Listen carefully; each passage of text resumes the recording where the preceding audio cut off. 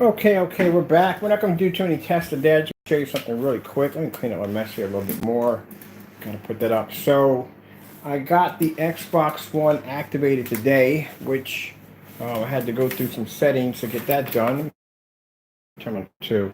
Alright, so over here, first things first, name's Kenneth Bird. I'm the creator of Illuminous 4K screen paint using ambient projection technology. Gain times 8. Over here on our Supreme Wallpaper screen, I have the Xbox One hooked up. I haven't done a lot, I haven't done any demonstrations Xbox One on the Supreme 8 or any of the Supreme screens. A few people have been asking me over and over again, what does an Xbox One look like on a Supreme screen? Alright, so we got Marvel versus Capcom Infinity. I think that's a game I had for a while. I just haven't got around to playing around with it. I have that over here. Keep in mind my skills are going to suck on this. I'm doing a lot of button mashing. So I have the Xbox One over here on the wallpaper, and then over here on the ultra short throw, I have the Sony over here, ambient light projection, using that technology gain. It looks beautiful on ultra short throw. So that's running at 1080p. And this is running at 1080p over here. So we got back to back. I should call one of my cousins over and have them, you can play on one screen and I can play on the other. All right, so let me get all this hooked up. So we're using the Optima GT 5500, 5600 ultra short throw on the Sony Ps4 over here. And then over here we have hooked up the Xbox. Now I got to go get that other adapter, because this is the adapter that I ordered right here. This adapter will allow me to run split mode. I'm using the Sony projector, but for some reason there's something wrong with this. It's defective. It's just not working, so I had to order another one. So we'll be doing that one next. All right, over here, first things first, let's pop over to my Sony, which I have on the Optima over here.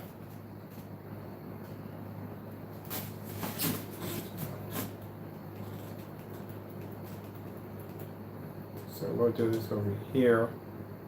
Inside, we just put something over for the time being. Look how deep the blues are. Anything will work on this screen right here. Show you how that's going to look in a fully lit environment.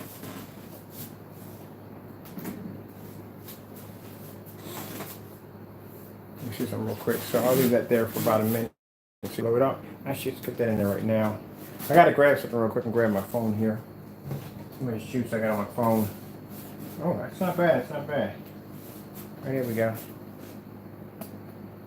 Alright, let that go right there.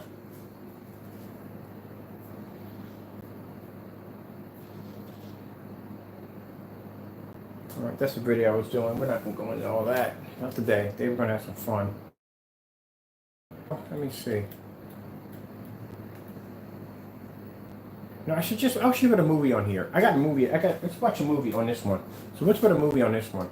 I'm gonna go over here into my apps and pull up, I got something here for watching movies over here. So we'll do a movie on this side over here. All right. That's what we'll do. We'll do a movie on this side. Let's see which one of these has the movie set up. One of these, I think this one is right here. It's on it.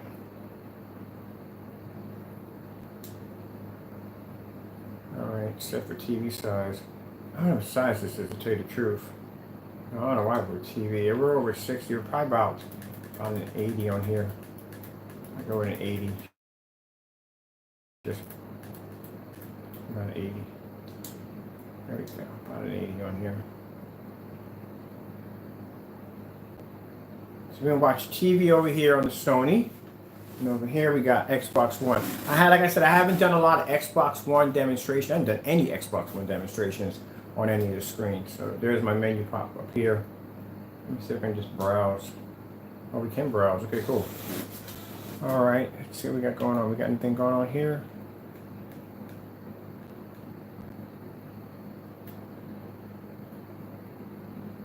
Let's see. All right. All right, these are paid for. I gotta pay for these. Let me comment on this real quick. I got something set up in the menu for watching TV. I can't remember which one it was. It's an app I loaded up on here. Let me see. Most of these are VRs. Let's see. Sporty TV. If I can't find something, let somebody put something playing in the background. Just want something playing in the background doing this. And that's not it. That's not it. VR little cinema. That's definitely not it because I have that VR glasses on for that little play thing. Let's see. Spotty. And that's music. I guess that was it. Unless it was this right here.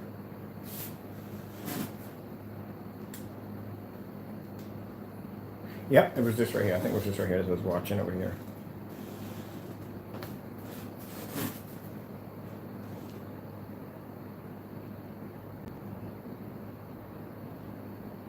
Yes, sirree. So we got some movies here we can watch. Now keep in mind, this is free movies that you can watch on here, on your PS4. You just have to get through the buttload of freaking commercials. That's basically about it.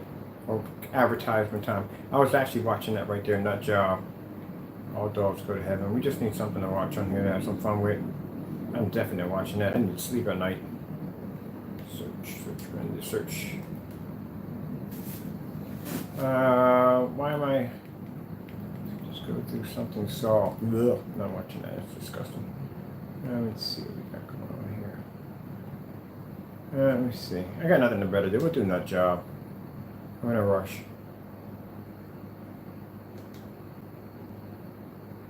There we go. Let's continue playing. Or resume playing. There we go. So we got nut job playing on there. Once you get past the first set of info commercials, or not info commercials that pop up, then basically let's turn my sound up. My remote control over here because I got my sound down.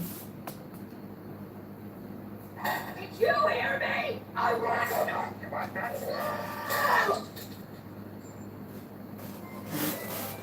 We gotta take those nuts before the rest of the car gets in on this. Let's go with the plan. That's us. There's the car. We throttle the car and stop ourselves so we all okay. Oh, great. We got company. Like I said, fully lit environment. Okay, we got it. You always want to see the corners. Get in the pedal. Alright. So while that's playing, let's move this. Alright, come over here and we have the Xbox One. Over here, let's check out the dashboard of the Xbox One. Come over here and get set up over here. Hold on for a minute, please.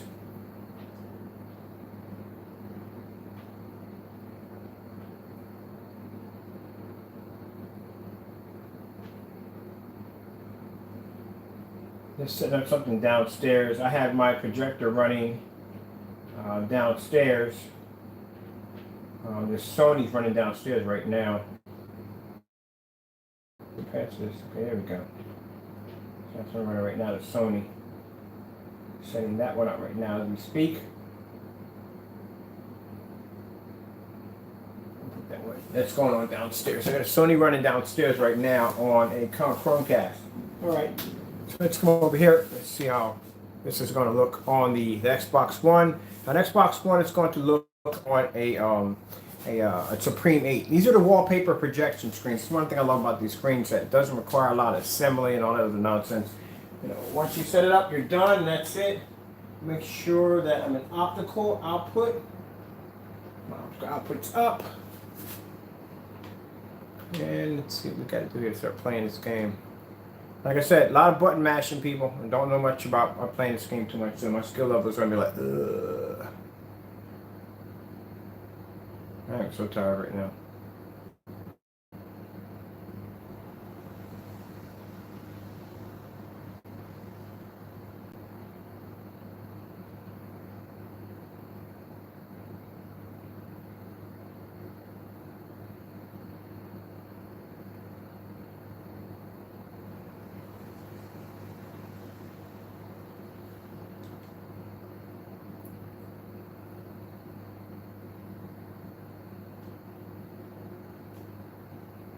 So let's see what's going on with the sound bar.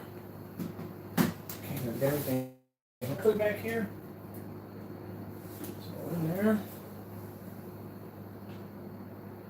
It's running through my optical output.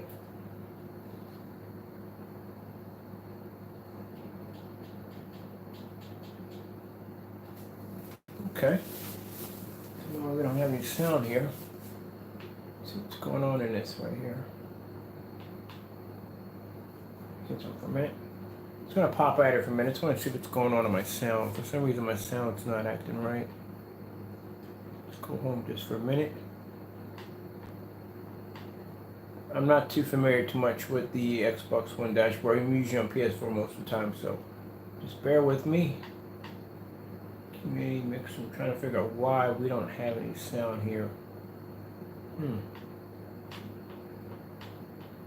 Unless I don't have it switched on to that. Actually, the dashboard looks amazing, doesn't it? The white levels, I told you, the white levels on this technology are beautiful. It's absolutely amazing. And it's for those of you who want that giant screen to be gaming on, but you know, you don't want to run the power for a TV. A simple projector runs all this. Alright, let me see where I need to go. We have to, excuse me, I don't know much about the dashboard when it comes to the Xbox One. Guide, okay. Movies, what's all this? Ah, this is where the contrast comes in. Yes. This is contrast. Alright, let me see if we can find something here. Let's see. Nope, that's not it.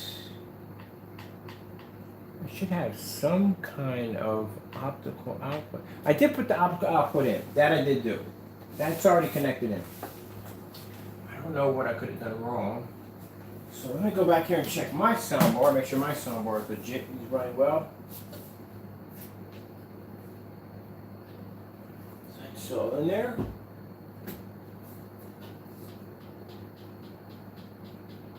Turn it up.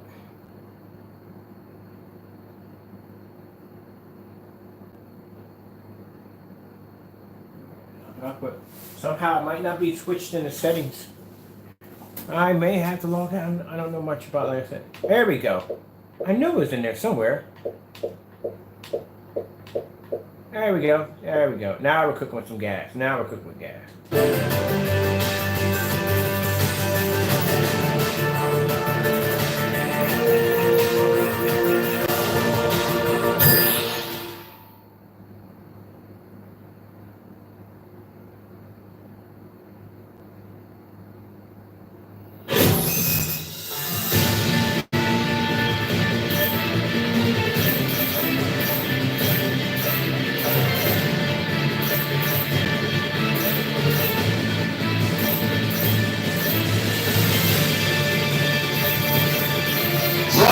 Boom! Rockets here to save the galaxy!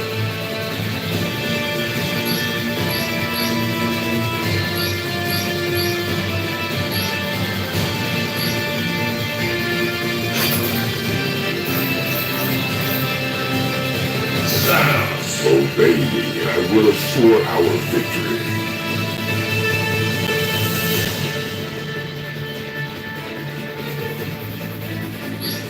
I get 3 of them? I get the cover. Only one team will be left standing. Button mashing, people, because I don't know much how to play this game, so it's going to be random button mashing. So I actually get the hang of this.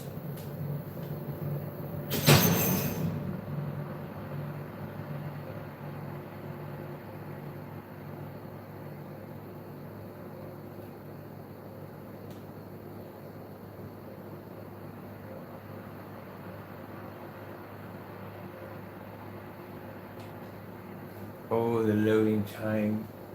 Sweet loading time. It's gonna have to be loading time. Is this a loading time? There we go. Okay, cool. I can work with that. Not too bad.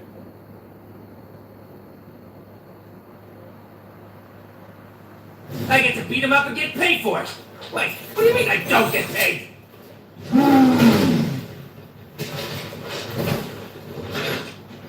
Who will come out on top?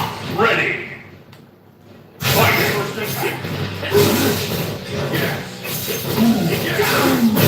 Yes! Rock and roll! I don't feel it.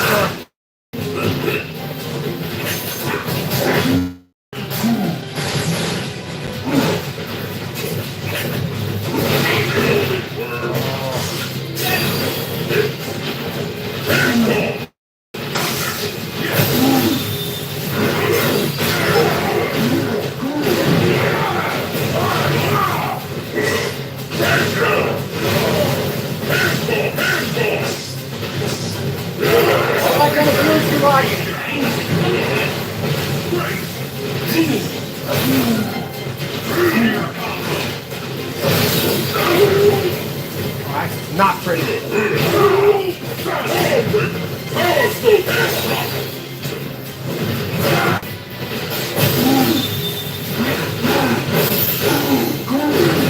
Alright, gotta learn to block on that one.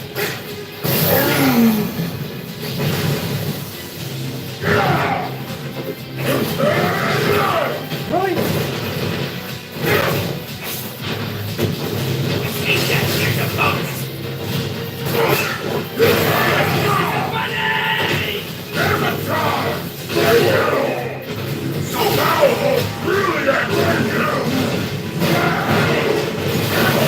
Block him.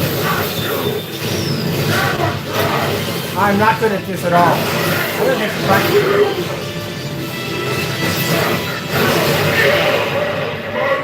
I am not good at this. I told you I've never played. I played this for Dreamcast, and that's as far as it goes. It's the last time I played this. I'm not good at this at all. So I'm gonna get my butt kicked. I am not good at this at all. You can see. All right, who did it? Who put cat food in my rucksack?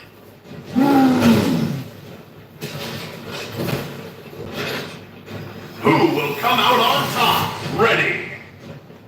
Fight.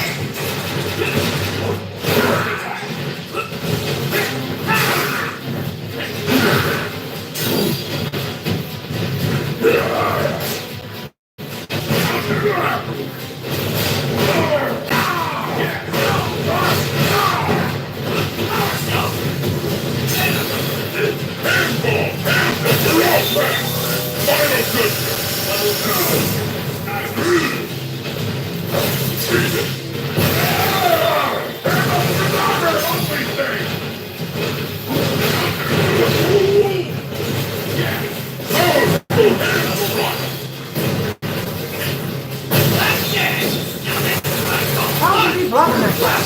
Really?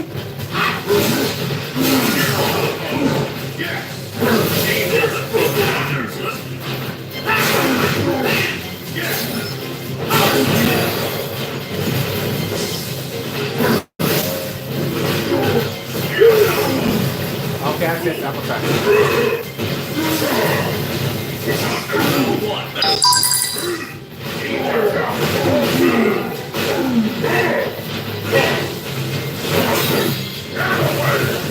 This is the true power of the stone.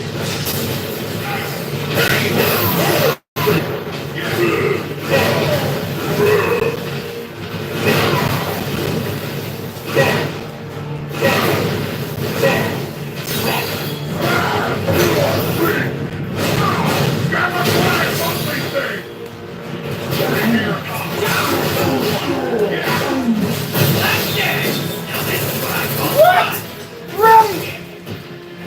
I'm inside.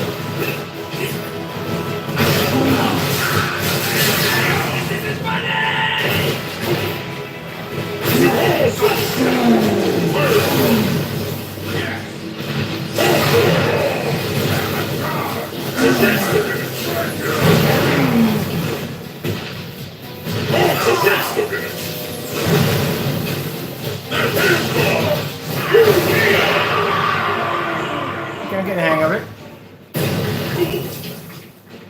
I will take everything by my hand. I want to get some better subs. That means some better.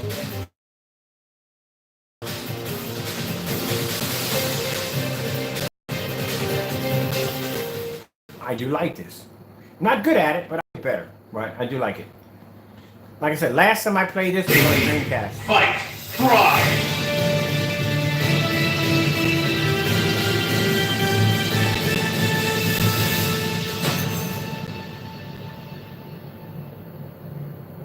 Man, Xbox looks incredible on these freaking screens, man. It does. It looks beautiful.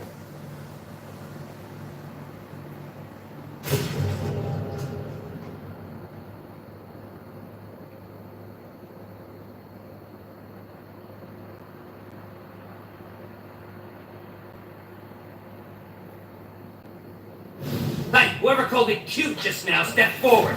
I can kill you. Let's go, Hero. Together, no one can stop us. will come out on top? Ready. Fight! Open the door. Come on, man. Really? I'm not hit by a bullet?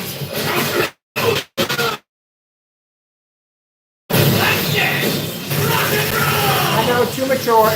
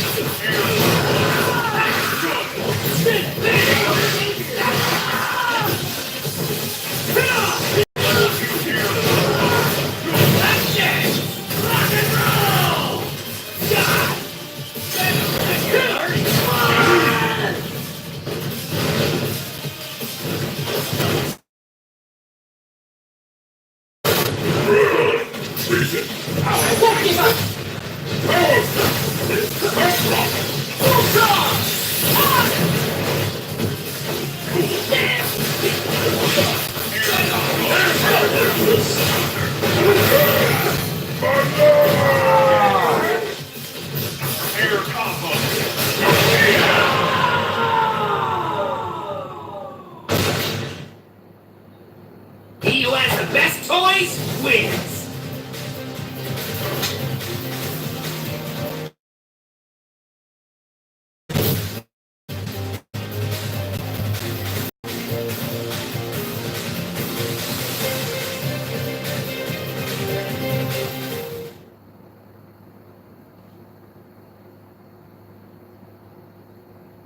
Who will prevail?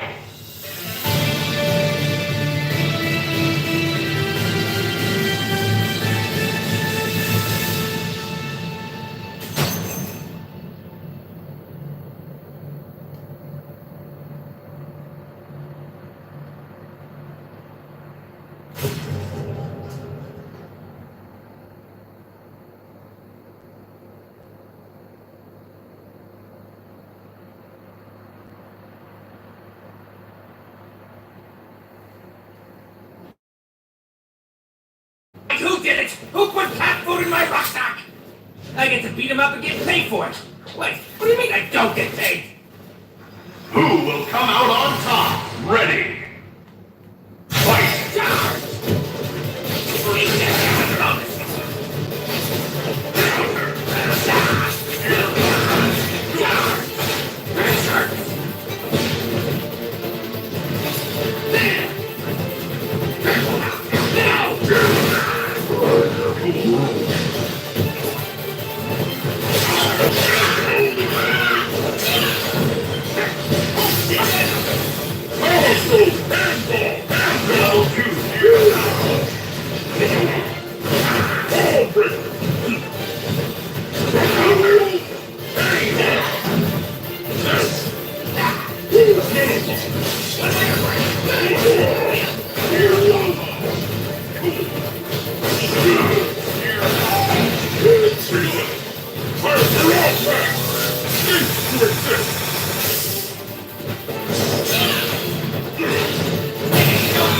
Step right out! Face no!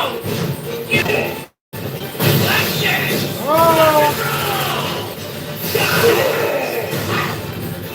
Face no! Back for your life! Money! Yes! Speed go!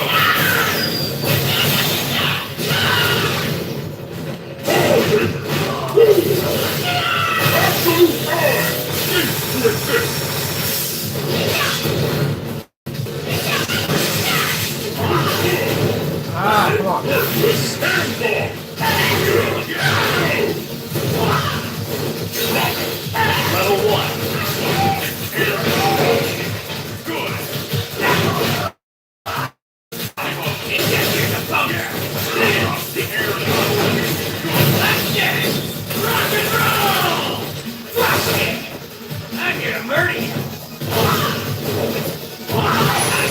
I totally own her.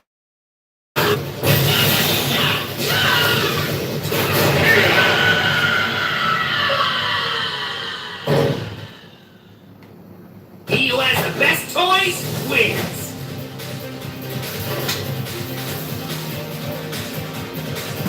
Now wait for that.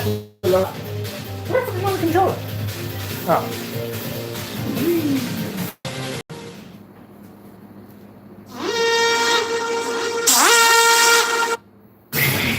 Fight! Fry!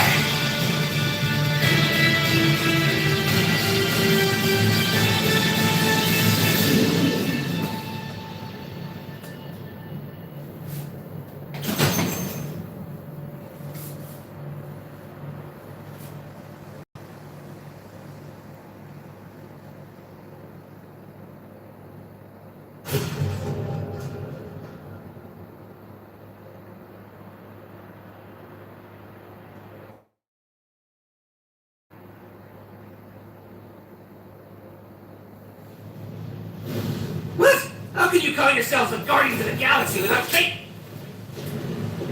I'll fight by your side, hear you? Who will come out on top? Ready! Fight!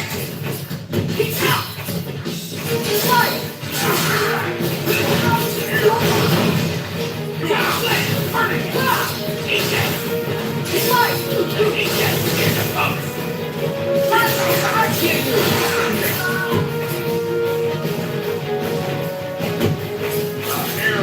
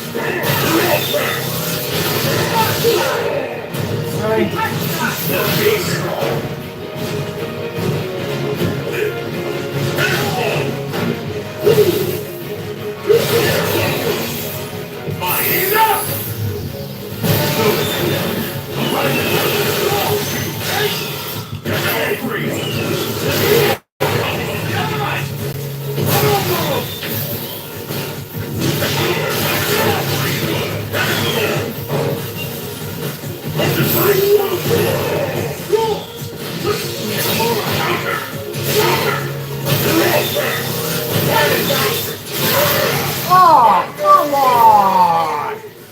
Cutting it! Plasma! Yo! Case off flare! Let's go! Let's guys! Yo! Case off flare! Fight! Let's get it! Now that's what I call fun! Let's go! Let's get you!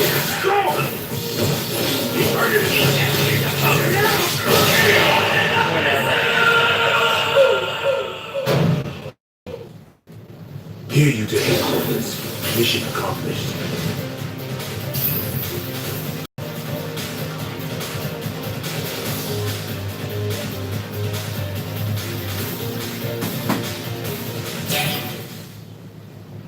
I get to beat him up and get paid for it!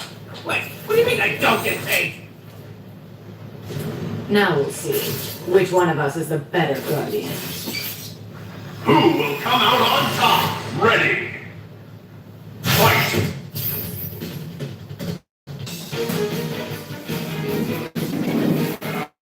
Yeah!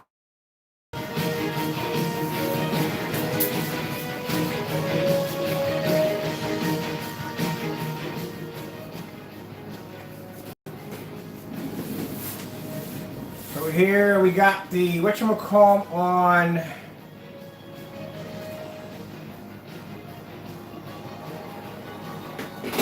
A little bit in here for real quick. So you can show what the short throw looks like. Ultra short throw. Optima GT 5500 on a Supreme. Keep in mind, sound's not going to be all that great because I've got to hook up this sound bar. I do got to hook up the sound bar. Hold on.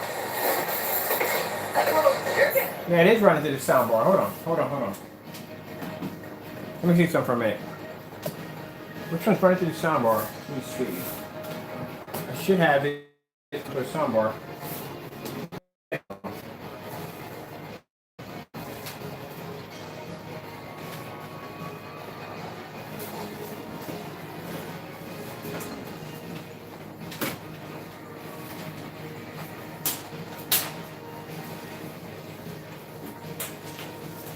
Yeah, forgot. It can run through the soundbar. You guys check that out for a minute.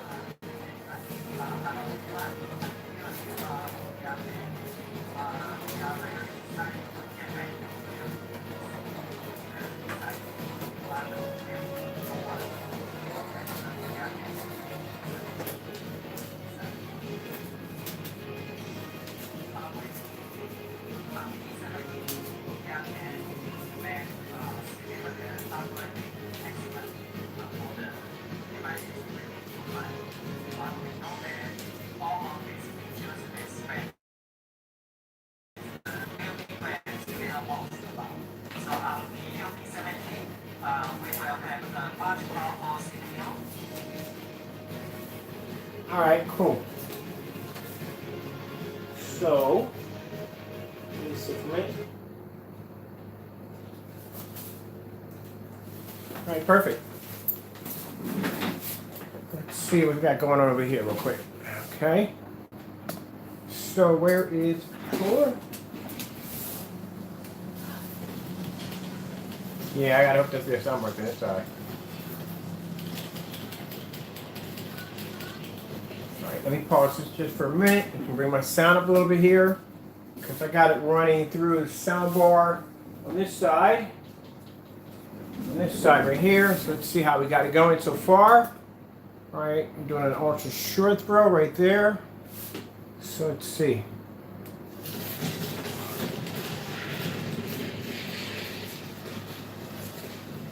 There we go.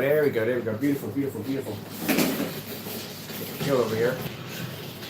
That way you get a chance to see the Ps4 running off an ultra short throw on a Supreme. Ooh, that was nasty. Oh man, really?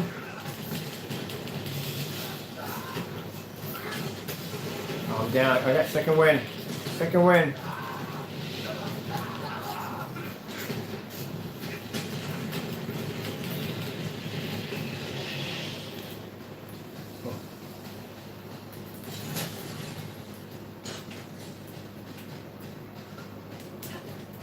And that's what I love about this technology. Look at it. See that? All corners. With a fan short throw, you gotta be able to see all corners all the way around. Well lit environment.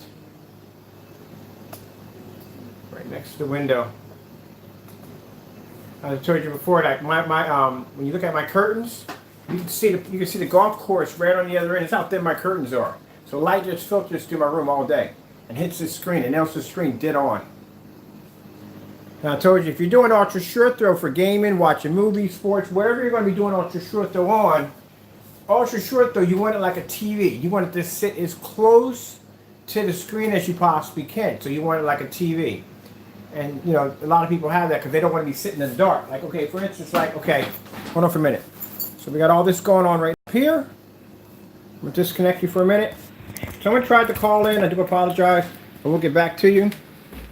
I got my fan running because I told you upstairs it's really hot in my room. We're running like 2 projectors back to back in there. So we'll come downstairs, and then over here we got I think that was the Sony. Yeah, Sony's supposed to be playing down here. Let me go upstairs and hook that up real quick. So I got a Sony downstairs playing. That's an ultra short throw. So you can see the distance of where the projectors sit. See my projector right here? See how it's sitting? Don't have to worry about the screen blacking out. Let's come over here for a minute. I'm going to restart this video I got here. All right, make sure I got that running. It's got some fish in the background. So you see how close this projector sits. Most ultra short throw projector setups are where the screen is actually projector sitting literally on top of the screen. Look at the contrast levels right here. This is why you got to have black screens when you game.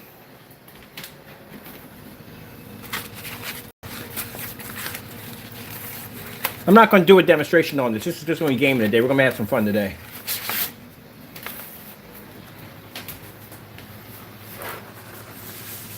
See how faded that looks? It's not a brighter image. It's a faded image.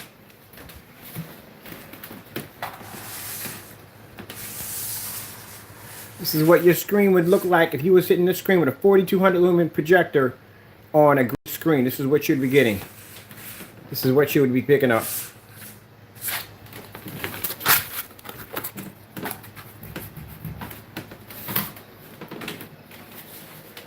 Can't pick up contrast. Everybody knows, anybody who games, you have to have contrast. Especially, like I said, if you're doing stealth modes like Batman, all them games that require stealth modes, you can't see jack on where you're going. If you're in freaking stealth mode, if you're trying to do stealth mode, you can't see jack on where you're going. I'm just trying to hold this up a little better here. You have to have that contrast. So let me show you some real quick. Wasting time. Pop downstairs. That's my screen downstairs. Now keep in mind, when the guy was talking about 720p, this is a 720p Sony short throw projector, ultra short throw projector. That's 720p right there on our technology. There it is right there. That's my Sony ultra short throw right there. 720p. Look at the picture quality. 720p. There's some other one right there. I told you, I got a bunch of these projectors. That's my other one right there.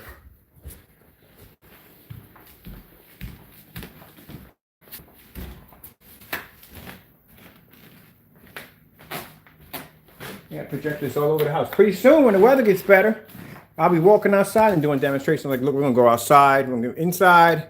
Then we're gonna go outside. This is what I was showing you when I showed you that screen turned black. You should be able to do this in your environment with your projection screen. You should be able to move anywhere you want. And that screen does not wash out, doesn't fade. It should look perfect.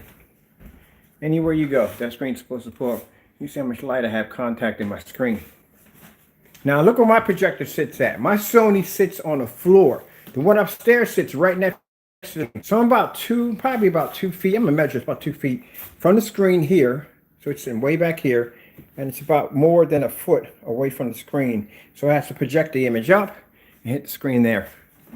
And still can pull the image. Let me get my lights up in here so I'm trying to burn the power today.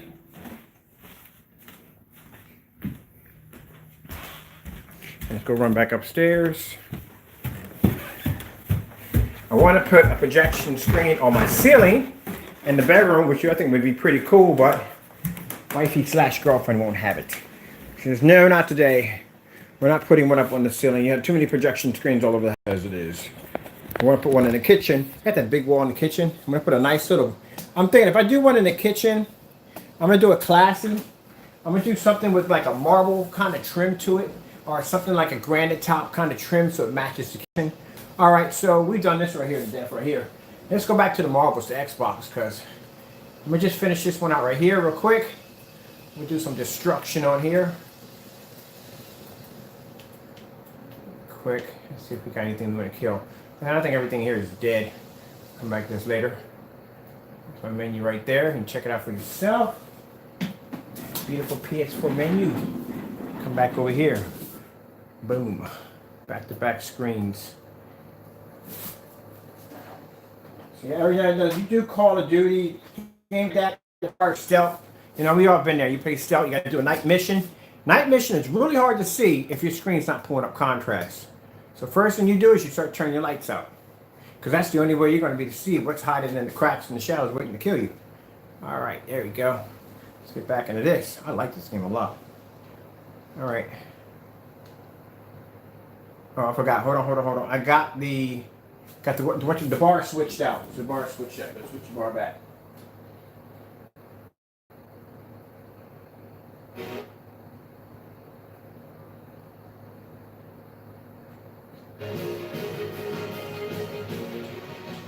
Now keep in mind, the projector I showed you downstairs is a Sony Ultra Short Throw at 720p. The projector I'm using right now is another Sony projector, 4300 lumens, 1920 by 1200. It's a full 1080p projector. And then the one behind me is a another 1080p. All right, so let's go. I'm already getting my butt kicked already. Nonsense.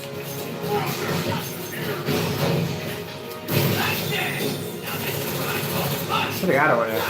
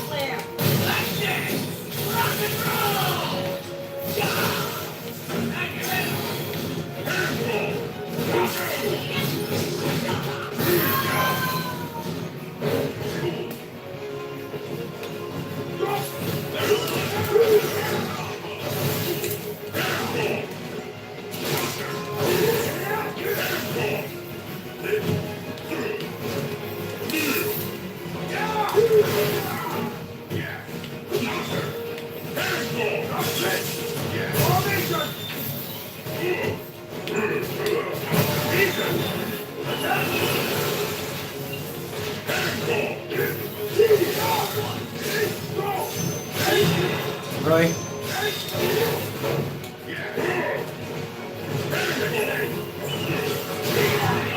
Get your freaking aim.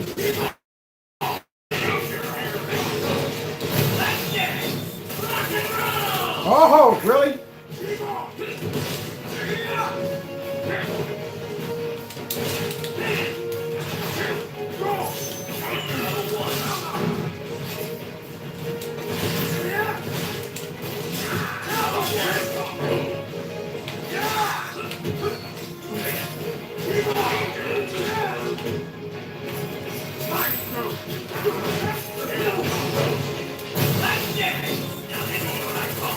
Really?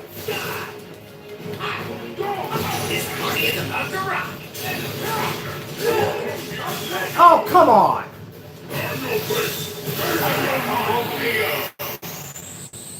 Yeah, look, yeah, it's button mashing. I was button mashing my butt off. I will take everything by my hand.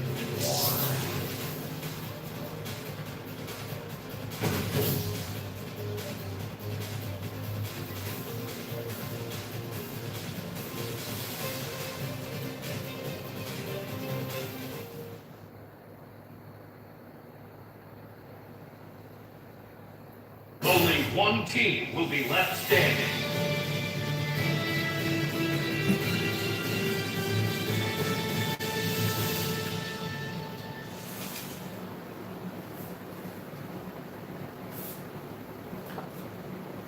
Only one team will be left standing.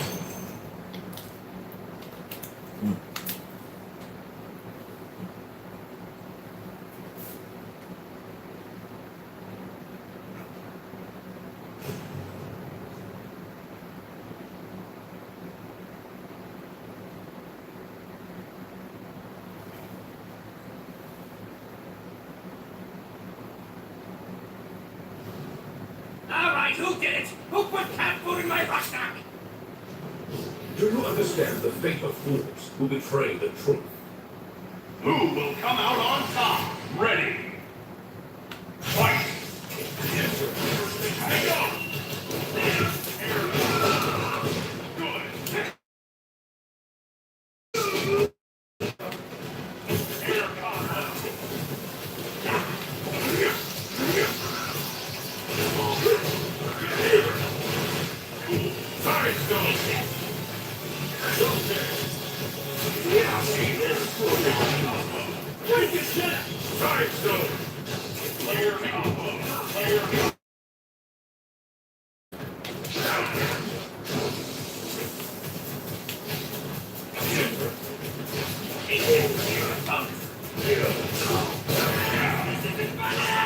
Really? All right?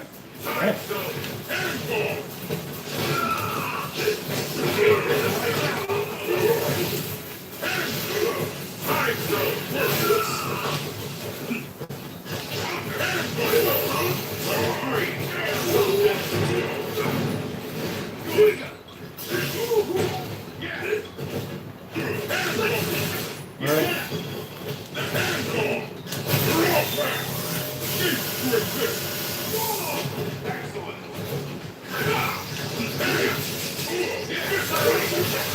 not good. That's not good. That's real bad. I'm screwed.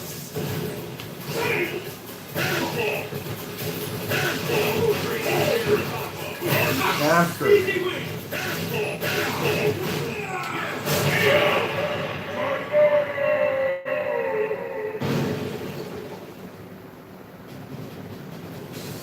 Mind you, if you're thinking you can do better, you probably can. This is my first time playing this, so bear with me. I'm going to let charter select this time. My team is really bad. Ramir's okay. So if you're probably thinking, I could do better than you, yeah, you probably could do a lot better than me. Where's that Wolverine on here? Alright, keep doing that one. Chun-Li. 谢谢。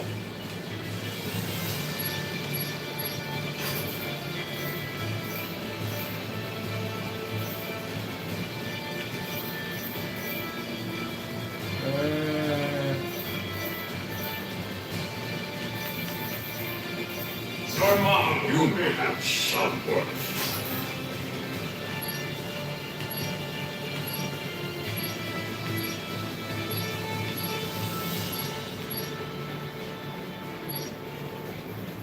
Battle without limit.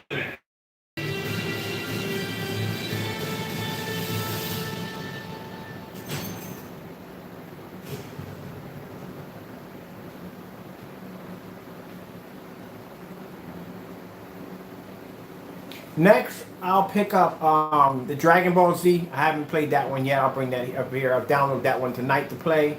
And some other ones. Whoever wants to be kicked first, come at me. I do have GTA 5, if you're curious to see what that looks like on here, so I'll load that up tonight too. Who will come out on top? Ready. Fight.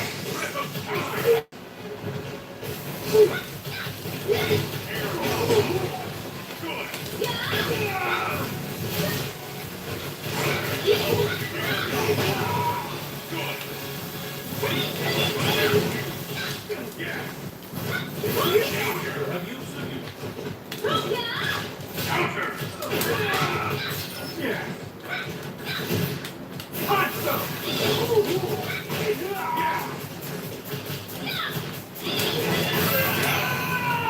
I'm pretty good at Chun-Li a little bit. Run!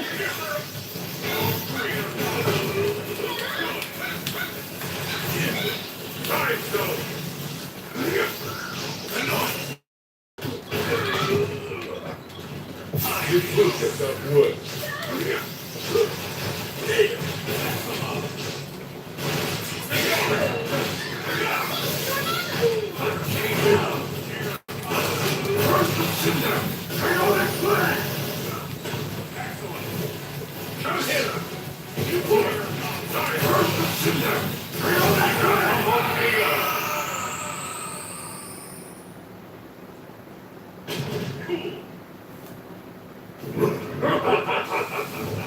What would you like to burn next? Everything! Burn everything!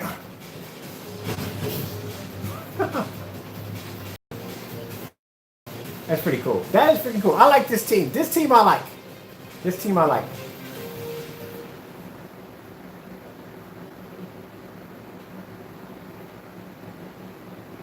Only one team will be left standing. Hey, how you doing? Sorry if I didn't see your message. I do apologize. Yeah, we're doing Xbox and PS4. So we have PS4 on an Optima GT 5600, and then over here we have the Xbox One on the Sony. So we're using all Supreme technology in here. The Supreme ambient light projection wallpaper projection screen, and one's actually painted with screen paint. For your crimes, you are under arrest. Surrender now. Why try to fight us? We who are God. I might get spanked here. Will come out on top. Ready. Fight.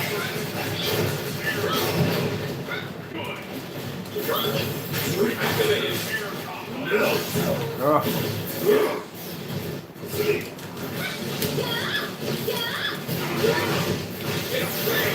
man, really?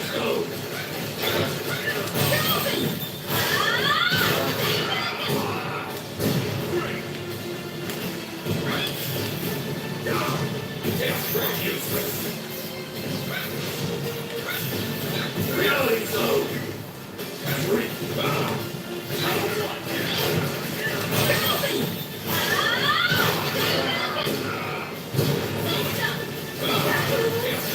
Come on, man, really?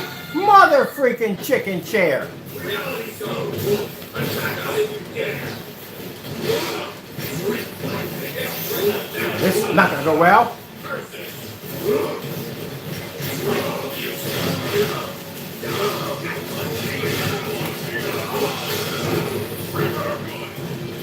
Reality zone. Ps4 And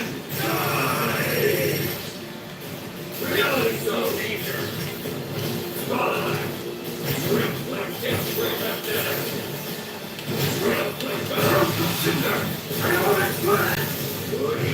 Wonderful.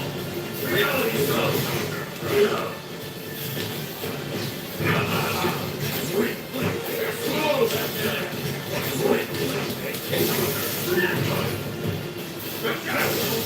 Oh, come on, mother freaking chicken chair.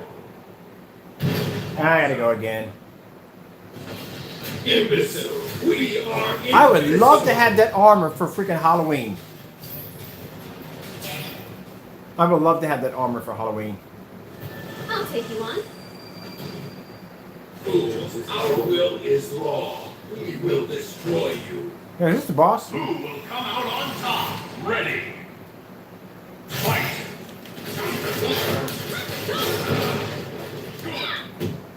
Activating no matter. Reflecting. Activating no matter.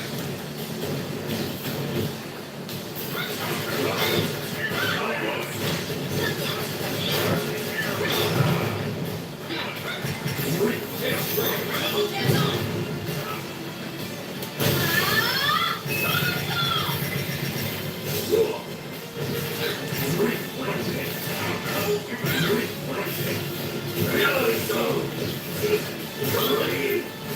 Activating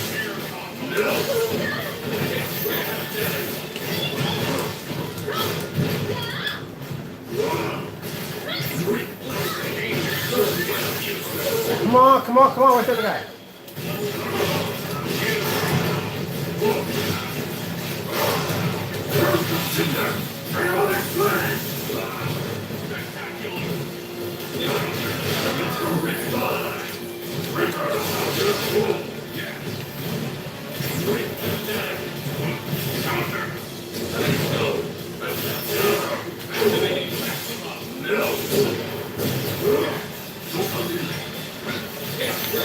Oh, come on, come on, come on. Oh, mother freaking. Blocked all that. Oh, are you kidding me? Freaking unreal.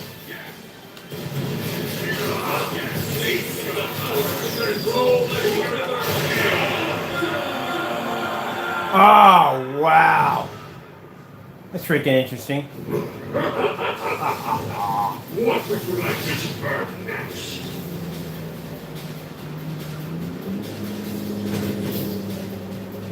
That's freaking cool. I like this game. Bing, bing, bing, bing, bing, bing.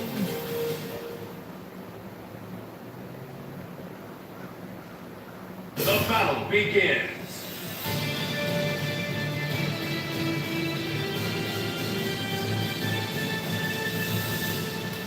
What in Chicken George is that?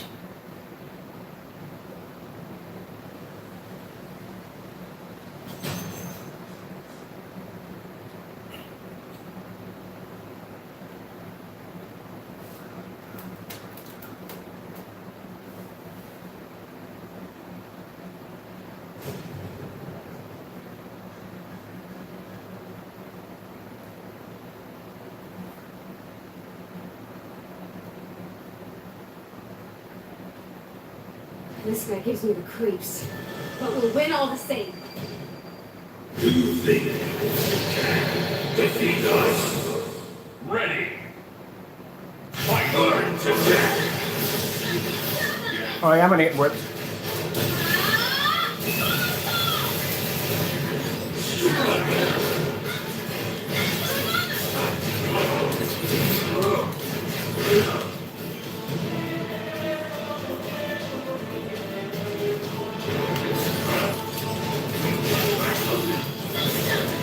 Target locked.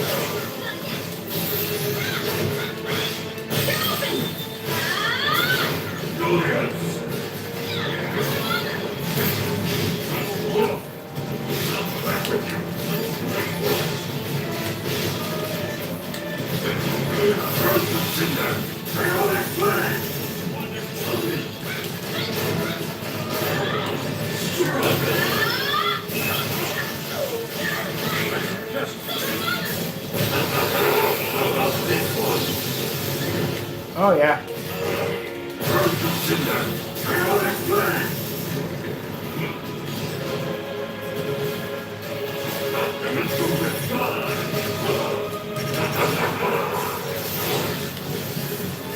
Well, that's kind of cheating.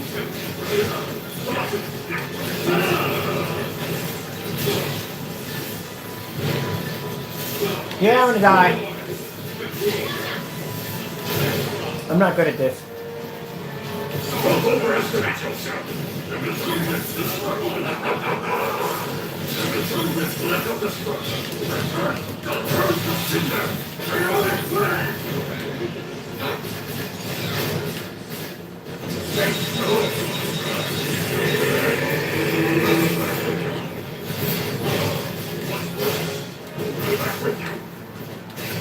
I'm just ramming buttons.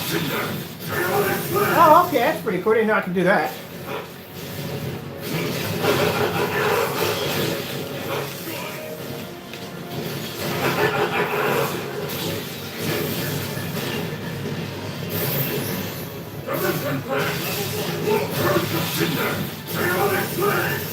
Wow, wait.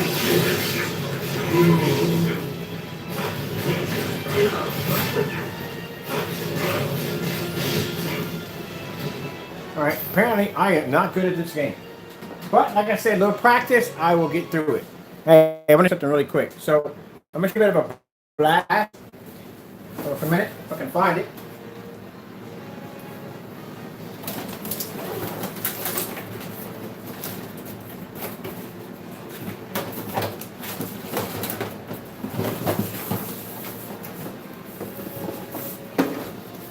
Those of you who remember, those of you who don't.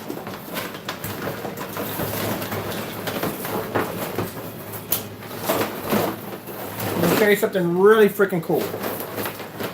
Now, some of you may remember this. Some of you may not remember these.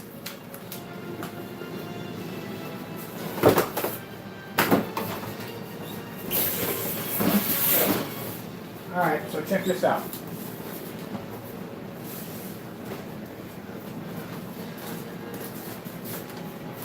Boom. This was the original Xbox One when it came out. You know how heavy this thing was? I carried one of these home from a game store.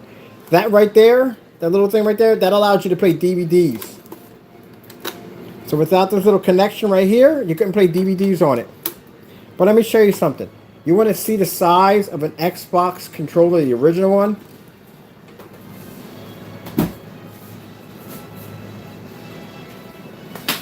This is the size of an original Xbox controller. This is how big they were. Look at the size of that freaking symbol. You couldn't even press it in either. It's the original one. Memory cards went in the front right there. Huge. Look at this.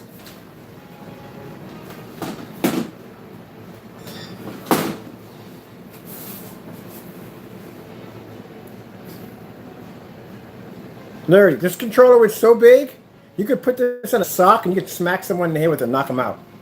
But yeah, I'm going to hook up my original Xbox.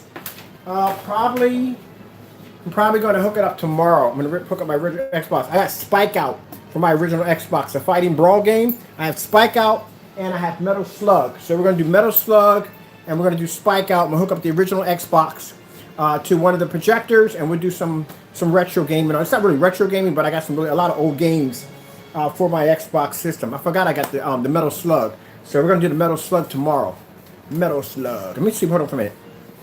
Let me see really quick. Make sure I have all my cables to it, so I can set this up, because I kind of forgot that I did have Metal Slug with it. Just remembered that. And make sure I have all my cords and everything. So I guess we're going to run it through S-Video Jack. So we'll do some Metal Slug tomorrow. That's the original Xbox. It's our old original Xbox. Right there, we're going to run it through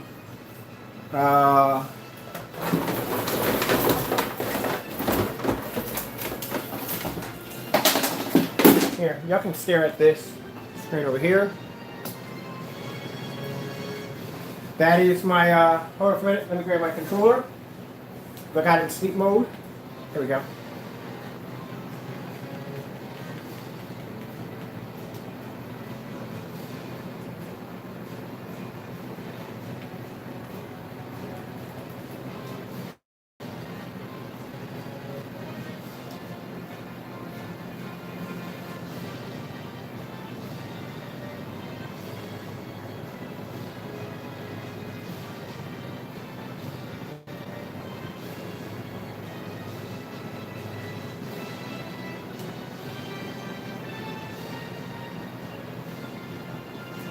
I think my screen, my projector's a little bit crooked. Let me try to get this adjusted a little bit better. There we go. That's better.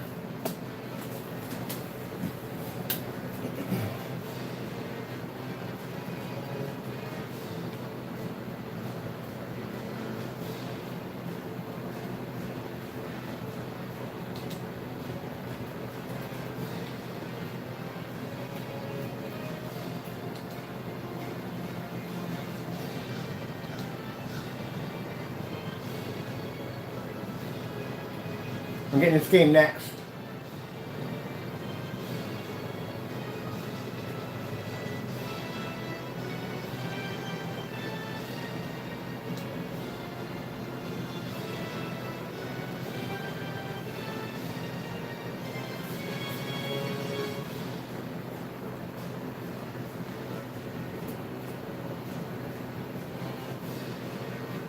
There you go. While I track this stuff down. Always something to do.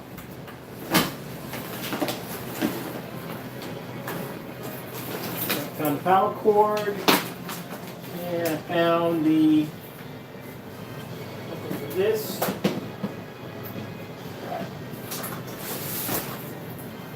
And this is S-Video Jack. S-Video Jack. I think that's everything needed to run the Xbox One.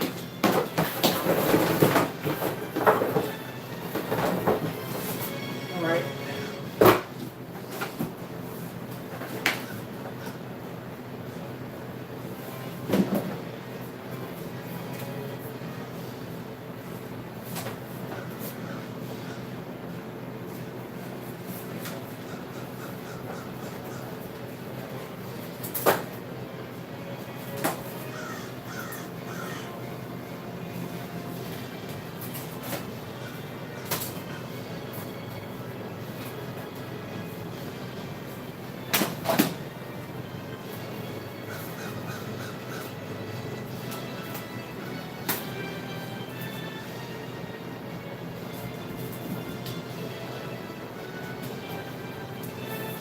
Alright, so grabbing some of the old Xbox games so we can set up for some games tomorrow. Check this out. Check this out. Gee, this how old this game is. I got some really old games.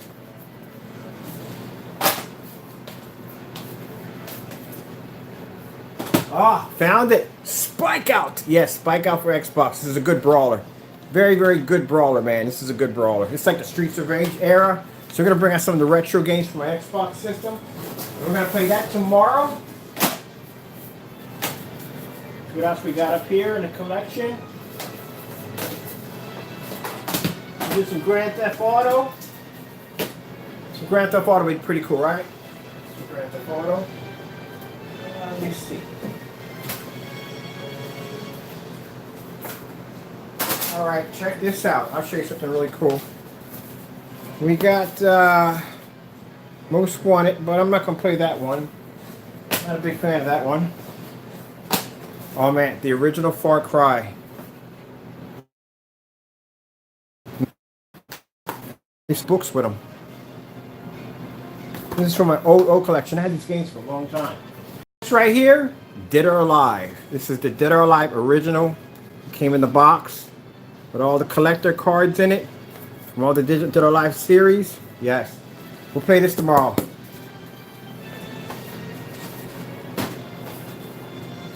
I got a GameCube here. We might do Luigi's Mansion. What about that when it comes on the system? Alright, do it over there. I'm going to take these games up and do here.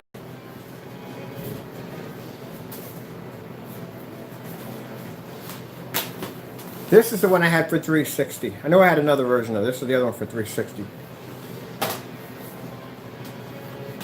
These are all 360, 360, yeah.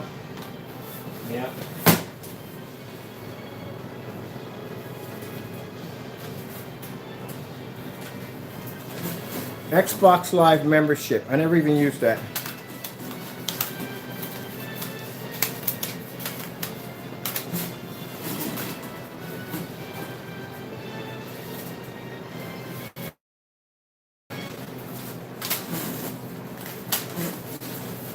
Blue Stinger for Dreamcast. Yo, I love that game. That was a really good game. Oh, we can hook up the PS1 and we can play Need for Speed. What about Need for Speed on the big screen? That would be fun to play. Let's do that one.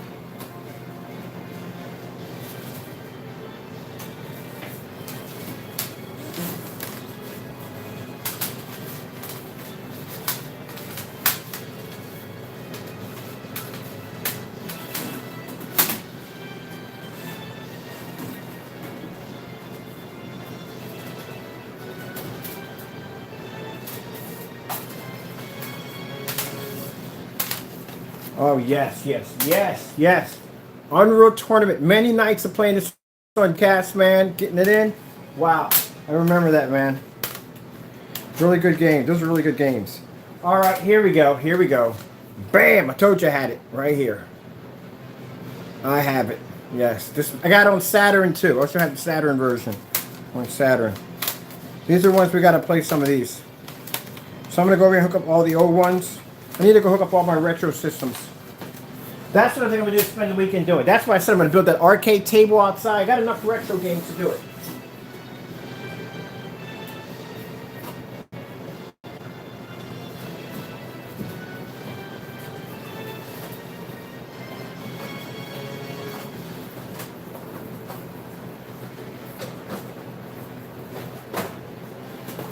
Oh, N64? It's still sealed too. Never got a chance to play that. Still sealed, mint condition in the box. Never opened. Here's one for you. South Park. I got to get me a 64 so I can open these up. I'm 51 right now, so I'm not going to be collecting these. You know what I mean? I got bunches of these. I own bunches and bunches of these games. I've been collecting since I was 16. So this is just some of the stuff I have here, but I have a lot of stuff. It's a collector. So since now I'm going to be 52 coming up, I'm already stopped collecting games, mint condition games. I'm going to basically start opening these up and playing them. So I'm going to get me an N60. I don't have an N64, but I'm going to get one. I need to go buy one. I'm looking for my Metal Slug. While this is playing, you guys are enjoying this.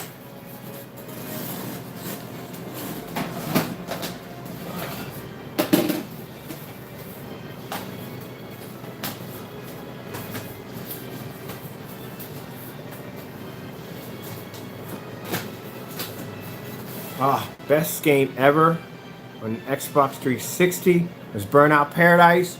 Man, I didn't get any sleep playing this game. I was up for nights and nights just racing, smashing into people's cars. It's a beautiful game. Met a lot of cool people online with that game. Here we go. We're going to do the Dead or Alive series, so I'm pulling those out right now. The Dead or Alive series. Look at this stack of Dead or Alive series. Okay, right here. These with the Live series. Burn Up Paradise. Faction. You do all the way to right here. Cool. I love Turok. Turok was good. Really good game, Turok.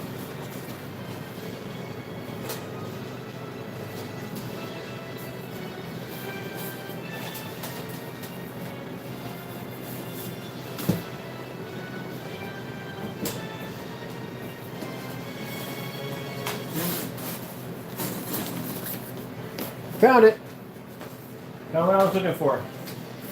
I was looking for. Oh yes, yes, yes, yes, yes. This game right here, man, I freaking love this game. That's a good game. Good game for online.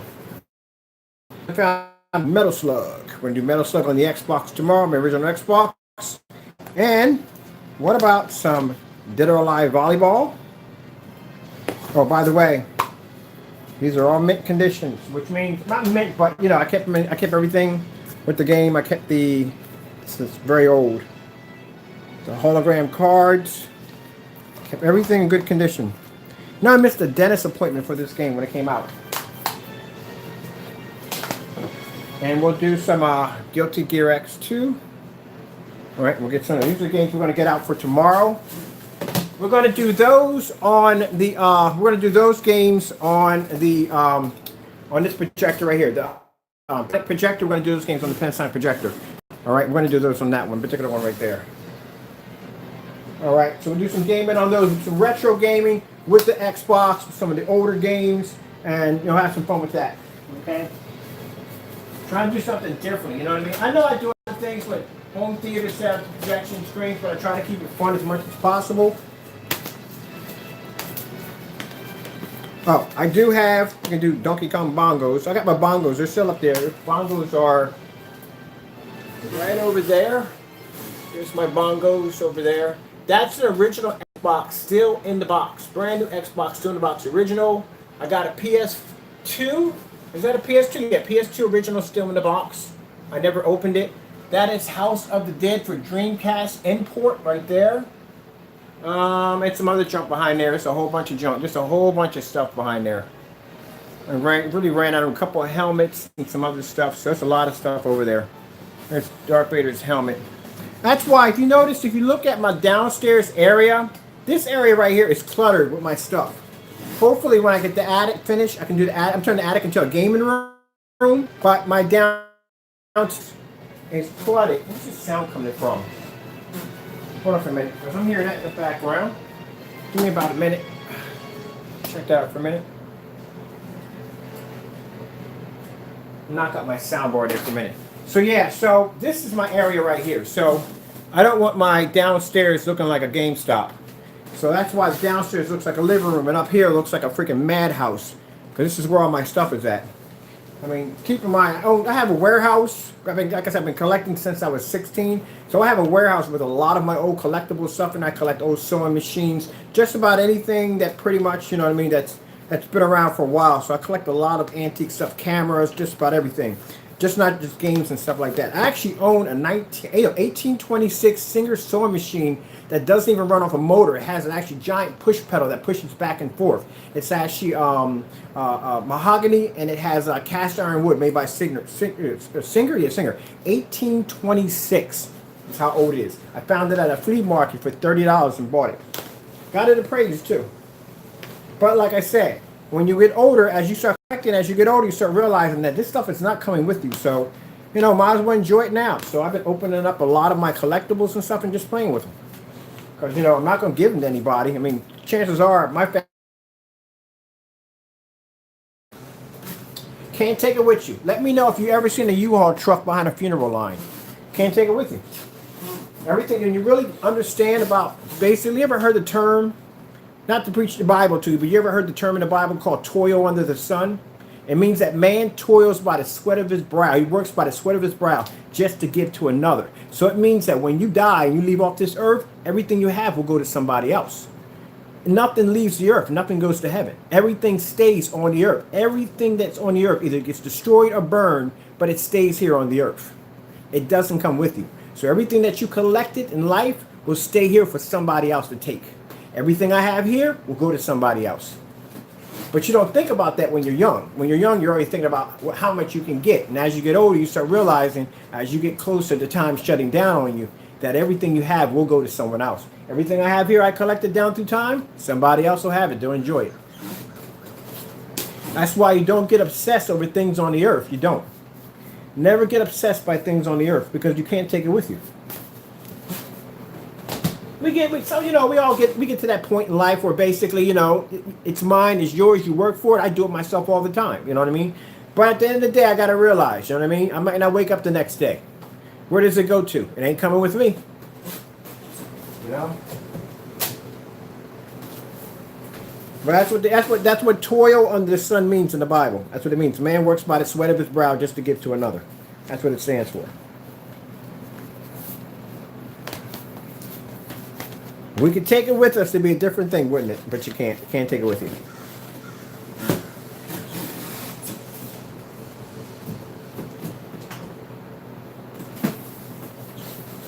I know some people, it's kind of sad. It was sad when you think about it. But hey, Did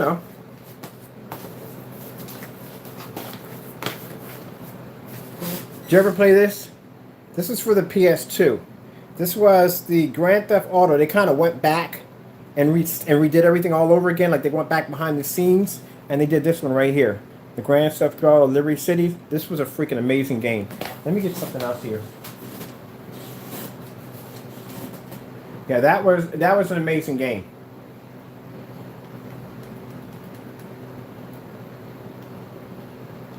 Let's do this one real quick. We've done this before, but I'm just going to play it back. So I get my stuff cleaned up here. I got games all over the floor. Let me check that back real quick. But I think that's what I'm going to do. I'm going to do the magic. I'm going to do the Metal Slug. I'm going to set up my original Xbox. And we'll play from there. Oh, wow. Look at that. Ps4 Dragon, man. Ps4 Dragon 2. Outrun 2. Who's ever playing this in the arcade? How many of you guys are from the arcade era? Man, if you missed out on the arcade era, you missed out on some fun, man. You missed out on some major fun. You can't get it back. You just can't get it back. Going to the arcade was like the club. It was literally the club. It was. You had your casual gamers, you had your heavy gamers, you had your hardcore gamers. Hardcore gamers were on Street Fighter, Mortal Kombat, stuff like that, Virtual Fighters. Those were your hardcore gamers. You know what I mean? You had and you still got people that played the Pac-Man and all the different games, pinball, stuff like that. One of the games that was actually really crowded. If you ever got a chance to check out a Neo Geo gaming system, not to get off topic here because we're checking out games and stuff like that, but a Neo Geo gaming system. If you ever get a chance to go to a Neo Geo arcade system, check out the coin slot on a Neo Geo gaming system. Over top the coin slot, there's a little tiny credit card slot about that wide, about the size of a credit card. And the reason why that slot was there is because if anybody had a Neo Geo, if you were luxury to have a Neo Geo, keep in mind, people complain about arcade systems, gaming systems being expensive. Neo Geos, when they came out, were $999 for the console system. Literally, that's how much it cost. I remember seeing an ad in Kitty City for the Neo Geo for $995.95. Like the 95 cent was really going to be a savings at all. And these games went for something like $150 to $250 to like $300. A lot of you not, because the games were literally the size of VCR tapes. They were huge. So imagine if you got a game like Mortal Kombat in the arcade, which everybody wanted that arcade experience. You had a game like Mortal Kombat, and Mortal Kombat pretty much on a Genesis or NES, Genesis or NES took like 16 bits. So 16 bits is what you would get off of Genesis or NES. Let me see.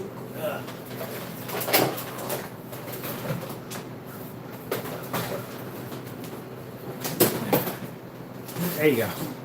Like this. This is the CD-ROM. I had the one with the CD-ROM on, the original CD-ROM. Yes. So you had this one, 16 bits, right? So you had 16 bits. So say the arcade game took something like 340, right?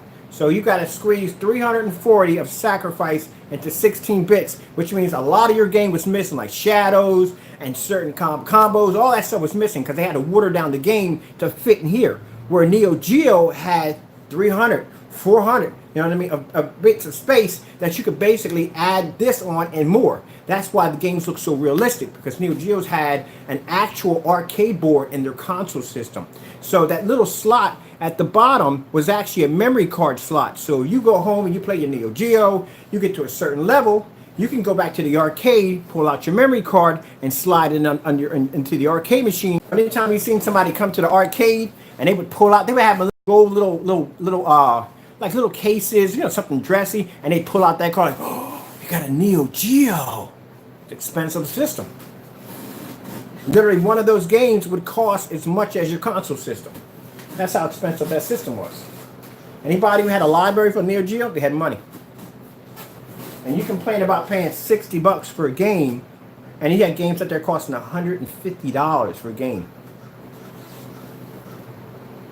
Yep, that's how it was.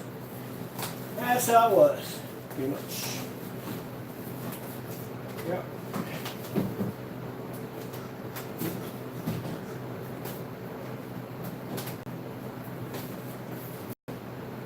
Yeah. That shows you how old I am. Been around for a long time. Yes. I remember when the 32X came out. Everybody went to 32X when it came out? Yeah. Okay. Didn't do much of an improvement, to tell you the truth. Bit of a gimmick.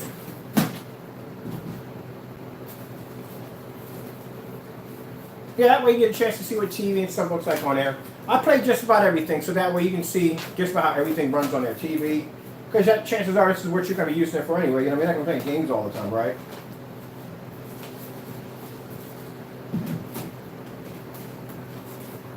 So you want to see what everything looks like realistic. That's why I like to play everything that comes on randomly on here, so you can see everything realistic.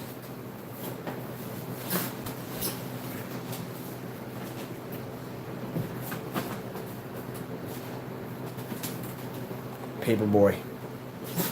That's old.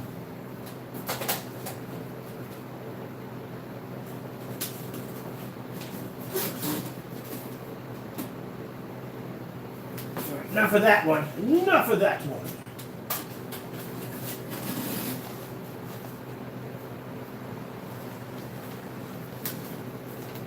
Oh my goodness. Power Stone! Who remembers that? Playing on Dreamcast. Enjoy it now.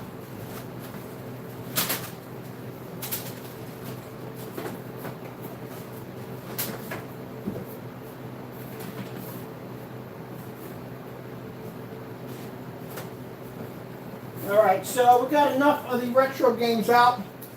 Alright, how about this, okay? We got some Vice City for Xbox. We'll play some of that tomorrow. I'm definitely going to do the Dead or Alive, the Spike Out. Can't do this one, because this one's not compatible with the game.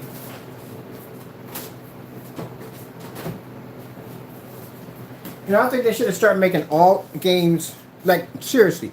They should have started from, like they're saying that they're going to make the PS5 like backwards compatibility with the PS1. They should have been doing that from day one.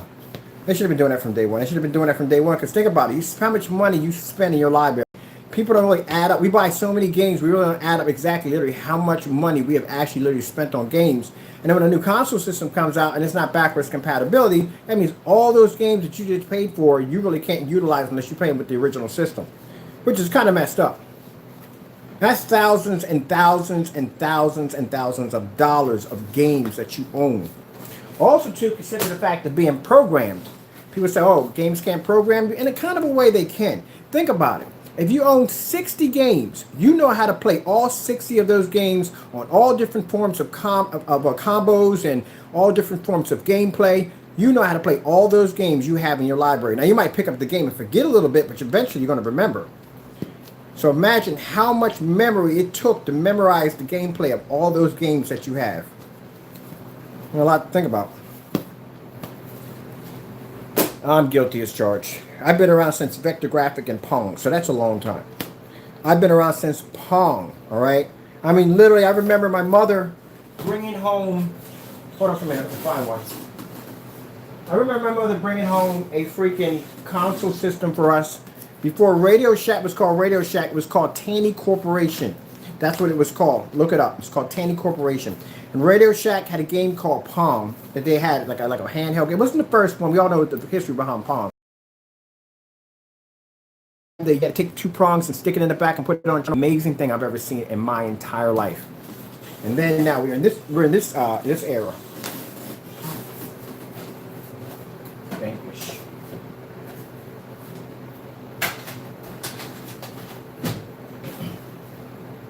But some of y'all got the liberty of living through the era of the TurboGrafx 16. What was TurboGrafx 16 was one of them. What's the near just CD? Well, yeah. Hold on. I got one for you. It's dusty and dirty. You have to excuse me, but yes. 3DO Panasonic. This was an actual game system. Panasonic had their own game system called 3DO. Wow, look at the connections on the back of this thing. This thing is, look at the connection. It still works. I just got to get the controllers for it. I don't have any games for it, but it does work. So what I had to do is, you know what I'm going to do? I'm going to go on eBay. I'm going to find some games for this. I'm going to find the original controllers, whatever I got to spend, and I'm going to hook up the Panasonic gaming system to the Panasonic projector over here. That's going to be freaking cool. We're going to do that one too. I'm going to leave this one out because I'm going to go on eBay and do some shopping for this one. That's what I'm doing. I've got Panasonic on Panasonic. That'll be cool. All right. Let's keep it going. Yeah, I know a lot of my stuff is dusty. I haven't had time to clean it off. Not everything I have is kind of bit dusty.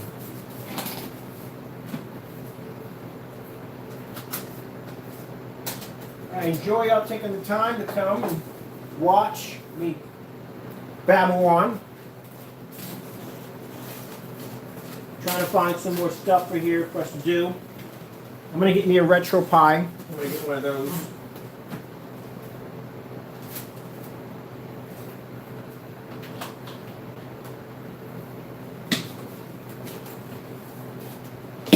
Alright, so tomorrow we are going to show off a Supreme 9 tomorrow.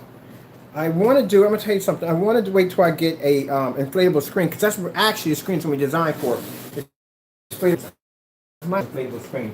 There's 100, and I can take it outside and blow it up too. Use it out there too. Let's see. Let's stick to the classics here.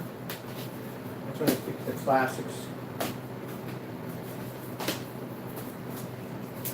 Alright, let's find something else to play around with. Let's see what we got going on here.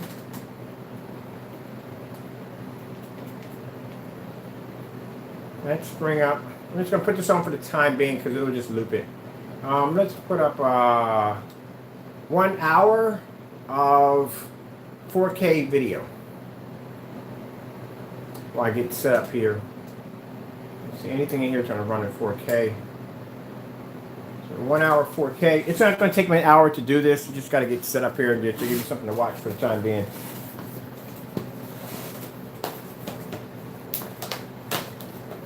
Ah, this is old. Wolfenstein. Yes. Very, very old. Wolfenstein.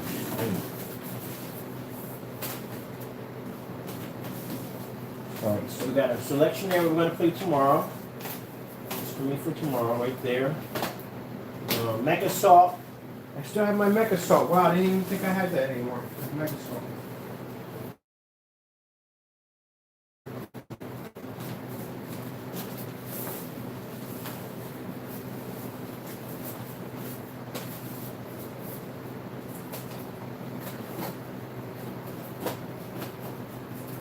So also today I'm going to be showing off a customer's wallpaper screen. Just finished another screen downstairs for a customer.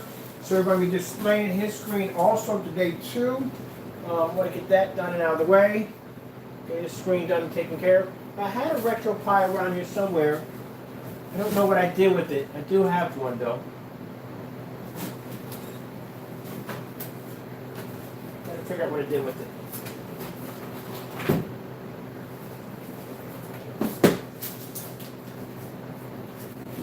got a project. We're going to lit light the backyard too. Got to get ready for that.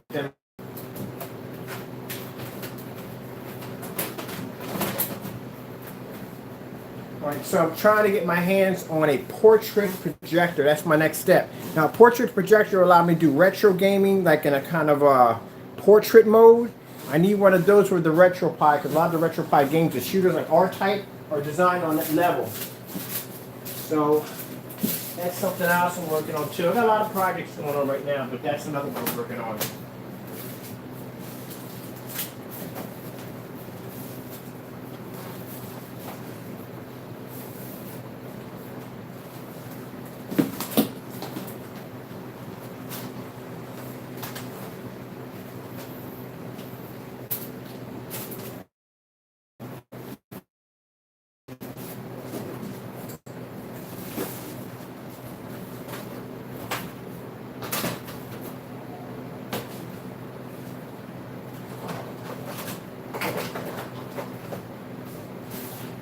Alright, so guess what? So this is what I'm gonna do.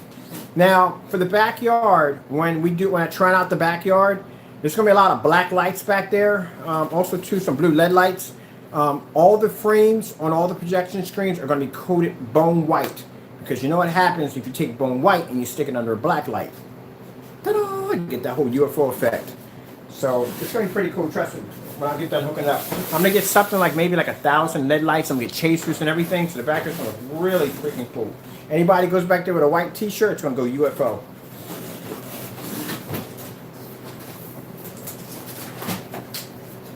We'll grab all my cables and wires here. Get everything done. On another level. Try to keep everything organized. This is the reason why all my stuff is up here, because my wife/girlfriend does not want her living room looking like a makeshift GameStop. So that's why all my stuff is up here. Nowhere in the world I would be peppering this stuff out through the entire house. Living room is supposed to look like a living room, not like a GameStop. There we go. I couldn't stand that much clutter. That much clutter would drive me crazy. This much clutter drives me crazy. And that's why I'm upstairs converting the attic into a bigger space so I can go up there and do my game and have a lot more room. And I can turn this area downstairs into like an office kind of display room for doing screens and stuff down here. I couldn't have that much clutter around. This drives me crazy that this much clutter is sitting around. And this is sitting in my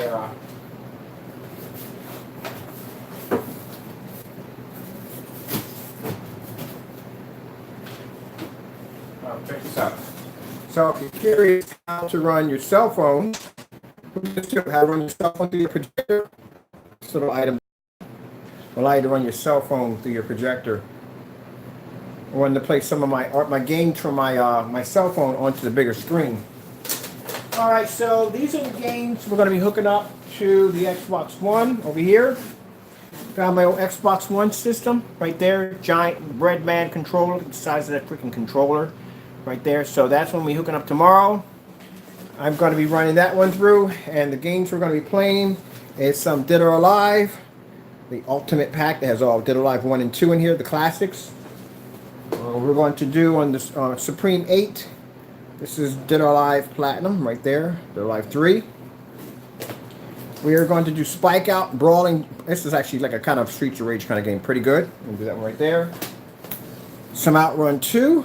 And this one, we'll do some Guilty Gear right here. Also 2.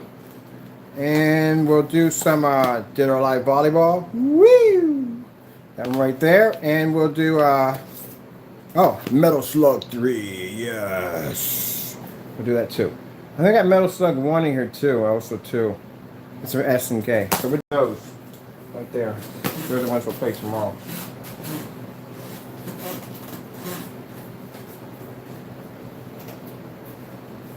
I'll set these up for tomorrow.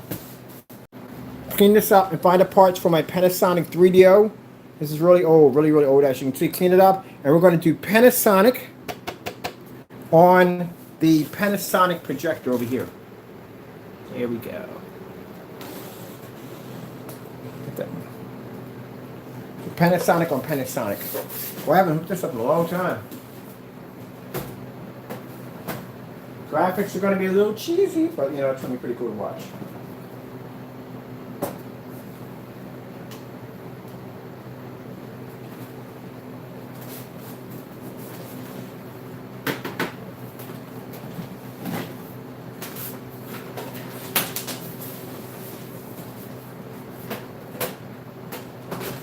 Really enjoyed having you all over. You know, you guys are freaking awesome. I'm going to be doing a special deal pretty soon. So we're going to do a special deal. Let me see. You know what? I'm going to do a real special deal. Let me see what we're going to do here. We'll do it. We'll put 50 in a shopping cart. And this will be a one-time deal. Once it's done, it's done. We'll do a one-time deal.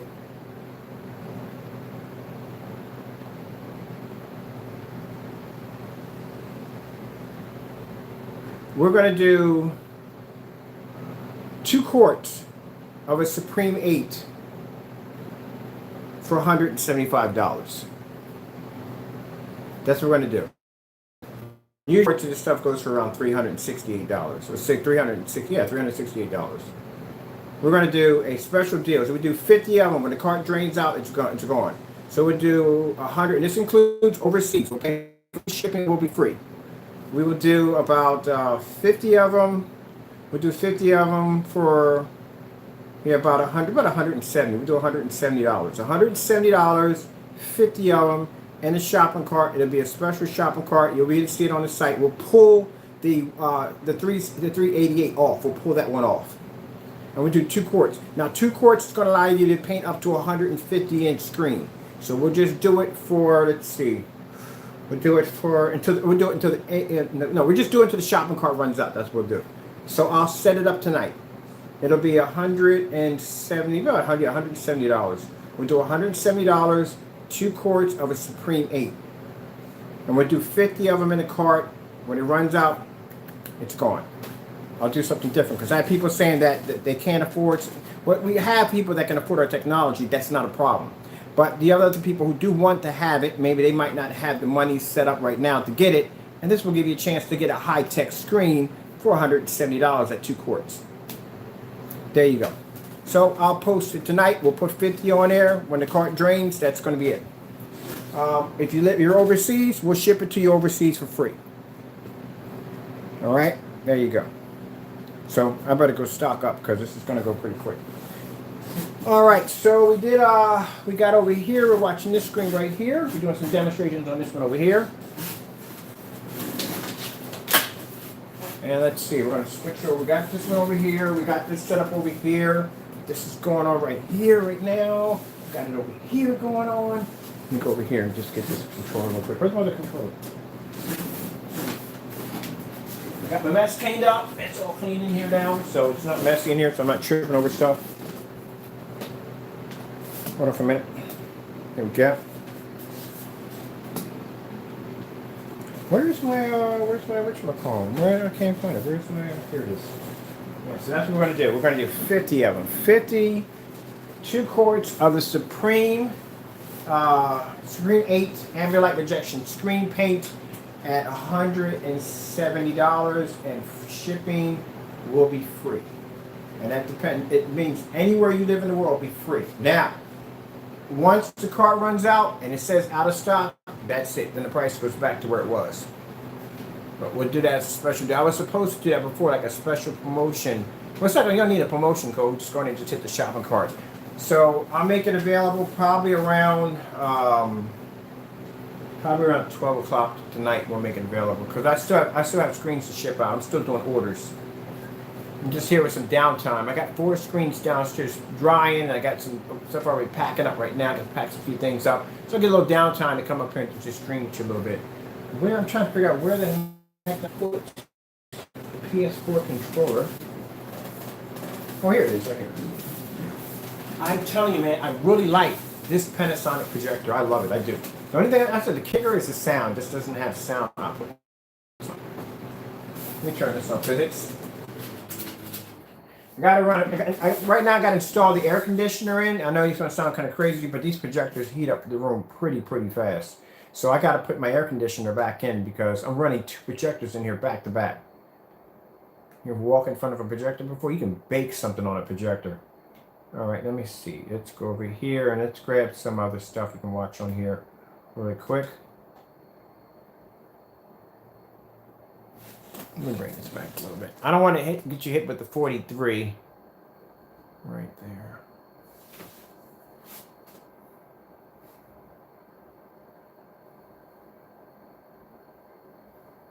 So you see how beautiful this looks.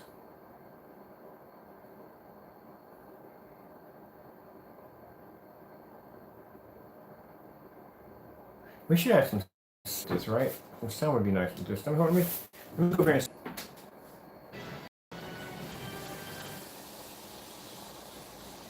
There we go. Should have some sound. Let's see, swap out the soundboard. There we go. Look at that. Look how beautiful that looks. See, this is the way it's supposed to look. You should be able to do this in a fully lit environment. So that light hitting the ceiling, fully lit.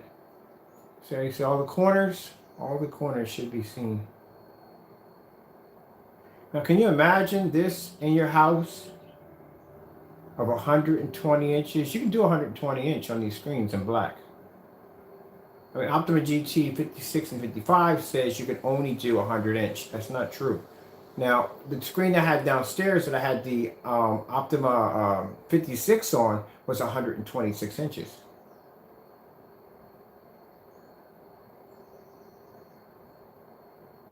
Sit home, fully lit environment. Watch your sports, your movies, wherever you want in your ultra short throw. And you don't have to worry about the picture fading out or washing out.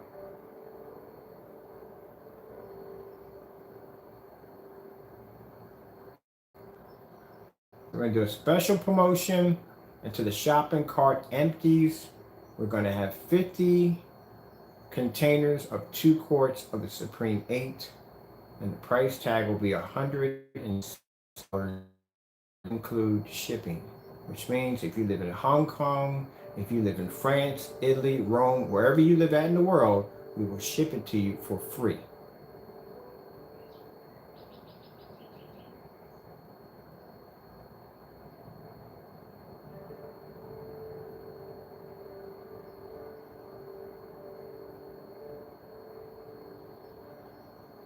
A lot of people sit there and say, well, I'm greedy, I'm about money.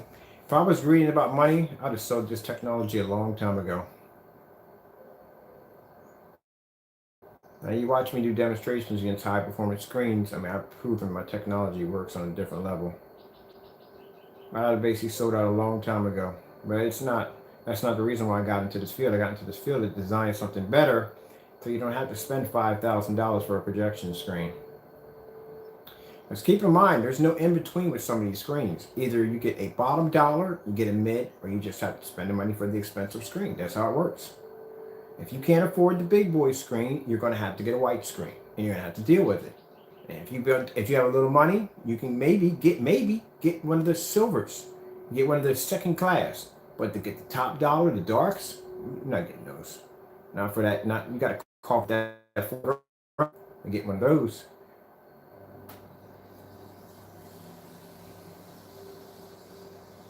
I could stare at this all day.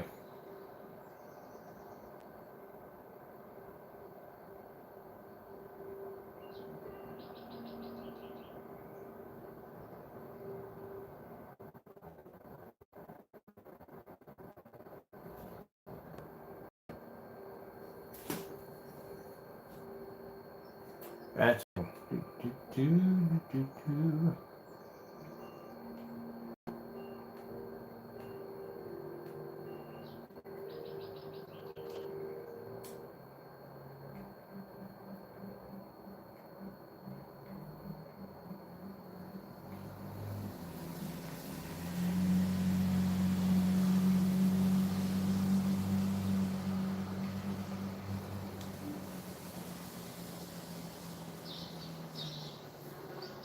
showing you the bright levels.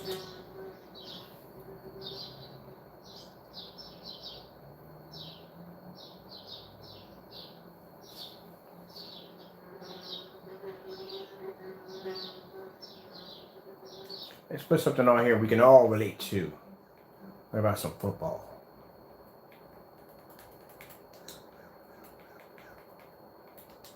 Now, it's not going to be the up-to-date game because I can't do that, you know what I mean? But, let me see. Let's put on some, where you at right here? Let's see, NFL. Come on. I know, you're probably looking at it right when I'm looking like, it's right there, Ken. It's right there. It's right there. For goodness sakes. Click on it. All right, here we go.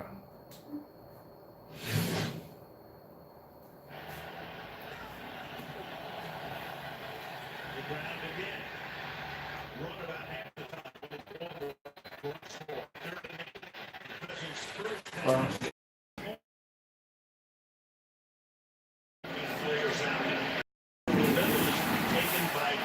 Samuel, the rookie in the National Football League this season in points allowed. oh, sorry about that. Second down and 10 off the play fake. Buying time. Garoppolo deep downfield, and that is Emmanuel Sanders. It is a really, really difficult play. Garoppolo, short drop. That's quick. Throw over the middle. Sanders makes the catch. And the pass. Caught. Kendrick Bourne for the touchdown. So Garoppolo on that drive was 5 out of 6, hit 4 different receivers.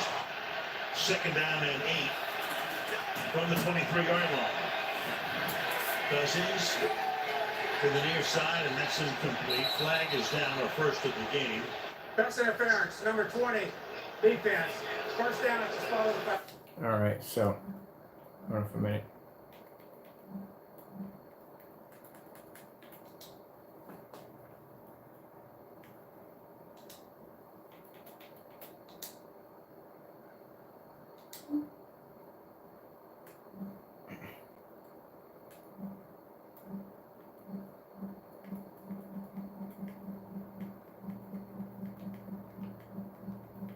I'm gonna show you something real quick. Oh, styrofoam. Actually, gonna be doing another paint on styrofoam demonstration. That's a paint on demonstration with styrofoam. I think I'm gonna take. I did take the Optima GT 56 and 55 outside. I did take both of those outside for play. Because then you got some people that say, well, the image is going to look sharper due to the fact that you do have a smaller screen, and it is going to be a lot sharper, more detailed. Keep in mind, I've done the Optima GT 5500 on a 160-inch screen. Actually, I expanded the size to a 160-inch screen. But some people will say it's on a small little screen, and that's why the picture's so sharp and so forth. Well, keep in mind, I've done this on a much larger screen than this. There we go. This is the same projector. We're actually coated with our technology. Expanded. It's on a stucco wall.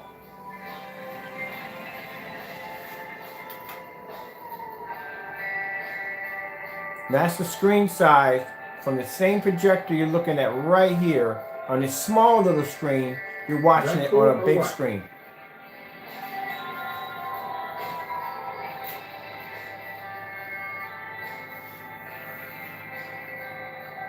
It looks like I do it 235.1, but not.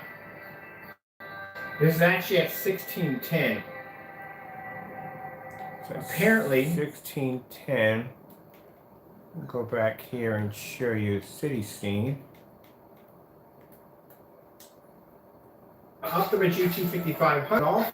Now, as I said before, black technology has the ability to be able to do things with your projector that you didn't think were possible. The screen size for this projector that was put in specifications was to be 100 inches. You hear that? 100 inches. The specification, if you go to freaking any projector central, any one of the places, you punch in that projector, it only pulls back to 100 inches. That's the biggest you're supposed to be to get out of that screen size. I got 160 out of it. Because it's actually on a black screen, because a black screen can pull better contrast and better detail, the image doesn't come, distorted. Now let's go over here real quick. Yep, monster size screen. I saw the screen painted downstairs. It's only for monster size screen.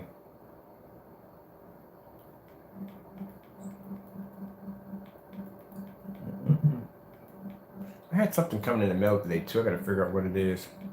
Coming in. So we got two more of those projectors coming in. The monsters, the Sony. This is what I'm using. Big boy Sony. We had the package deal for those two that are actually going to be available on the website right now. Let's see. And I got to do the custom. This is my 180 inch outside, but that's another story. That's on right there.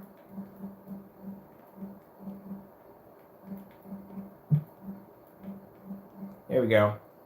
Now, remind you. Now, this right here is the 55 GT55. And you're seeing a smaller screen you're seeing right here, because some people, like I said, they'll look at the demonstration. And I got a few messages in between my videos of somebody saying, well, you know, with the 4K and 720p matchup, quite frankly, you look at it, you can't tell one from the other. Now, keep in mind, 4K projector is going to have a higher resolution, but as in color-wise, as in contrast-wise, that technology has the ability to make it look almost similar to a 4K projector. Now, the fellow who came in and made the comment basically was saying, well, the sizes of the screen. Keep in mind, the sizes of the screens were 100 inches. They're both 100-inch screens side by side, so they're official size screens. They were good to go at 100 inches. You don't have to have a screen. I can have a screen. Some people say, well, if you pull a projector back, you got to show it at 180 inches. You got to show it at 150 inches. The reason why they say that is because when you pull a projector back, say if you got short throw projectors literally sitting up on top of the screen, so the long throw isn't that far. That means the pixels don't have to expand that wide in order to basically accommodate the size of the picture. The higher the res you have on your projector, the less distortion you're going to receive. If you pull a projector back 30 feet, that means the pixels, when they start to expand, they're going to expand less. You're going to lose less of a picture quality. On top of that, the farther the projector sits back, the more lumens is going to be killed in the process by the time it makes it to the this thing outside. You no longer have 4,300 lumens. By the time it hits that, takes off from the screen, your lumen count is constantly dropping like crazy. You'd be surprised how fast the lumen count will drop outside. So inside, same thing, but you have less ambient light to deal with because you have a wall and ceilings protecting you from that. You just have the ambient light inside you have to deal with. So as in expanding the size of the screen, if you have a projector that is something like 600 by 800 res, where the pixel count is really, really low, and you pull, the farther you pull it back, depending on how low the lumens are on the projector, that means the picture probably could start to diminish. But keep in mind, as you expand this projector, the pixels are going to get bigger and bigger and bigger and bigger to accommodate the size of the screen, which is going to cause the image to deteriorate due to the fact that you don't have a high enough pixel count to actually keep the picture clean. Now, the closer you push the image together, that means the pixels are tighter together, that means they're sharper, and that means they're brighter because the projector is sitting very close to the screen. There you go right there. So with this right here, an ultra short throw outside, the projector, to get a 140 inch screen out of it, I had to pull the projector back past the size that it was supposed to be pulled back. Actually, the projector is probably sitting about 4 feet back from the screen. That's pretty far back for an ultra short throw. And then keep in mind, it is sitting outside. What are you doing out there? First things first, my name's Kenneth Burton.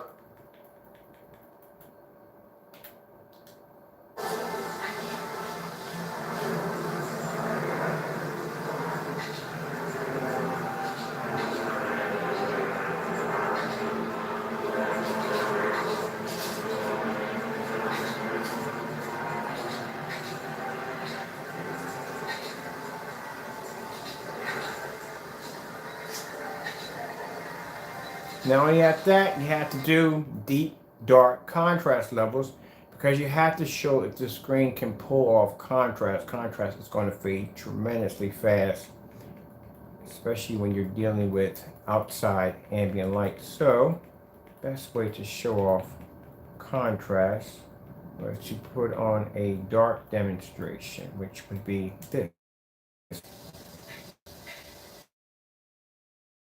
Now this demonstration, the background is completely black. The only thing you should be able to see is color. If any tan is picking up on the background of that screen, that means it is failing when it comes to contrast.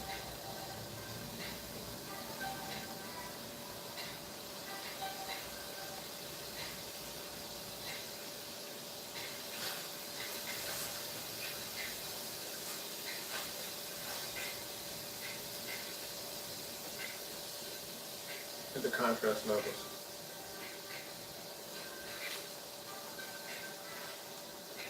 So you let me know how many hours on an ultra short throw outside on a 180-inch screen, expanding the size to 150 inches, 140, 150 inches on black contrast levels. That's what I mean by really, really, really.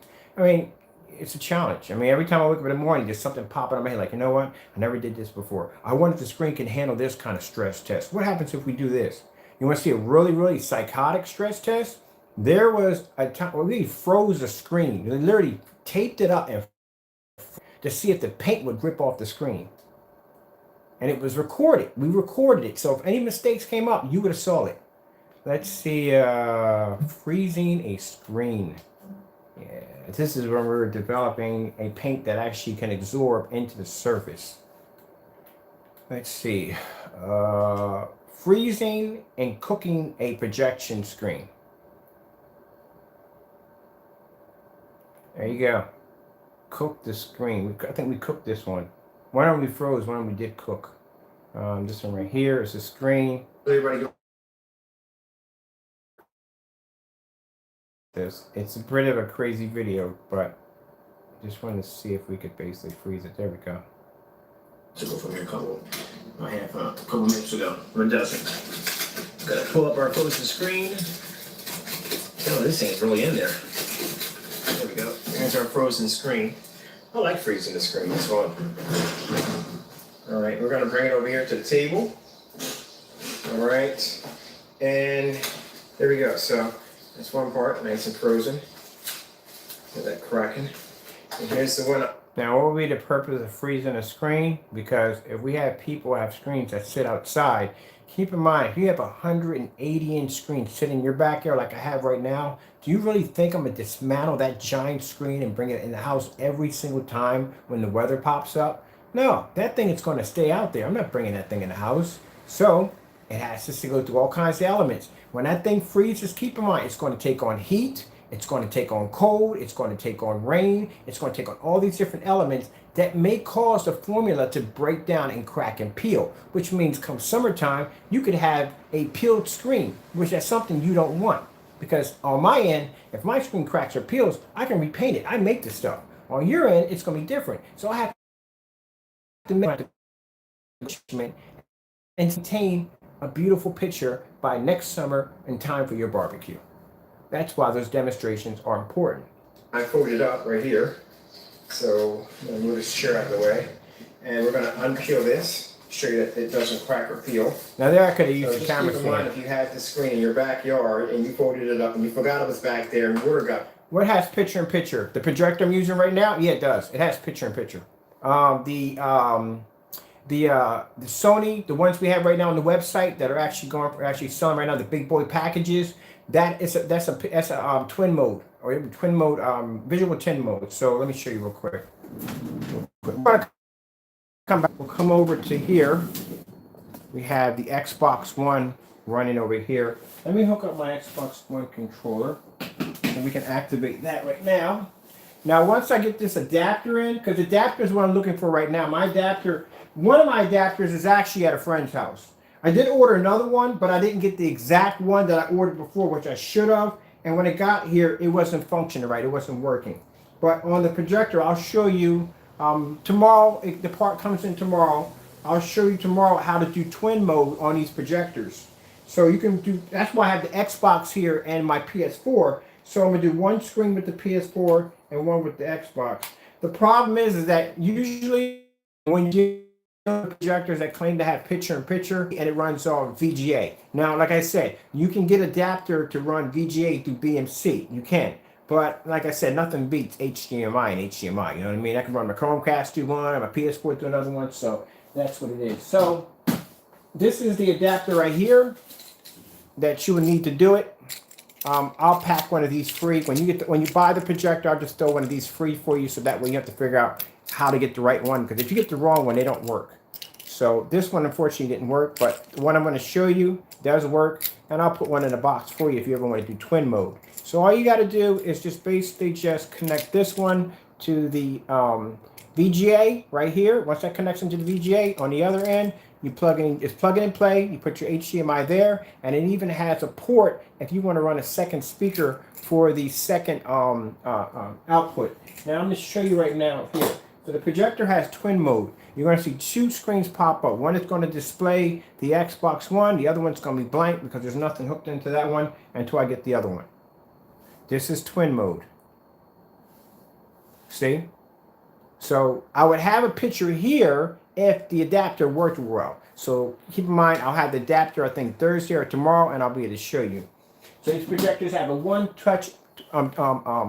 Do they go bigger? They go bigger by the size of the screen. So keep in mind, the bigger you pull back the screen, much like a projector, the farther you pull it back, the bigger the image comes. Now, the screen I have downstairs is 200 inches. I can get a massive screen size out of this. And keep in mind, with this package deal, we actually add in a gallon of the screen paint, so that gives you an option of painting the screen size from 100 inch all the way up to 180 inches, so you have more than enough room to expand to twin mode. We thought of everything on that package. It does also too come with not two screens, but it comes with a screen option. Now in the screen option, you have a choice whether you want a screen outdoor that comes with grommets, or you want the canvas screen for inside. The canvas screen is 9 feet by 12 feet. Well, the measurements for 200 inch are a little different than that. It's a little different than that. It's not 100 inch, 100 inch. They measure a little different. They measure different by height, and they measure different by length. Diagonally, it'll be 200 inches. Like if you want to do a 100 inch screen is actually 4 feet by 7 feet. But when you measure right down the middle diagonally, it comes up as 100 inches. These right here are 4 feet by 8 feet. So here's around 106. So they do 235.1 because of the expansion of the length of the screen. Anything 4 feet by 7 feet, it's going to strictly do 16.9, and that's it. It's not going to do 16.10 or 15.9. There is actually a 15.9 measurement, but it's going to do 16.9 only. Usually. Okay, so that's the twin mode. We have 4 of those projectors left out of 10 on the website right now. The website, hold on for a minute. You have to go to, let me see real quick if I can just pull it up over here. We got everything hooked up over here. So if you go to Crystal Edge Technology Screens, so it'll be www.crystal-edge-technology-screens with an S.com. You'll be able to go into our website marketplace, and you will see the huge Sony venue projector there. And keep in mind, this is quite an amazing projector. I bought 2 of them, and I'm not giving those up. Those are my 2 projectors right there. And that projector does, like I said, has the picture-in-picture, also 4300 lumens. It's 1920 by 1200 WXGA, which has widescreen. And also, too, it has lens shift capability, which means you can just stick the projector there and move it anywhere you want on lens shift capability. And it does have Wi-Fi capability and all the other cool stuff. So it's a pretty amazing projector. A lot of power. On top of that, they're amazing outside, and they work incredible on our technology. But like I said, if you go, right now I don't have anything posted at the bottom of this video, but that's the website. And like I said, we only have 3 available. I knew we were going to go pretty quick. We bought a pallet of 10 of them, and they went that quick. All right, let's go back over here. Yeah, I can't wait to get that piece back again, but I'll show you. It's not only for 12 Now, keep in mind, I'll post the website in the comment, please. Okay, fine. No, it's not in the comment section. Hold on for a minute.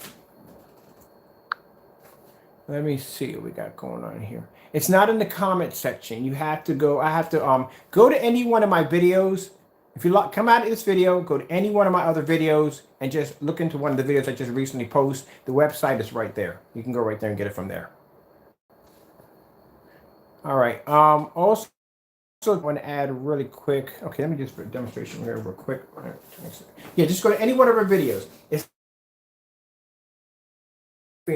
but go to any of the videos that we have previously posted, and you can get my information right from there. I had the wrong controller again. There we go. We're back. Oh, and then later on in the wintertime, it froze, and you just remembered it for some strange reason. So here, that little area was folded up really good and frozen. Water was in there, it was frozen, so you can see something. No problem. Oh, just to let you know, wait, are you within the United States?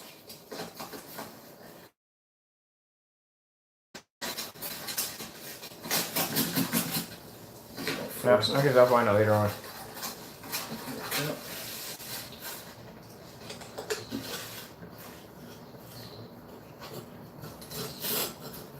See that? Yeah, that screen? Yeah, that sound? There you go, I want you to look at this. That's ice particles on a screen. I just pulled apart on camera. You can hear it. You can hear the ice pulling apart. You're dealing with somebody using a cheap mixture of a house paint, and this is what we're using. That paint is just leaving layers on top of the surface. So the problem you're going to have to look at the ice in there. The problem you're going to have with that is those layers are going to lift up and it's going to crack and it's going to peel. The formula we designed actually is designed to embed itself into the surface. Let's right here for a minute.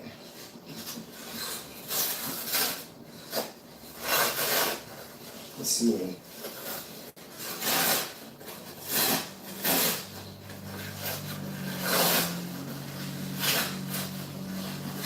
And you would think the materials, the paint's ripped off, right? See, it's frozen right there and there.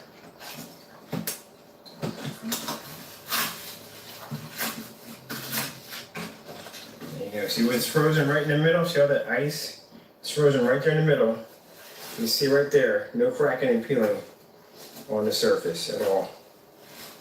That formula that was developed, so keep in mind the 8 actually shares all the different special abilities of the screen paints we developed. That's how the 8 became what it is. Because it had the same, once you had the ability to be frozen, you could pull it apart. You can submerge these things in water. They wouldn't crack, they wouldn't peel, they can take all kinds of punishment. We had one form of technology had the ability to make, I showed you in a demonstration, a 720p, very close to a 1080p projector when it came to color and contrast. Proved that demonstration already. Supreme 8 embedded all those different forms of technology into the Supreme 8. That's why it does everything to the other screens. The other screens were separately designed, but the Supreme 8 was designed to be able to do all this. Now, like I said, before you sit there and start calling bogus or whatever, hey, I got the demonstrations right there. Just like when somebody sat there and said, well, guess what? He has black paint, and that's what it is. We did this demonstration already. I even produced a high enough sky blue level to match a sky, like I said, a light gray screen. So the tests and demonstrations are there. But like I said, I can do that demonstration again over and over and over again. It does make a difference. It's right there. It proves what the technology can do. The thing about it is, what you got to ask yourself is, how come everybody else isn't doing the same thing? If our demonstrations are so insane, how come everybody else isn't doing the same thing? If it's that easy, how come everybody's not doing the same thing? I can never understand the concept of a white screen. I don't understand that. Like, I would go to AVS forums and different sites, and I would see, like I said, amazing setups, and they would just have a white screen. Why would you have that to begin with? Why?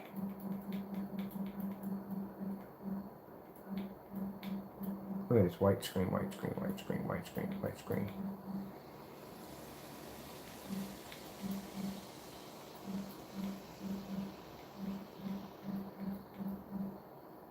I don't even want to know what this is right here. I really don't. That looks really, really bad. See? You see that technology right there where you can blend 2 projectors together? Certain projectors have that capability. That's what I'm hunting for. That's what I'm getting next. You see that, how wide that screen is? That's what I'm going to have in my backyard this summer. I'm going to have a massive, huge, wide screen. And that's what I want. And I have 2 projectors I got to get to do that. I think they're Sony's. One's just done it. Sony has them and Panasonic has them. I'll show you something really interesting.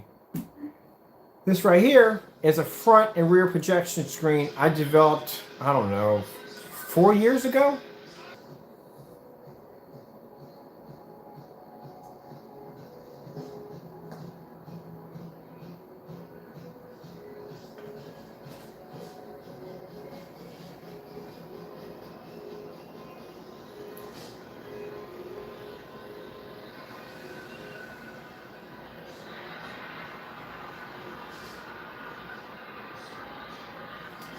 That's old technology right there. Ah, this nonsense. Yeah, I'll pull that video apart pretty quick.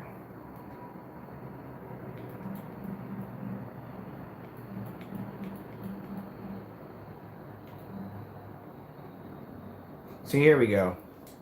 This is the part I don't get. All right. That's pretty hot. I give him that. But look at the screen. Now, you remember the lighting I told you? Ambient light controlled environment. See where the lights are hitting? Look at the corners. What screen is that? See how dark the corners are? Look at around the screen. See how dark the screen is? The condensed lighting is not touching the screen. It's giving the appearance that it's hitting the screen. And look at the bottom of the screen. See how it's all well lit? That whole area is supposed to be well lit. Now we got to do some demonstrations outside. I'm bored of doing demonstrations inside. I really am. This right here, it's not a challenge. We got to do some demonstrations outside. But that is, I give them that much. I mean, even though the environment's kind of dark, it is really, really dark because you can't make out anything in the environment. It should be well better lit than that. But still, I like that. That's a pretty cool idea.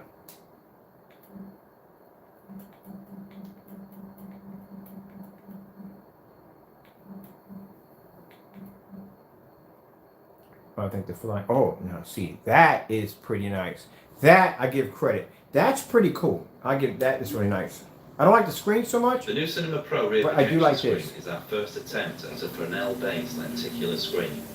Basically, this is our Pro Diffusion technology with a lens cast on the back of the screen to help disperse light more evenly across the surface and into the corners. Blah, blah, blah. Been there, done it already, but still, that's a really good concept. I do like that. That's been done already. I'll show you something really quick. An invisible technology. Oh, play nice. Get out of here and fly. Let's go with invisible technology outdoors. And of course, we're going to have to put the luminous next to it. Let's see. We had a screen once that could take direct sunlight. You think I'm joking? Yeah, there's an invisible screen that can take a hit from direct sunlight. I'm going to show you how bright it is. I got a nuisance in here. I got a fly in here, nuisance, but I'm going to show you this demonstration. It took a direct hit from sunlight. The only problem was the reason why I didn't follow the research on it because the screen was, it was gray. I don't like gray screens. I wanted to do a black screen, but I'll show you. Direct sunlight hit from a screen, hit the screen. Let me see, let's see, outdoor, let's go with space. I'm hungry.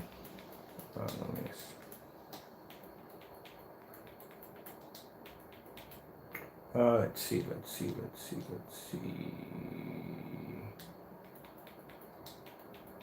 I mean, is it possible to get a screen to take a direct hit from sunlight? It's possible. It is. You'd be surprised. It is possible. And would it be developed anytime soon? No. But it is possible. Anything's possible. Oh, I should have put down Supreme. Oh, no. That might have been a luminous. That might have been a luminous screen that did that. Hold on. No. Not him.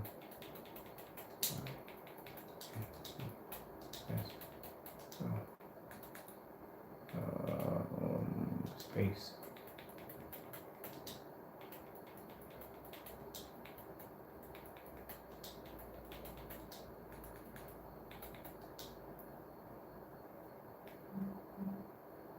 Now this is when we started dabbling with outside technology. There was one we did in a window. If I can track it down.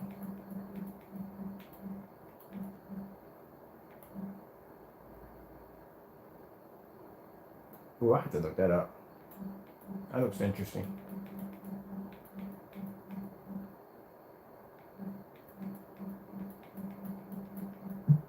You have to find, where was it at? Oh, okay. Let's see, what was the name of the screen? Invisible, Luminous, Invisible 4K.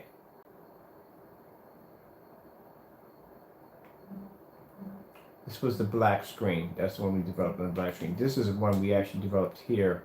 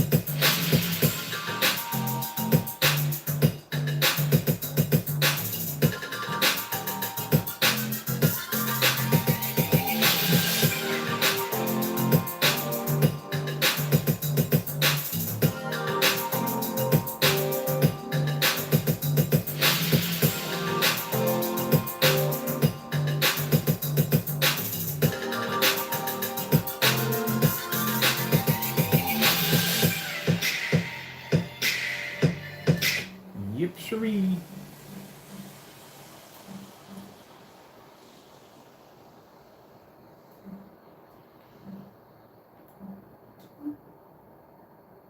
Hey, how you guys doing out there? My name is Ted.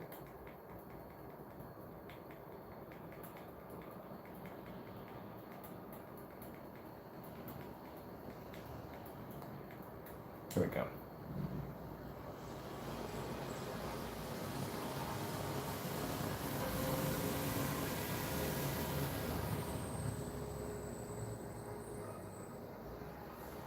So we've been there and done that already. This is old stuff.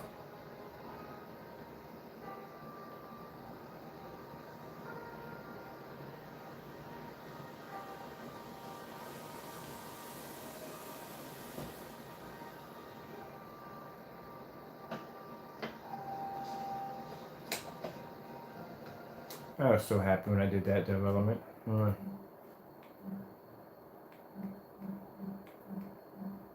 We gotta find that demonstration.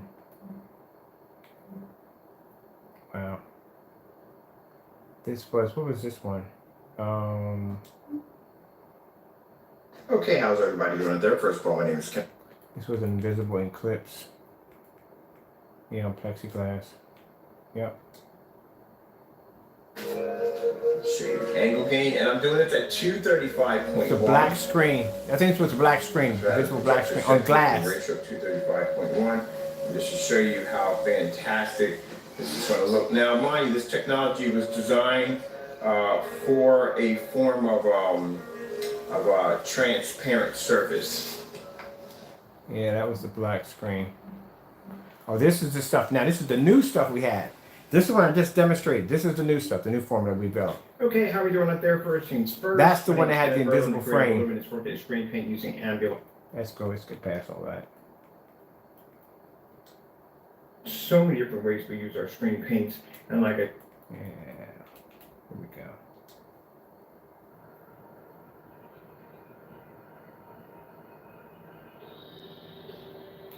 That's the stuff we have now.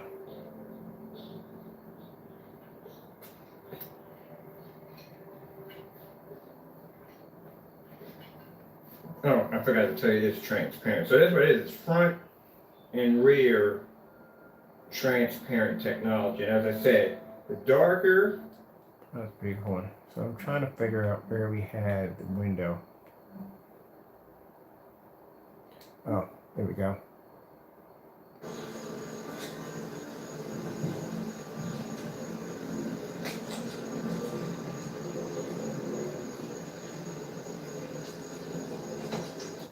Get it back in.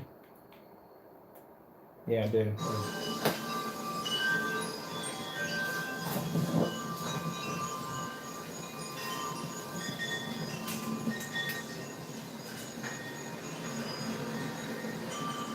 Now it's outside. So keep in mind the projector is a 4K projector. That's a PX747 4K projector that's punching an image through a black screen and out the other end. That was fun. Well, that was easy.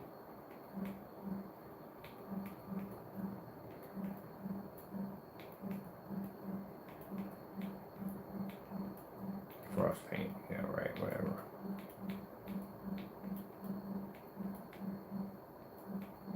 Wow, the Brookstone projector. I still have my Brookstone projector. Check this out.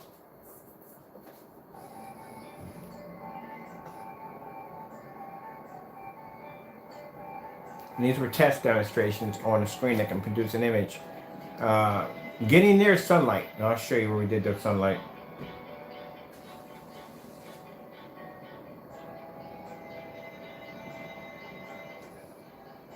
Now the reflection you're seeing is actually the other part of the trees and stuff reflecting off of it.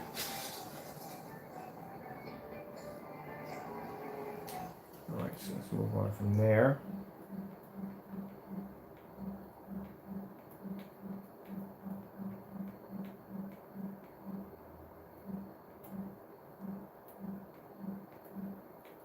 Halloween screen. That's the one that was outside right there.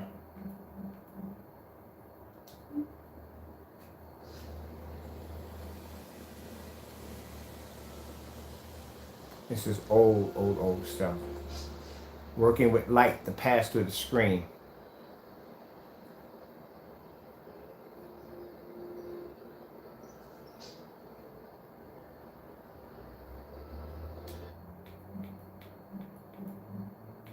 Tabletop projection screen.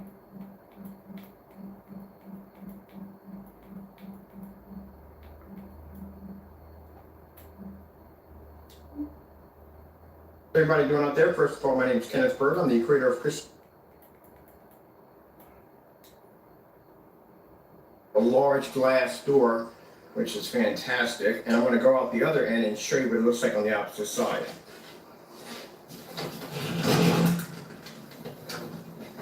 So there it is right there. You see the door open. That's my projector. You can see the angle gain on it's pretty good. Alright, now we're going to shut the door. I'll show you from the outside. So this is what we're picking up from the outside.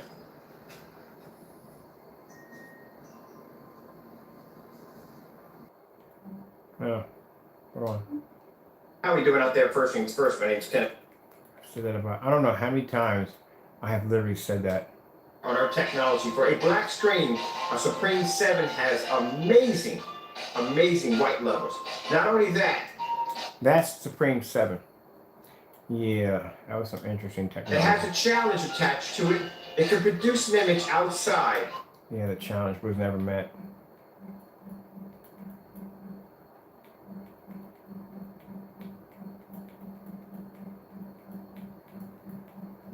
Yeah, fly in here somewhere.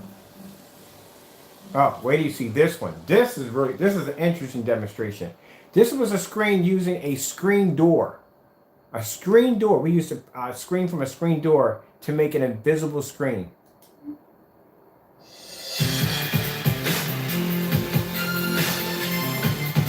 That's a screen door coated with our technology.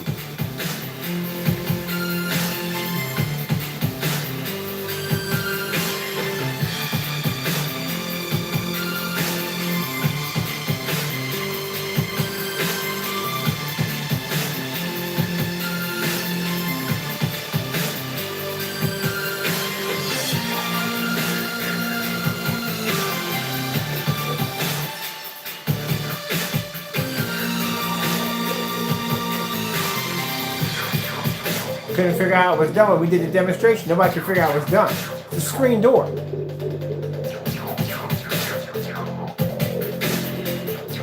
So what happens is when you hit a screen door with an invisible technology, what it does is it coats. Imagine the little holes inside of the screen. It coats everything. So when the projector hits it, it's still hitting a physical screen. It's just basically, it looks like, it's hard to kind of explain how it's done. The screen is solid. It shows a solid image there. It's just that when you get to certain to show contrast, it becomes invisible, like a hologram. So it looks amazing if you're doing fish displays on it. It's pretty cool to look at. But it's still, it looks like it's a solid image. You walk in front of it, it disappears. It is freaking cool to look at. I might do another one of those.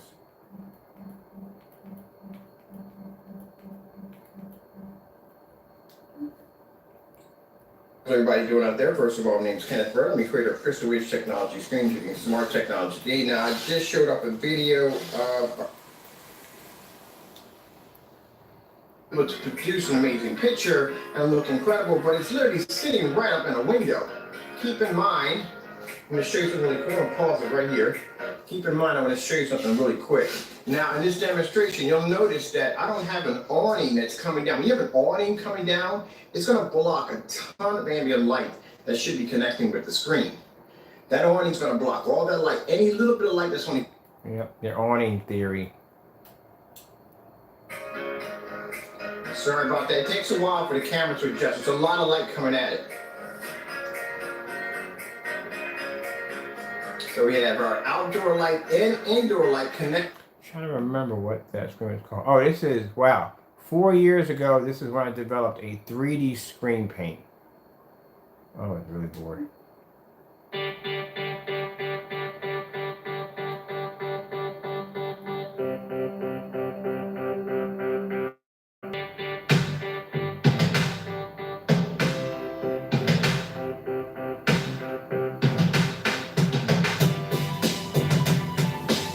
There's a trick behind that one too. I'm not going to tell you how that one was even done.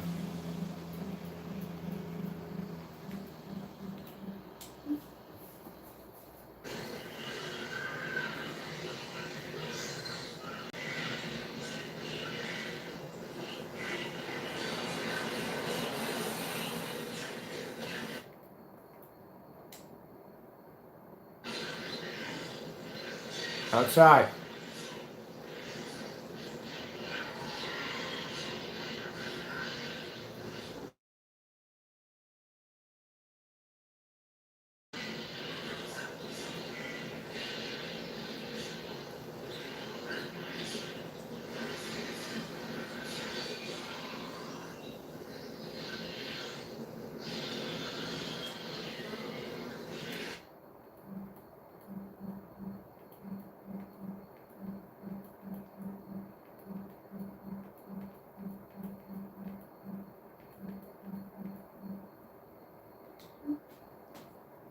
Everybody going out there, first things first, my name is Kenneth Bird. I'm the creator of Crystal Ridge Technology Screens using nanotechnology gain. Nano. It might have been a nano. I wonder if it was a nano.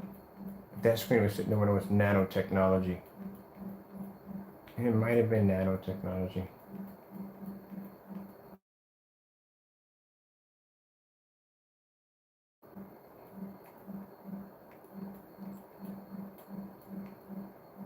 I wonder if it was nano. There's one of them. How's everybody doing out there? First of all, my name is Kenneth Bird. I'm the creator of Crystal Age Technology Screens using smart technology gain. This right here is... Yeah, it might have been nano. Was that nano right there? Front and rear spray on screen. This is the black screen outside. Okay, so we're outside with the Supreme 7. Keep in mind, as I said, if you do this on a spray-on application, the screen will have the ability on protect. That's what I'm saying. They got to do demonstrations. The demonstrations are 2 weeks. This is outside demonstration on a black transparent screen.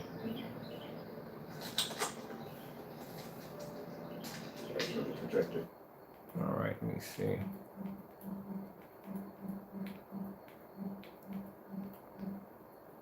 Oh, cardboard projection screen. Literally got bored one day and decided to take some cardboard that I got over at Lowe's and build a curved screen with it. This was also used by using a wide angle camera lens that you use for cameras. Okay, how you guys doing out there? This is what I was Ladies and dealing with gentlemen, gray. how are you doing out Now, there? My mind name you, is- I told you I've been dealing with gray screen paint for a while, all right? So that's why I said I know all the flaws with it.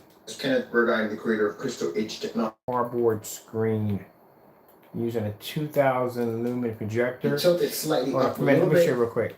So right here, I'll show you, that's the lens. That's the lens right there. 239.1. It's a wide camera lens, and you got to put it in 1610. Cool thing about that lens, if you tilt it slightly up a little.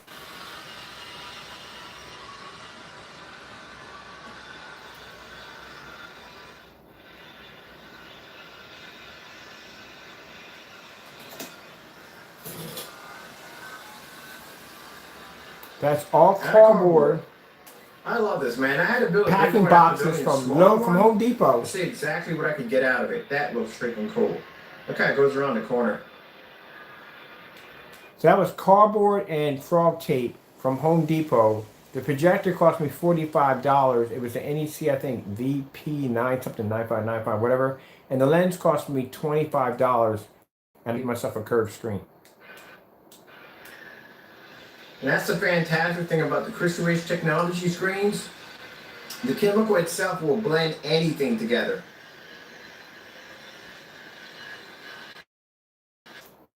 When you're bored.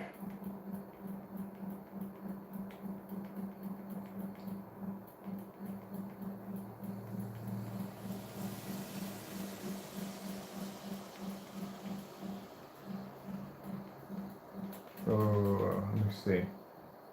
Test 101. Was it a Test 101 screen? That's the Black Technology test demonstration. Outside, inside and outside the house.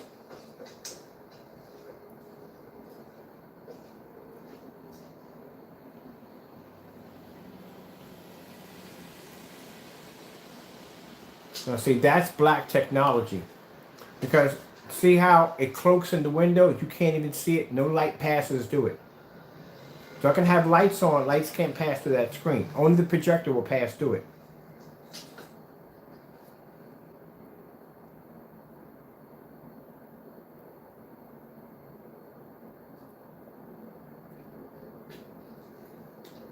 We still make that stuff. Companies were buying it up for doing advertisements and stuff like that. Only thing is, once you actually applied that stuff to something, it was not coming on.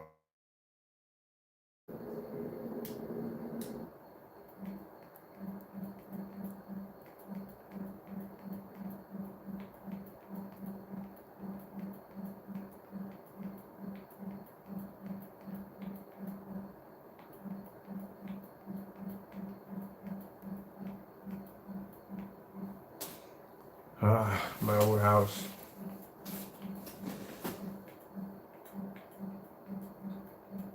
I'm gonna have to really track down this video.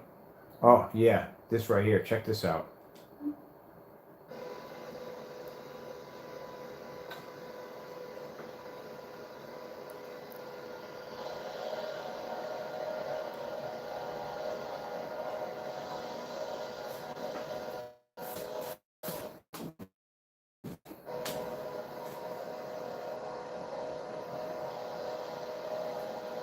This wasn't crow's paint. This was our own technology versus our own technology.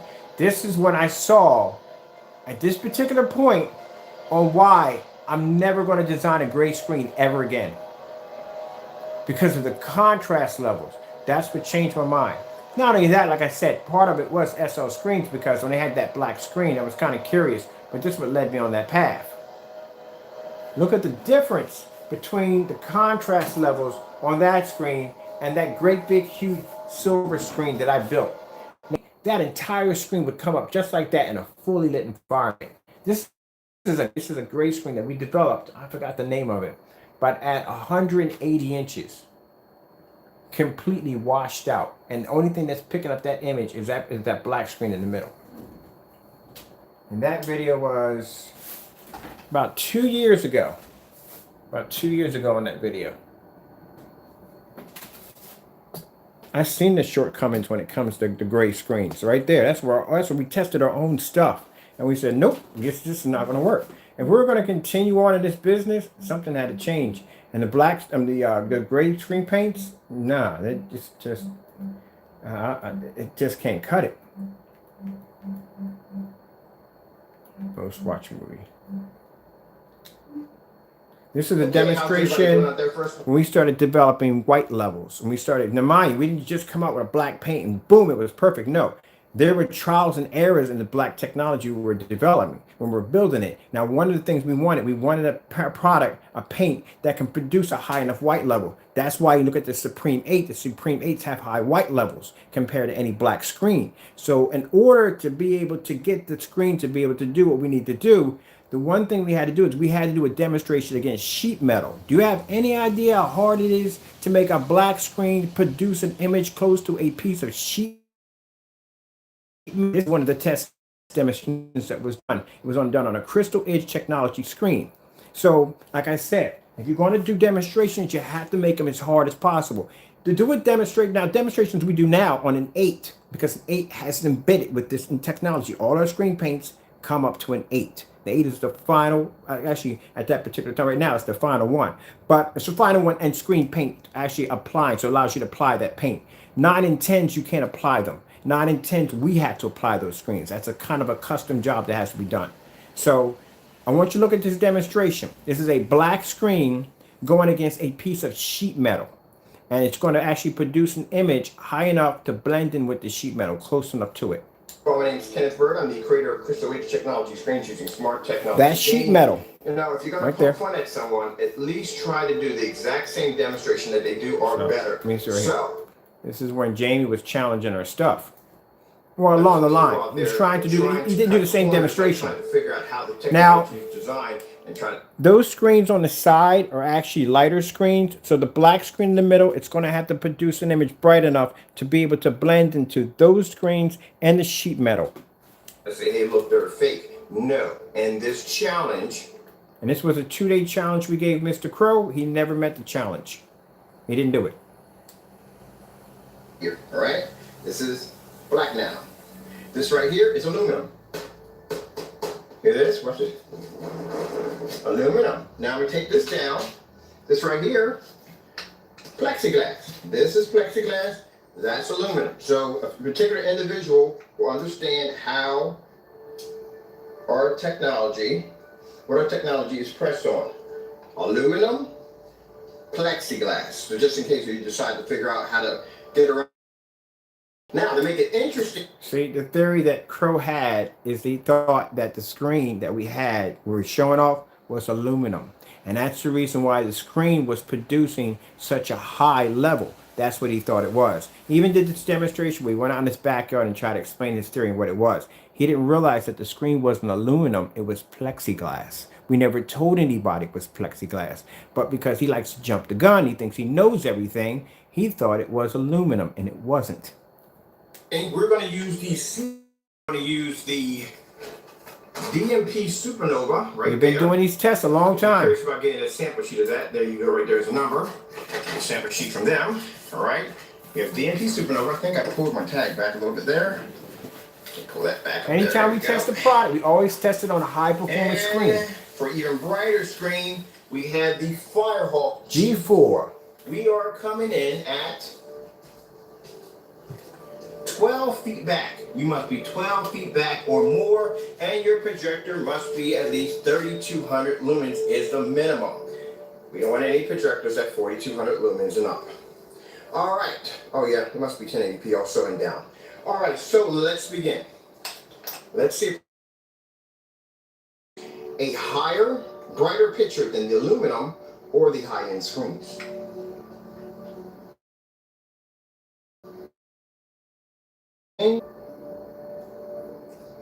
Number one, the black screen has better contrast and better detail. The screen in the middle, that's plexiglass. That's new technology. That's new black technology. It's outperforming the larger screen behind it, which is the older technology. A DMP Supernova Infinity, and there's your aluminum.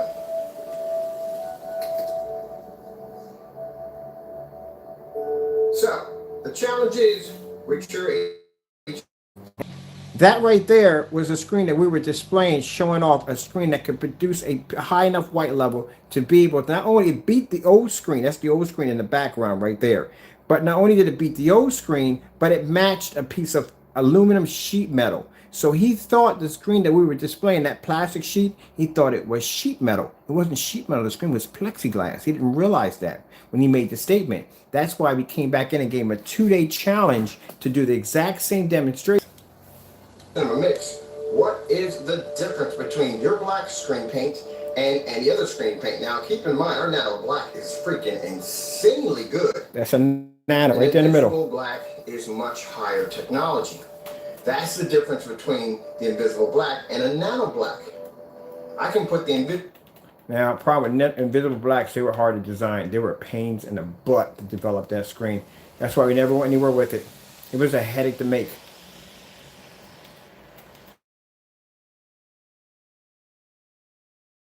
It was coatings. See, when I show right here, that's aluminum. Now we take this down. That's the new screen. This right here, plexiglass. This is plexiglass. That's aluminum. So a particular individual will understand how our technology, what our technology is pressed on. Aluminum, plexiglass. So we had to tell him that, like he said, I hate to say it, I had to talk to him like he was illiterate because he literally thought that screen was aluminum. He couldn't figure out how in the world we had a black screen that was generating a white level so high that it was matching a piece of sheet metal, and he thought the screen was sheet metal. He went out there, he did this whole demonstration outside in the front saying this is how they're doing it. They're a bunch of scam artists. This is basically all they're doing is using aluminum. We let him run his mouth. We let him do all his videos, and then we came out and we did this demonstration right here. I said, look, it wasn't aluminum, it was plexiglass. Well, how you come back from that? And we gave him a 2-day challenge. He never met the challenge. Okay, so you decide to figure out how to get around the challenge and say, hey, look, they're a fraud. This is how it's done. You know it's not aluminum. It's plexiglass. Now, to make it interesting, we're going to use... And to make it even harder, we took 3 of the top high-end screens, like a DMP Supernova, Seymour 80 1.3, high silver screens, and put it next to that plexiglass. Not only did the plexiglass outperform the high-performance screens, that actually not performing, it matched them, but it was able to match the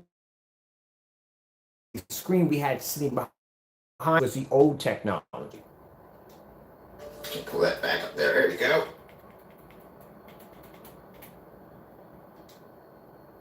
We don't want any projectors at 4200 lumens. So that's the new technology in the middle. Right. Oh yeah, it must be 1080p. That's the old. All right, so let's begin. Let's see if our black screen can produce a higher, brighter picture than the aluminum or the high.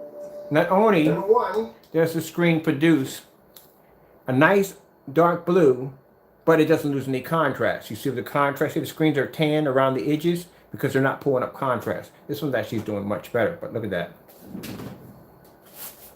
Yeah, we've been giving these challenges out for quite a long time. Whew, it is time for me to eat. Oh yeah, so many reasons not to buy. And yeah, this is what you call parte. This is funny. So this guy does this demonstration against my product on his video, and he's doing the demonstration in a dark environment. Sitting in the dark, doing the demonstration on a screen that's producing an image in light. I'm gonna turn it down because I don't feel like filming this idiot's voice. Let me show you this real here. This is hilarious.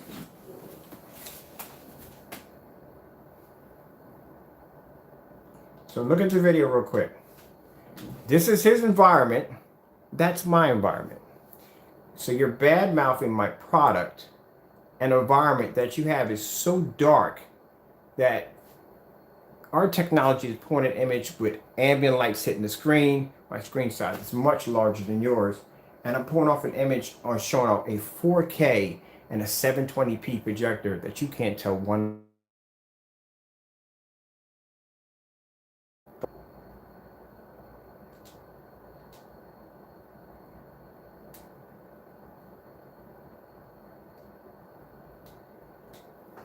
Yeah, please, people. I may buy his stuff too. I'm gonna put him against a Supreme 10. Now, Supreme 10's demonstrations will be different. We're not even going to bother with the certain levels of elite screens. We're just going for all top screens, the best of the best. If I'm going to figure out what I'm going to do a 10, a display on a 10, I have to have the best of the top screens that I can get my hands on. Black Diamond has to be in that group. They have to be. There's no ifs, ands, or buts. To have at least 5 of Black Diamond sample sheets against a 10. Because I want to see exactly how it's going to stack up against a 10 or a 9. But I have to. But we have to do that one on a big level. A very big level. So I'm going to have to do some. I mean, pretty much I have most of them here when it comes to the darker screen. So I don't know how much more I have to go through. I mean, we have Daylight here. I have Seymour AV. We have DMP Super. Let's DMP Supernova has made something. I wonder. Hold on. Let me see something for a minute. I wonder if DMP has made something new. Curious. If they got a darker screen that I haven't tracked down yet. DMP.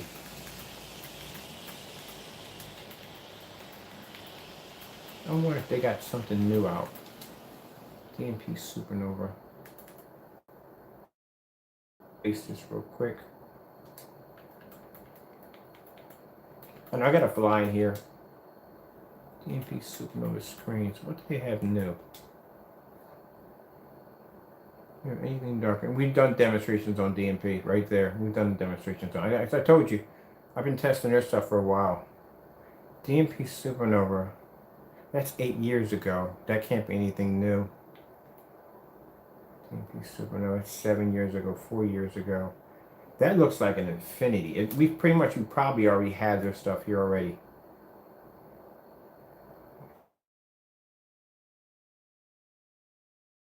Infinity and one's called the Blade.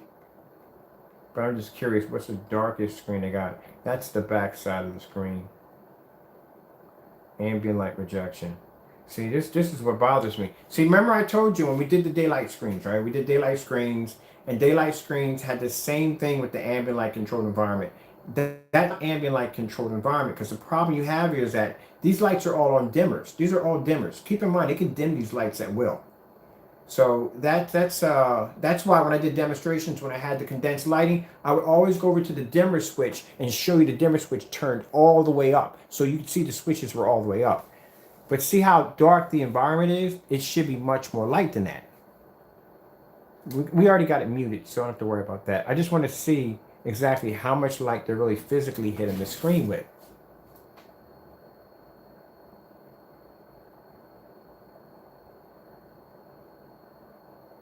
Problem you have here is, look at the background. It's too dark.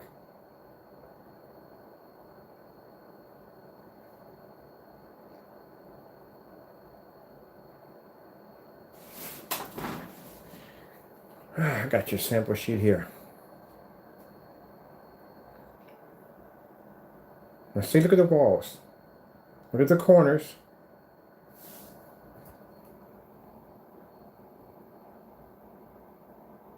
It's too dark.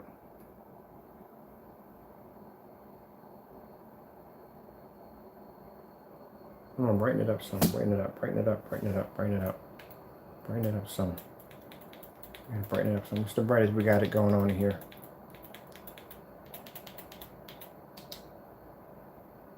That's the brightest we got going on.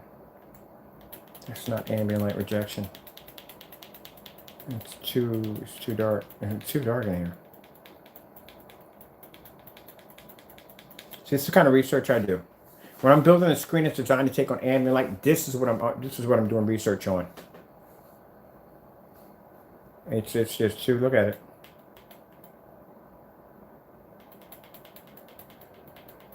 The area is just too dark. That's why I said you gotta look for the corners. Doesn't make a difference if you're taking a pen and sticking a light on top of this.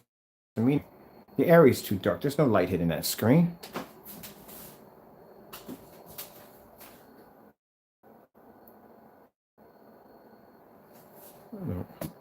See, that's what I'm saying, man.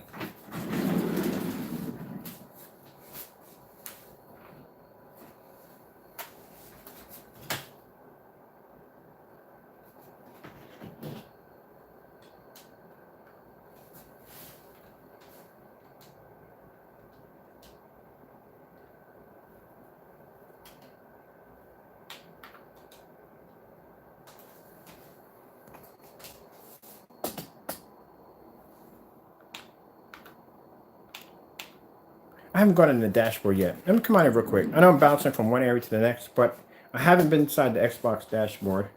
I'm kind of curious what we got set up here. Do we have any apps in here?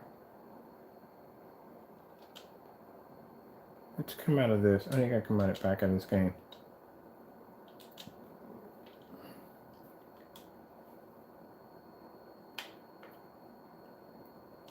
Just gonna go to home setting right now. But I want to see if I got any, is there any apps? I don't know much about the dashboard when it comes to Xbox, okay? So I'm pretty much, yeah, store here. Can you see how bright the white levels are? You can make out everything. This is why I have all my stuff here. You can make out everything that's in my environment. All the corners are supposed to be lit. You should never be sitting in the dark.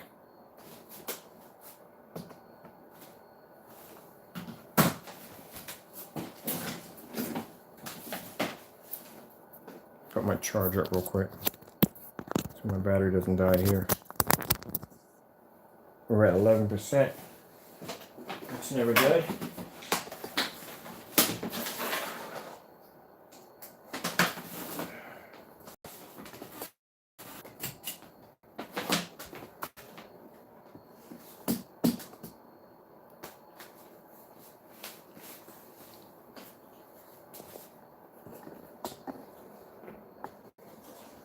It's supposed to be lit.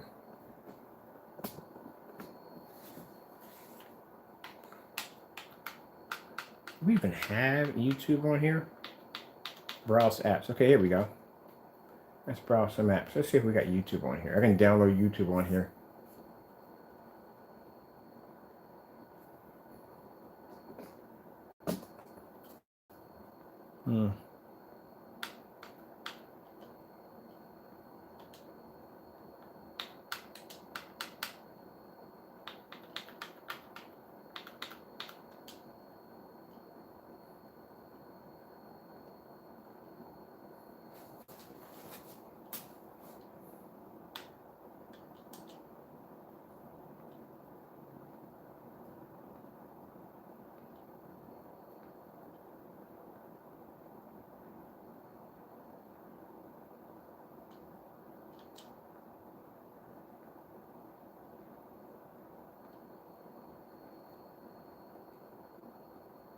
Okay.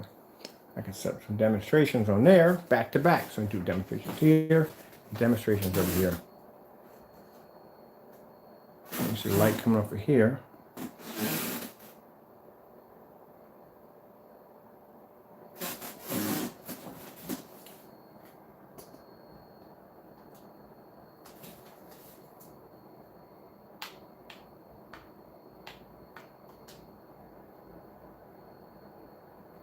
All right. Yeah, don't like that. That's something a little too dark for me. Because an environment should be very well lit. Let me see what else they have. So I think the Infinity Blade is about the brightest they have. This was actually my gaming room in one of my one of my homes. This is actually a gaming room I had set up. Yeah, camera lens was kind of dirty. Sorry about that. This is when I used to build PCs. That's one of the black screens we developed. That was actually pressed on carbon cardboard or carbonated cardboard or something like that.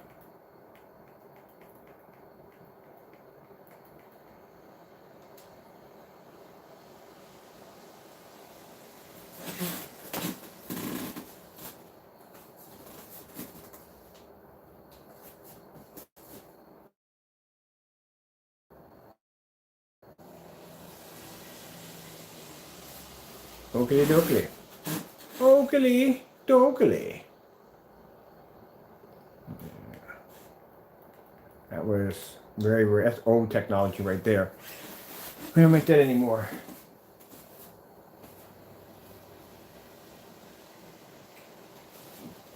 Let me see.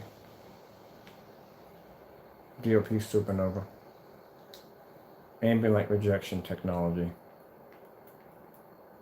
Let's see what you have for ambient light rejection technology. How is this ambient light rejection technology?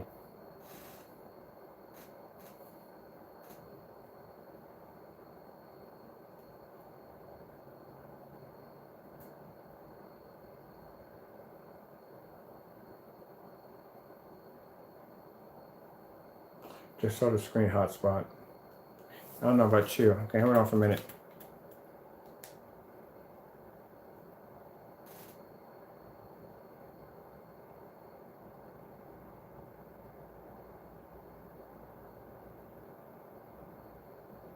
Move his lamp changing. Yep, there it is. That's a hotspot. Watch this. You see a flash right across.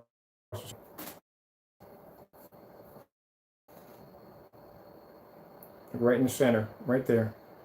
That's pretty close to a hotspot. That's pretty cool though. I do like the interactive screen though. I have one downstairs, so.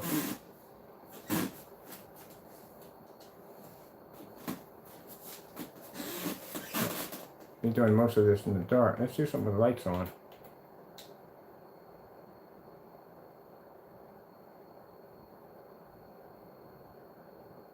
DLP laser projector. So I told you use high powered projectors. That's a DLP laser projector. So that projector is extremely bright.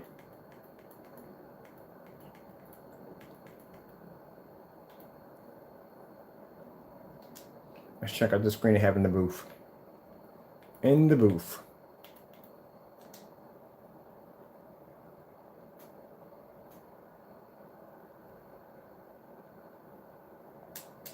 Now, see how dark the booth is? I told you, these are pre-set up environments. All the environments that you're seeing are all pre-set up. There's not enough light in that booth. If I ever get a chance to do one of these show booths at one of these shows, I'm gonna make sure my booth is lit up. I mean, literally, it's not like I'm gonna light the entire area up because there's no point. That's just too dark. I'm not gonna sign it. Well, which one am I over here? I'm on this side, so I'm not signing over here. I'm just going to just go right on in. So I'm not gonna sign in. I just get around to just use this side. All right, there we go. So over here we have Xbox over here running off YouTube. Right there. So there's my Xbox One running off YouTube. I'm not signed into any account. I'll sign into my account later on. So there's the Xbox right there.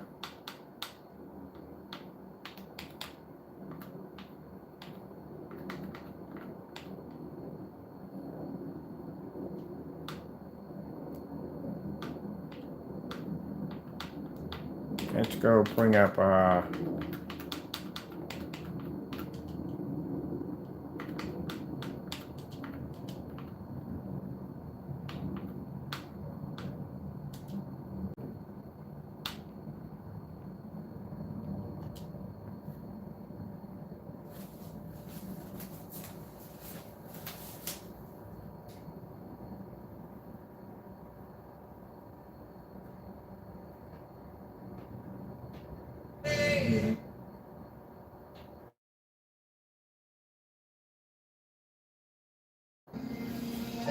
Was I the best I could be? Never asleep, I love to dream. You could wish your life away, chasing the last summer day. that's what you call ambient lights technology.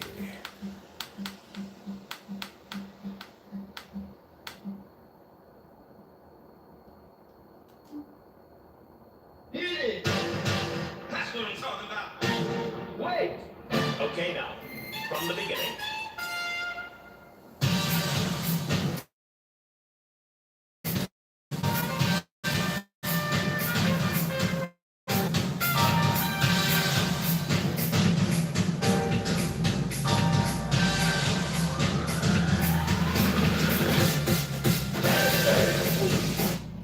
So we got it.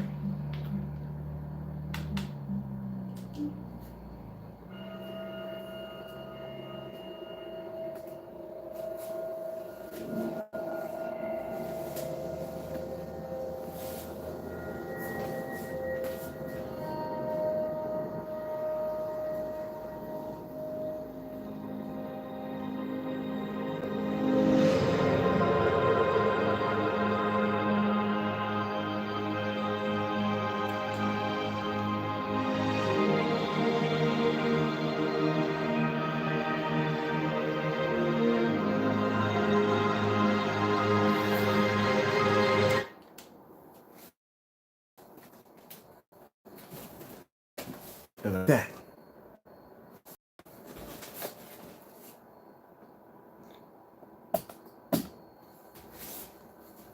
Let's see if we can find a customer. I'm gonna look for, you know what? I'm gonna look for that Knox, whatever paint that was, that black paint. That's what I'm gonna look for. See how beautiful that image looks? Why so afraid of the lights? Why?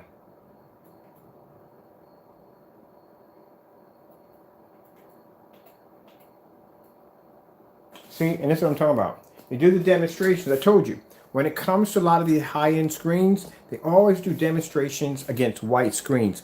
Anything is going to beat a white screen. It's a white screen. You can take everyday bare silver screen. It's going to beat a white screen. Hands down with no problem. It's a white screen.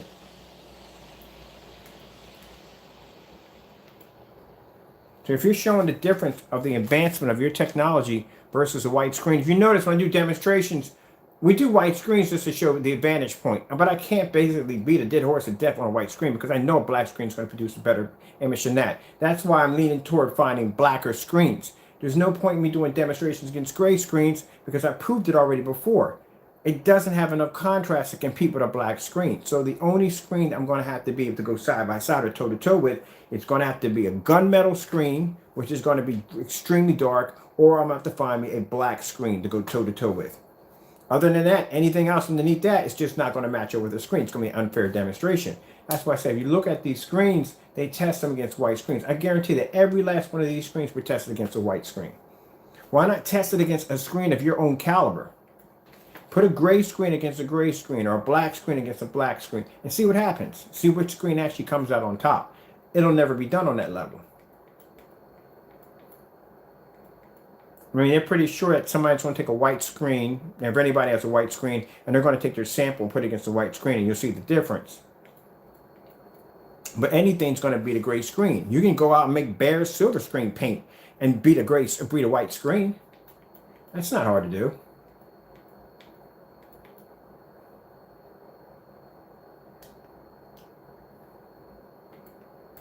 Well, apparently. Let's go with the, I'm going to go over here. Let me see if, let's see. I'm curious to see demonstrations. I'm going to need demonstrations. Ambient light projection screens. I know I sound a little hostile sometimes, but it just, come on, man. You companies make all this money, and you mean to tell me you can't produce a screen? Where's the real test at? Where's the real hard demonstrations? Now you see how dark, this is usually the demonstrations that they do. This is what I was actually showing, like this is how most demonstrations are done with high-end screens. Now you see how dark the environment is my screen's sitting in? Now bit by bit by bit, I'm gonna start throwing lights on in the environment. Now these lights back here, usually that's how most demonstrations are done. They have lights sitting in the back, and where the screen is sitting at, it's always dark. It's dark in that room, it's dark in the next room. That's how they usually do these demonstrations. So we turn the lights on in that area right there. That's a nice little kitchen. I like that house. There's a nice little kitchen there. When you come over there, we got lights in that room right there. That's the other screen. So let's really brighten it up in here. Then we start hitting the condensed lighting over top. Sorry about that. See me showing my dimmers? I always show my dimmers. My dimmers are all the way up. So you can see my dimmers are not sitting there on dim mode. Dimmers are pushed all the way up. Brightening up the room some more.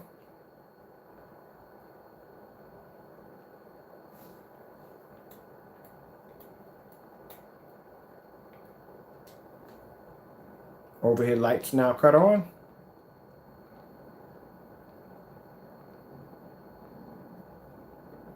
See, dimmers are going all the way up. See how bright the room's getting, brighter and brighter.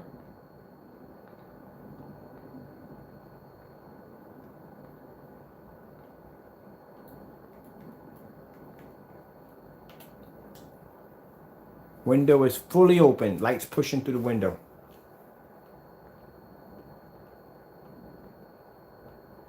That's an ambient light environment. See all the corners? You can see all the corners. Everything's well lit.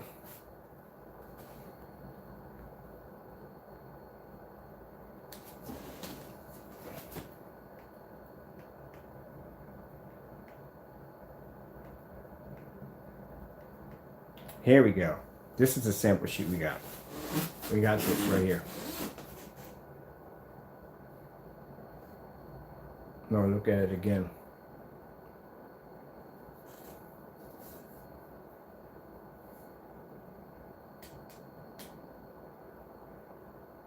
Now you see how much ambient light when you had the environment? Remember when I showed you? Just not that much light. They all did the same thing. Where is the ambient light? Why is the bottom area too dark?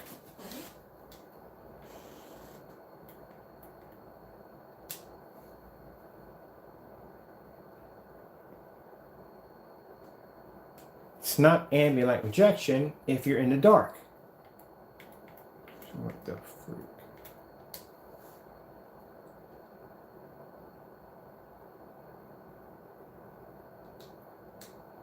And they're testing against a white screen. A white screen.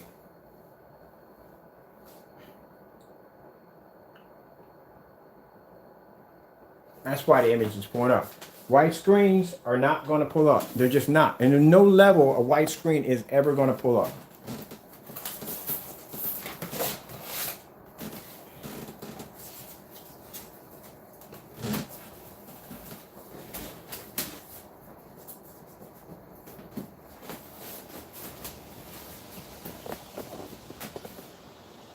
White, they can, like I said, when it comes to contrast, they're going to fade.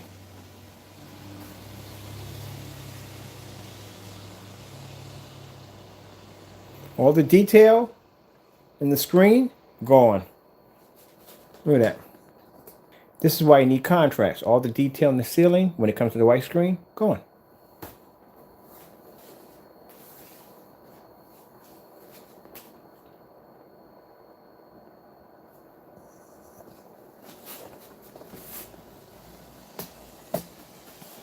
I'm not even going to bother taking their sample sheet and sticking it against the wall because I had that sample sheet right here, and no, that's just be pushing it. That'd be pushing it right there. That'd be asking to have somebody come down on top of you. But that's not an ambient light projection test. I mean, to them maybe it is, but to me it's not a test. I'm sorry.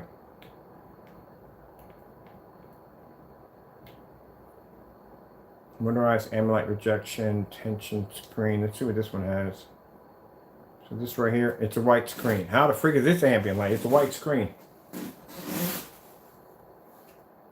Or gray. Is it gray? No, it's gray. It's gray. But still.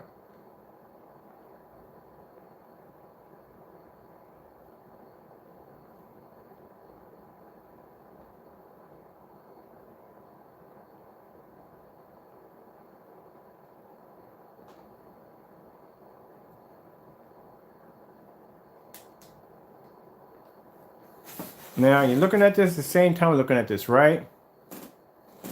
Do you see an improvement?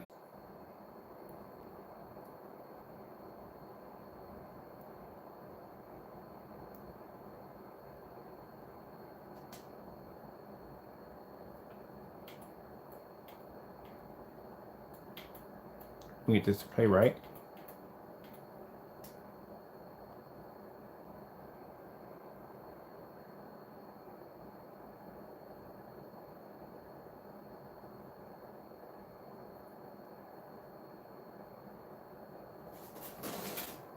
And watch when the screen comes down.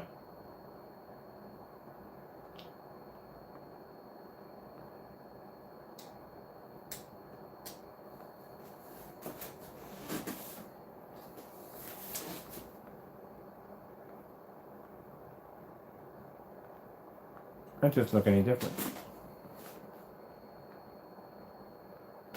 All right, I'm done here.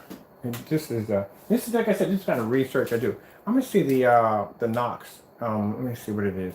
I think it's NOx. I think it's NOx. Space. Let's clear this out. I think it's VOX. I think it's VOX. VOX. VOX, screen paint.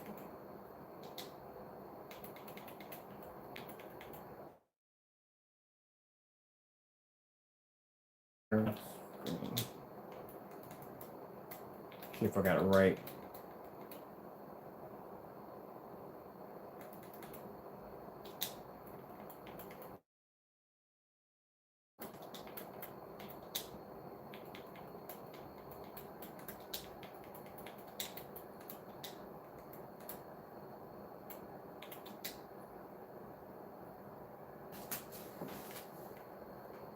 No, in the dark, as always in the dark, nothing new.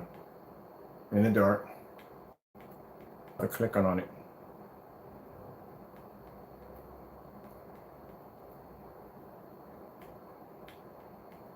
I'm sure I got this right. That wasn't it. What was it? Knox screen paint.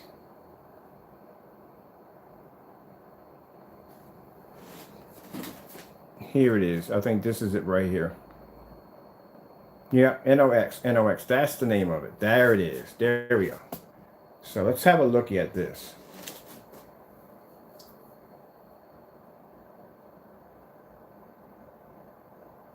I had a customer tell me that this was the best screen paint he ever seen. So I was curious, like, okay, so this is the best screen paint you ever seen. I want to see the screen do ambient light projection. Because like I said, any screen can look good in a dark environment. Any screen.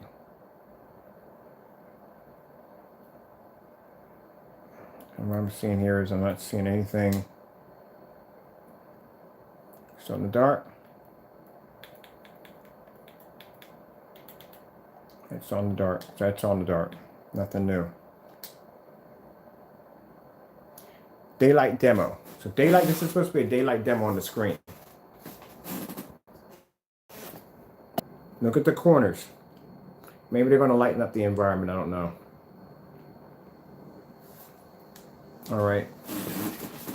Let's play that game today. Let's go over here and let's remove this. So we're going to do, they call it an ambient light rejection test. I know the demonstration that they're doing, it's an LG demonstration. Let's pull it up on our screen over here. And we'll do the exact same demonstration, but we'll have all our lights on this time. This one. Let's go over to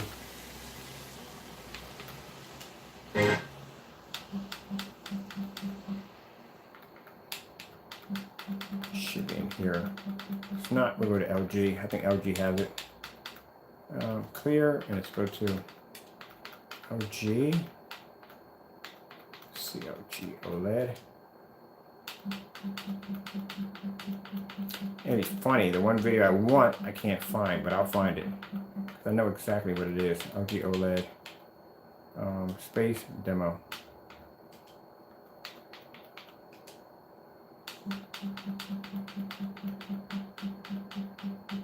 Because I'm curious here.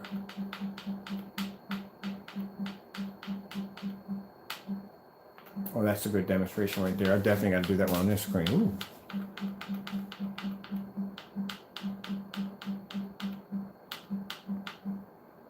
Oh, wow. Hold on for a minute. Okay, we'll get to that one. I'm seeing some really good ones in here I have not seen yet.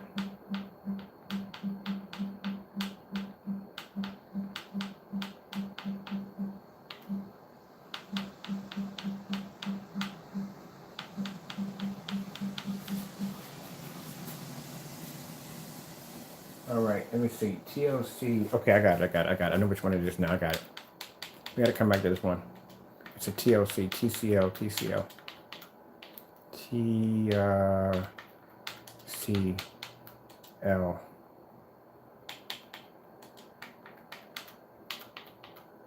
Demos. Oh, no. Go back. DEM. There we go. Bingo. Find you. There you go.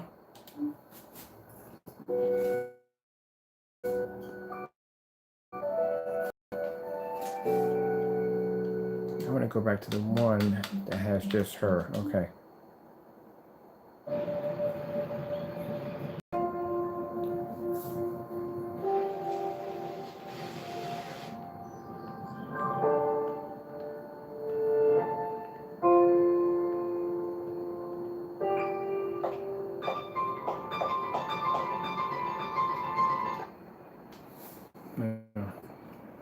the environment.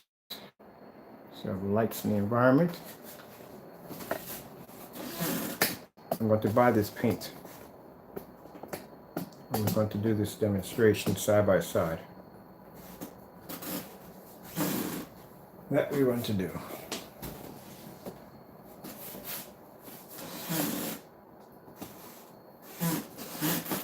So look at the environments. Daylight. So we have, let's see, let's go back here so we can see what this is. Let's begin. This has daylight demo, darkroom demo, and lights on demo.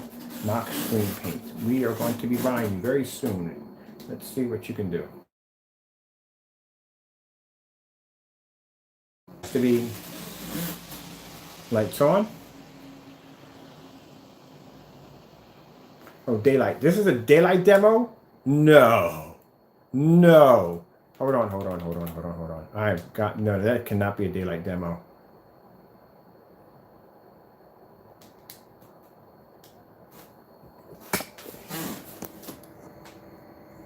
Day one demo. So the screen has to be gray. It's not black, because look at the tan lines around the screen. See the tan lines around the screen? When the light's hitting it, told you they turn tan. Now we'll go over here to our black technology with all the lights we have in our environment. Let's go back a little bit here. The very first beginning.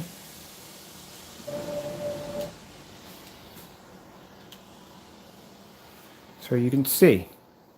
Told you. Even on video, you can see it. You see how the screen's black all the way around, right? And we have more light in the environment. It's washed out. All this is washed out. Some people think because if you can still physically see the screen, this is called the screen's ambient light rejection. No, that's not ambient light rejection. You should be able to see the screen, not bits and pieces of it. You know, a few people got a habit of doing that in their demonstrations by saying, oh, because you can see the screen, you can still see it. It doesn't have to be good, but you can still see it. That makes it ambient light rejection. No, that does not make it ambient light rejection. It makes it a complete fail. You should be able to see the all the way around. That's what you should do.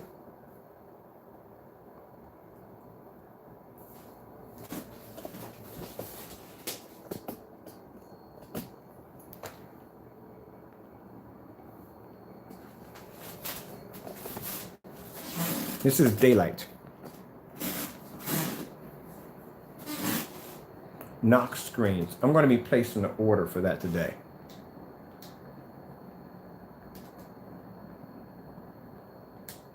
This is light demo, still light demo. So you tell me where in the environment this is considered to be a light demo. Because I see lights out. It's lights out because the light from the projection screen is reflecting off the ceiling, and you can see the lights around here. So lights are out in this environment right here. This is not a light out there. This is not a day one or daylight demo. There's no daylight in here at all whatsoever.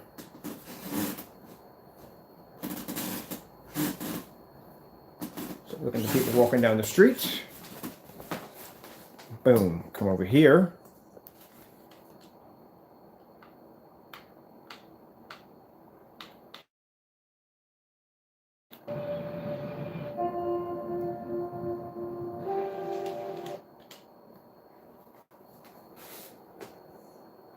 Now look at my environment.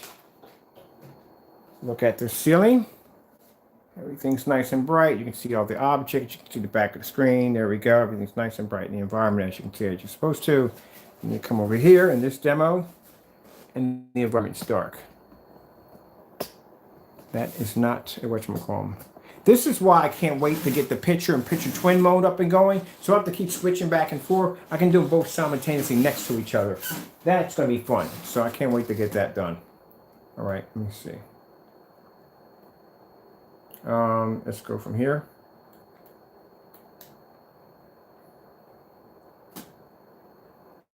Sorry, this screen is still saying because this is dark.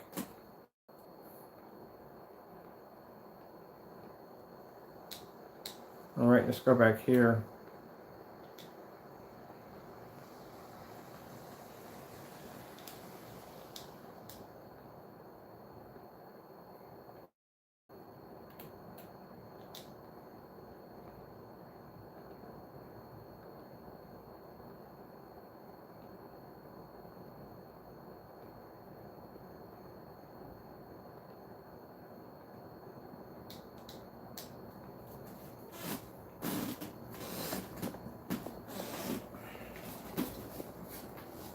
Still sits in the dark.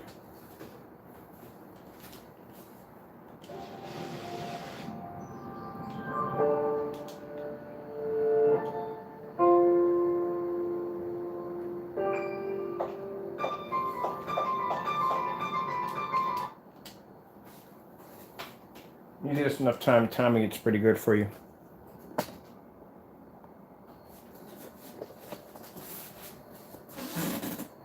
Screen is still sitting in the dark. Okay, let's let it play. See how bright we can get, how bright it's going to get in here.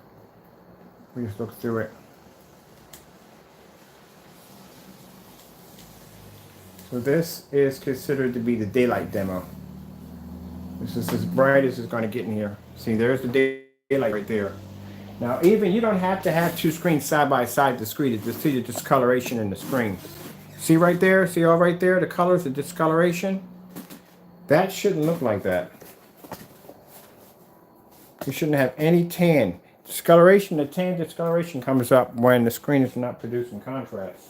So that screen is probably, that screen paint's not even black. It's probably gray. That's what it is, it's gray. So let me come over here. We'll bring up the episode. I have to play it through. So we'll play it through on here.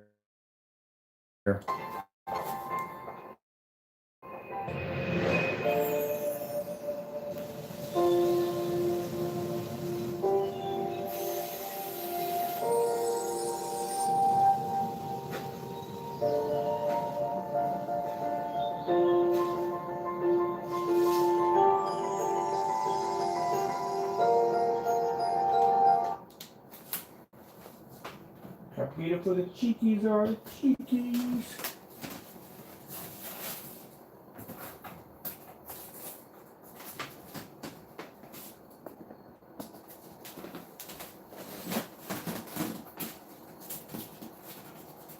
Remember last time we did this demonstration, we were on a 1500 lumen projector, remember?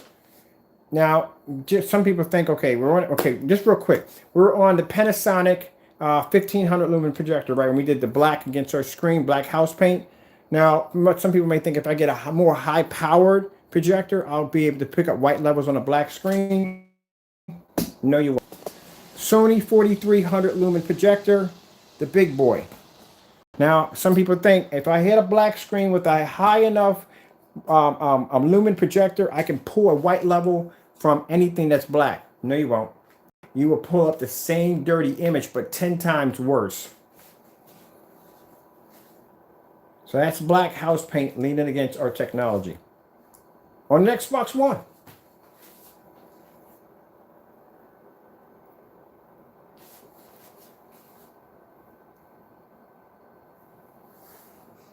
Let's take that off my screen and do away with that. That's how I know. I know for the fact that the screen is it's not black. I know that it's definitely like a gray. It's a gray screen. I'll show you that one. Because I had somebody. The reason why I say these things in between, because these are messages that I get in email when somebody's saying, "Well, hey, if I get your black paint, I'll just get a high-power projector, and I'll still be able to do the same thing." No, you won't. No, you won't. You can get a very ugly image, a dirty, dirty image. Who set fire to your screen?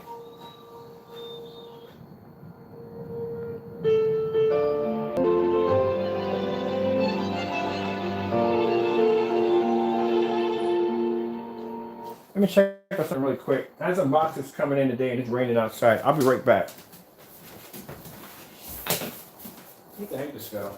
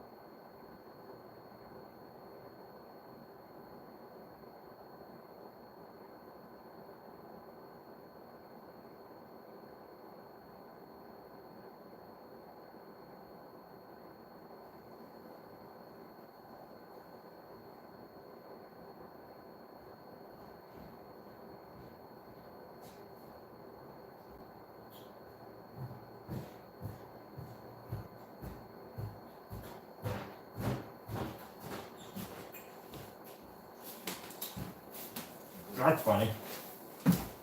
Oh, I'm back. Sorry. Oh, on the Xbox.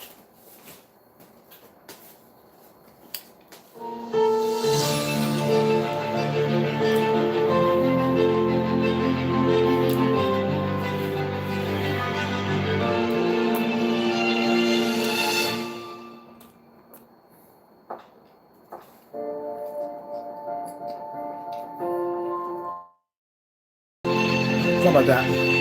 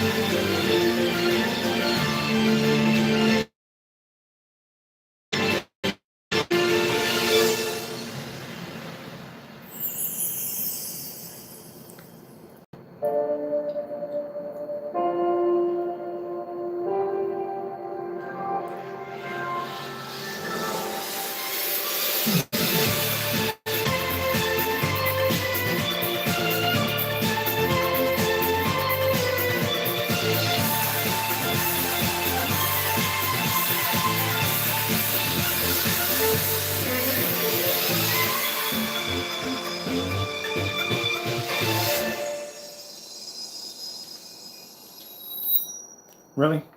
Seriously? Could the response be any slower?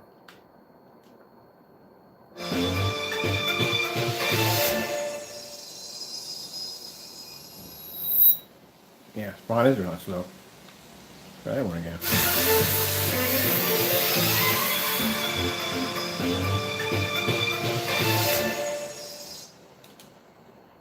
There we go. Got a little timing was off, but I got it. See this? It's supposed to be, this is on black technology. Now watch this. We have more light in the environment than his. So that's definitely a gray screen.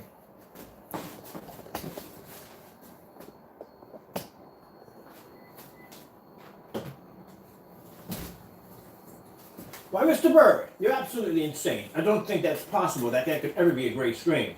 I think the screen could be truly black. I think the theory is definitely off. I think you're a biased human being and definitely wrong with you. All right, let's put that theory.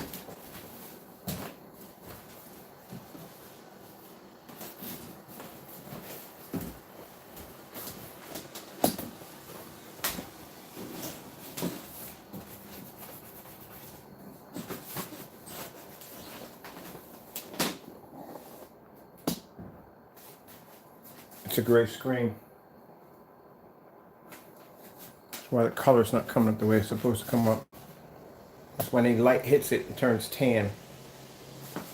Because it's gray. It's not black.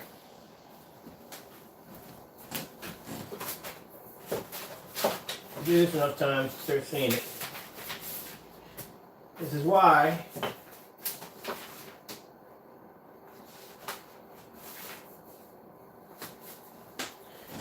Just to improve the theory, gray cinema. Just to prove the theory, just to prove it. It's the same color as this screen right here also. They're about the same color. Just to prove the theory.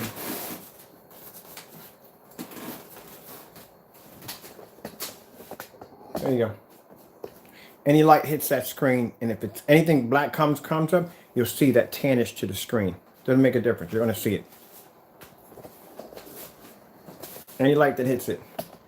Now, in an area right here, there's no light. Where it's darker here, see where it's darker up in the screen up in here, it's going to come up a little better. But down here, where there's more light, you can see the screen starts to turn tan. Any light gray screen or dark gray screen, it's going to pull that image. It's going to happen. Now, if he did it with the lights out in the dark, let's see what he would have gotten with the lights out in the dark. That's 4,300 lumens. We shut our door here, take our lights out, and we'll see. We gotta pull this off real quick. Actually, I just gotta stand in front of my projector. What if I stand in front of the projector? I block it. We have some light in the environment, but still, this is actually less light that he has in his demonstration.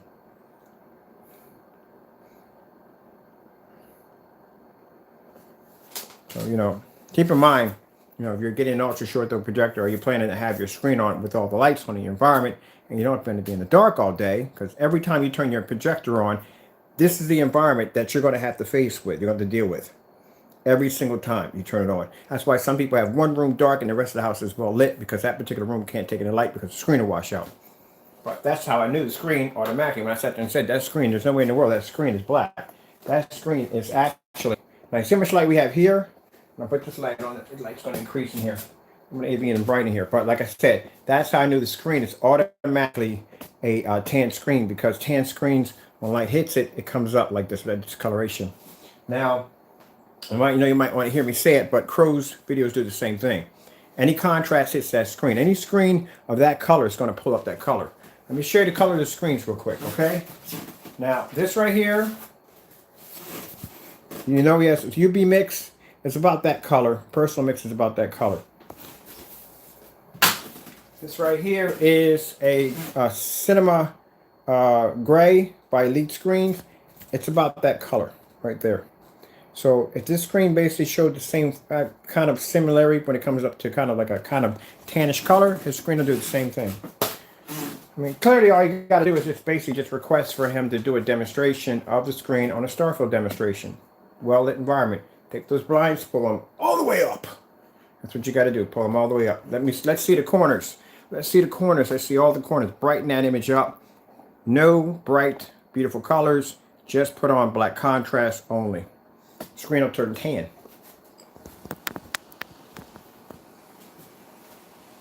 You know, somebody will go back and say, well, Kenny said that your screen will turn tan if you do any dark contrast demonstrations on your screen. And he'll say, well, he's a scammer. He doesn't know what he's talking about. Doesn't realize I'm sitting here doing live demonstrations with you, showing you all this stuff. So just do the demonstration. Just prove that. Bottom line is, you can't pull contrast. You have to have contrast. If not, the screen comes up looking ugly. It really does. Now, I don't even have the screen here, and I can show you that right there just by looking at it. All right, so let's go 2x2 for this. This is not, you can't say it's a daylight screen. It's not a daylight screen. It's not. I'm pretty sure you have more light in your environment than this, right? Right now, in your bathroom alone, you have more light than this in this room. That should tell you something right there. All right. Oh, I got the wrong one. I'm over here. I got the controllers all mixed up. So let's come over here.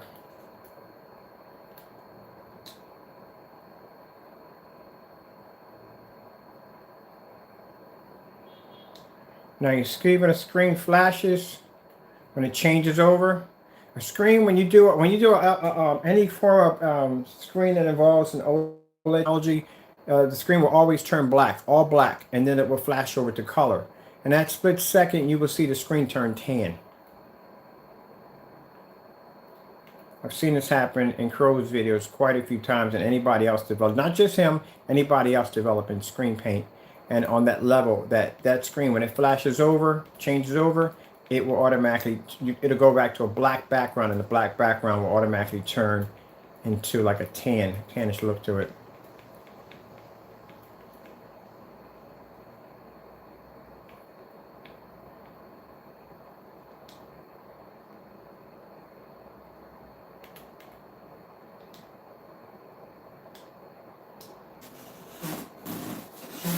So TLC, that image is supposed to be black. Let's see if my theory is right. And maybe TLC did an image that was gray. So maybe I'm wrong, maybe I'm right. Who knows? Let's just see. Let's entertain it. Maybe we might not have the same demo. It's black. Told you. It's black. Oh, come on. We didn't lose that one, did we? Got to go back to that one because that was dead on point.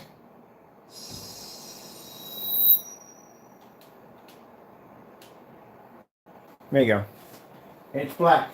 Anytime OLED, any of them do a demonstration and they display that logo, it is always black.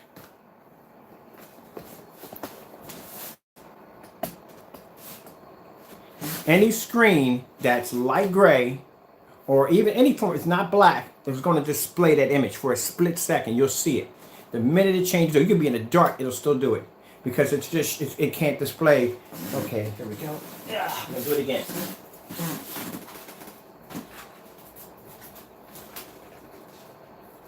That's why we're doing the elite screen so we can just show you.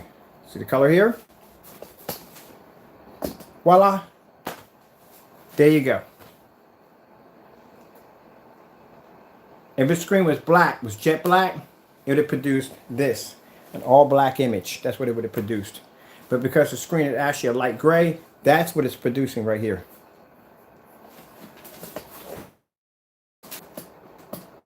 When I watch these videos, I will rewind and go back and rewind and go back and rewind and go back and rewind and go back. That paint wouldn't pass the test. It wouldn't pass the demonstration over here, wouldn't it? But you got to catch it's a split second when you do it. So watch how fast it is.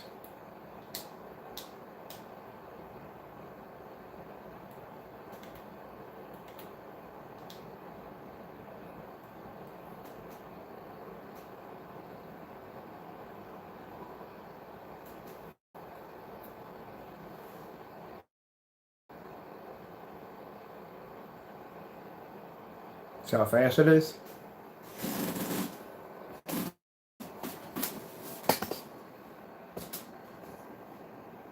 Surprising, the image came up black. The other one didn't.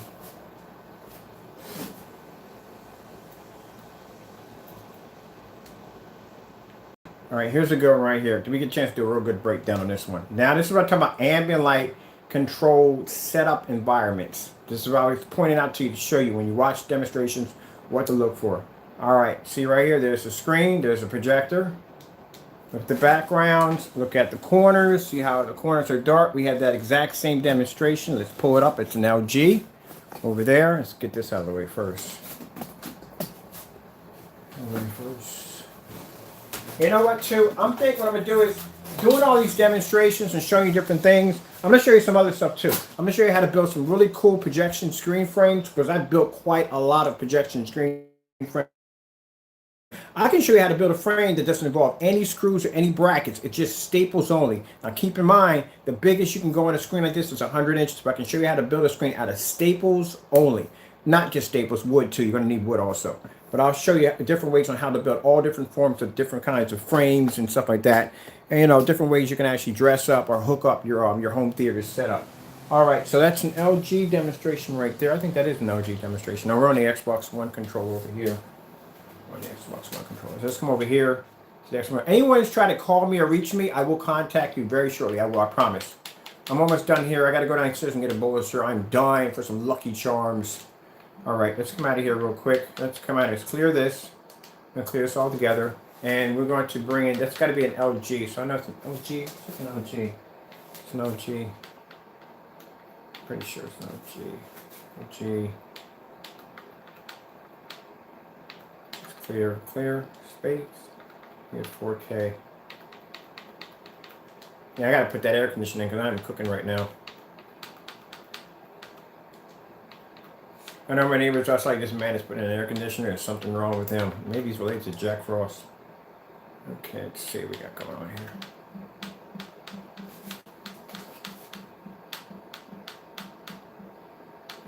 Okay,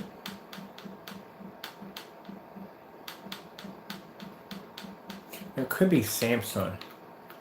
Samsung video demonstrations. Oh crap, forgot. This is Xbox. Microphone's not even hooked up to this. I never microphone hooked up to here.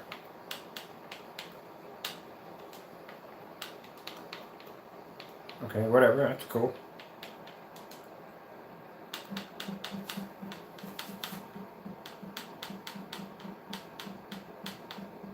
Yeah, we'll probably have to dig the video up.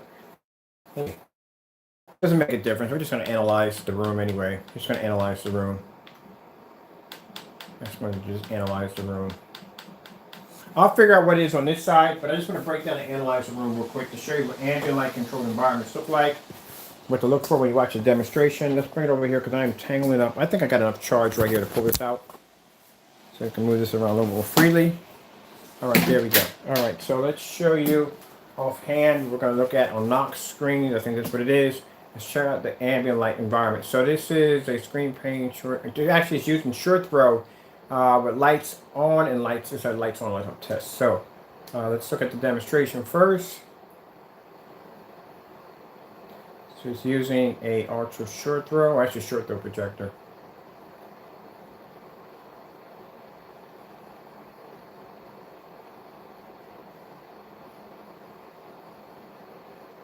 And with the corners are still dark. Where the screen is at, and the light is at corner. This is what they usually do in some of these demonstrations to give appearance that the room is filled with ambient light. As I told you, they'll put some abstract art here in the center over here, and they'll have some condensed lighting hitting there. None of the light is going to be touching the screen. So I'm pretty sure they're going to probably keep this area going to be a little bit brighter than this. I'm pretty sure if they're going through all that trouble. I'm showing off the angle gain of the screen, showing the screen does not turn dark. There we go over here. Let's bring it back a little bit.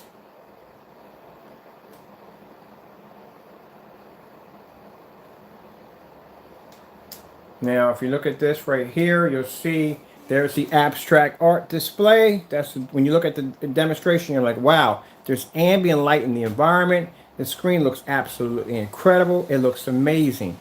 None of that light is in contact with the screen. If it was, these walls wouldn't be dark. All this is dark right here, as you can see. It's an illusion to give you the idea that there's because there's light, physical light in the room, that the screen is actually pouring off ambient light rejection when it's not. If not, that should be there. That should be right over there.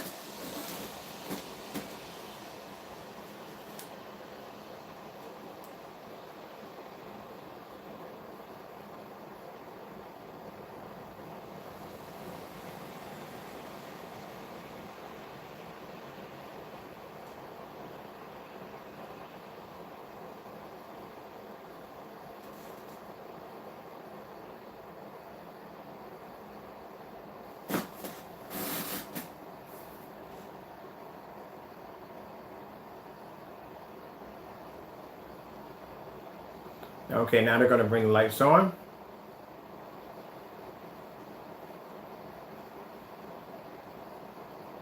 So question, where's the screen? So they paint the entire wall? Is the entire wall painted? Because to tell you the truth, it looks like great primer to me. This is lights on.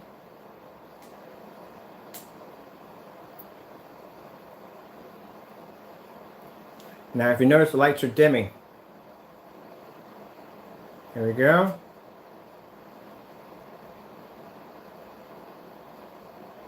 They dim the lights.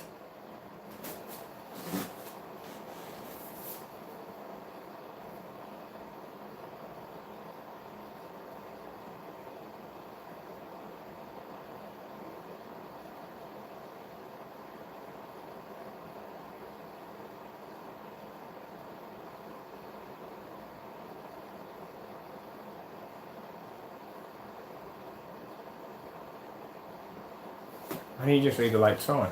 That would have been... Do you have anything here with the lights on? Anything? Nope. That's it.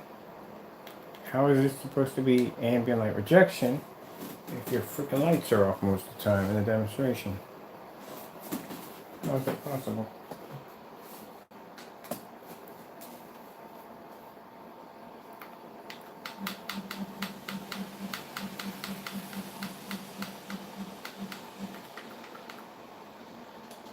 Oh, I keep forgetting.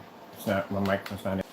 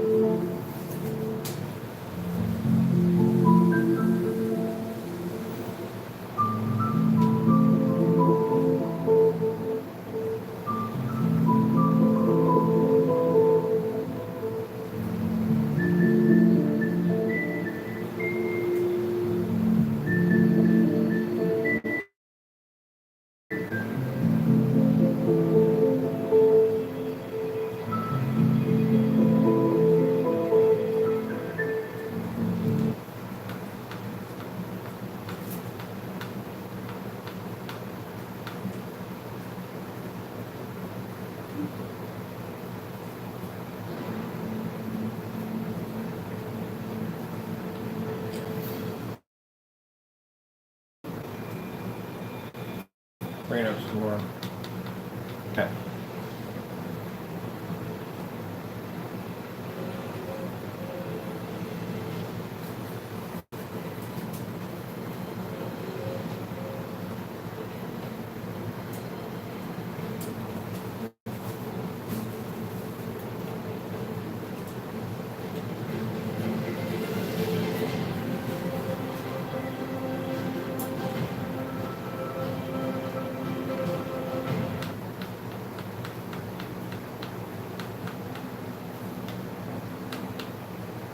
For something a little bit more harder.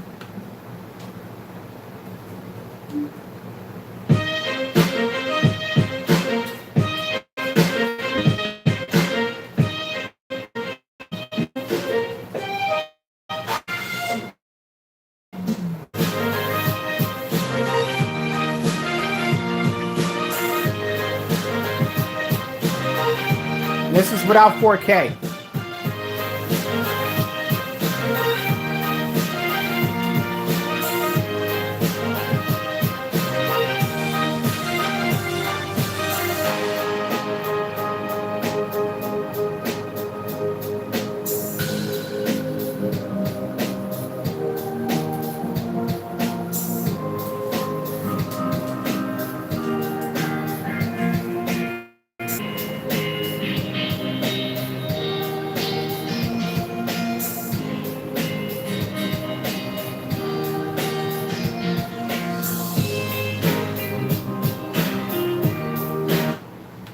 I love it.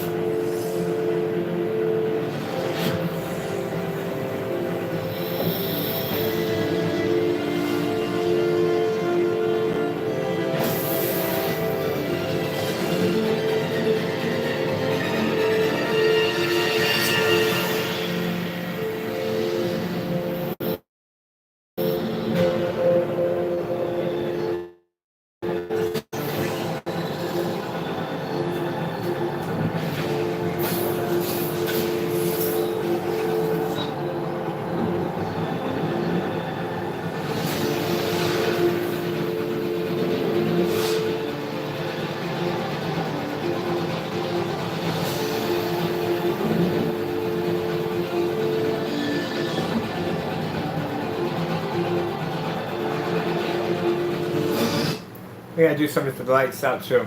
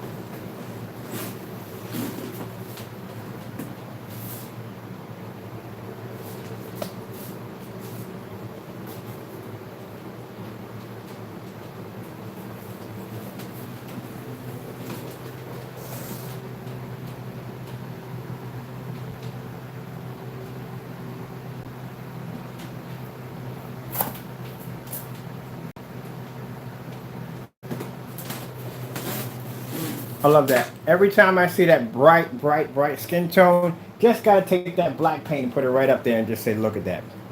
Look how beautiful her skin tone is.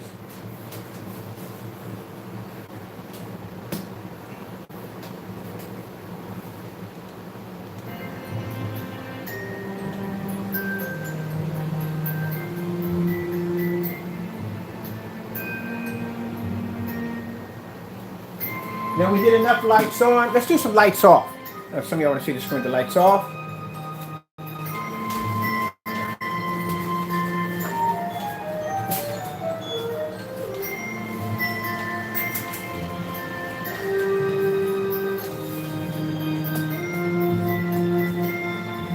First, let's have some fun with some of the stuff real quick.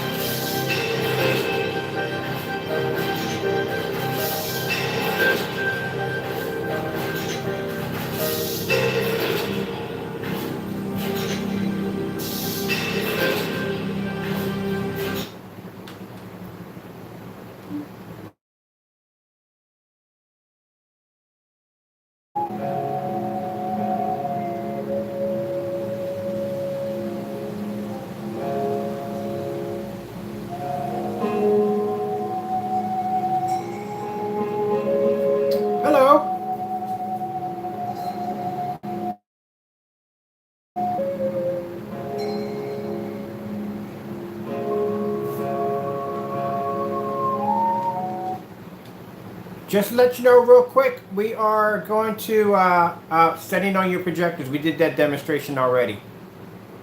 Did that demonstration already on the setting of my projectors.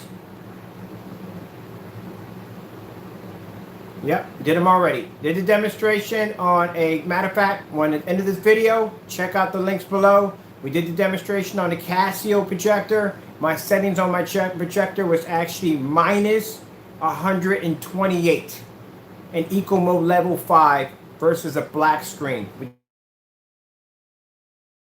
I want to see those demonstrations. I will post them at the bottom. You can check them out. As a matter of fact, I told you all ahead of time, that's the reason why those demonstrations were designed. So when we have people come in the room and ask those questions, those demonstrations are already done for you to view, and they were all done live. But when the video is over, I will post them at the bottom. Feel free to come back in and check the demonstrations one by one. We did 3 projectors on that demonstration.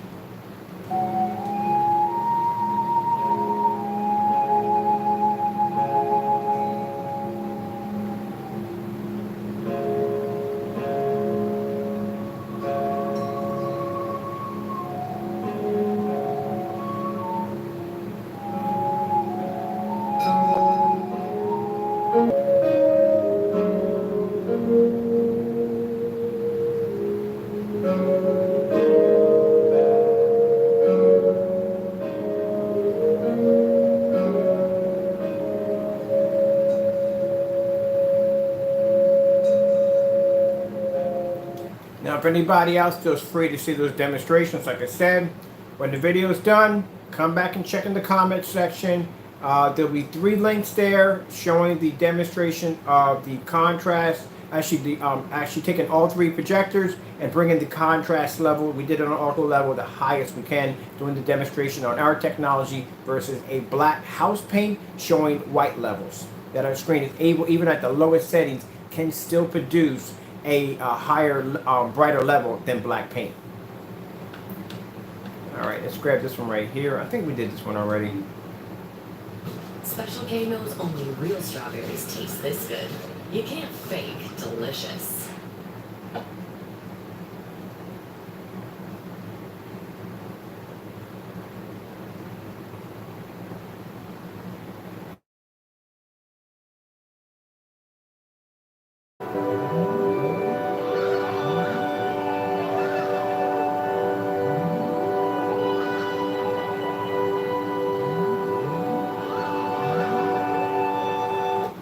One other thing too, I'm sorry to keep interrupting the video, but for the fellow in mind, this is not a 4K projector. This projector is 1080p.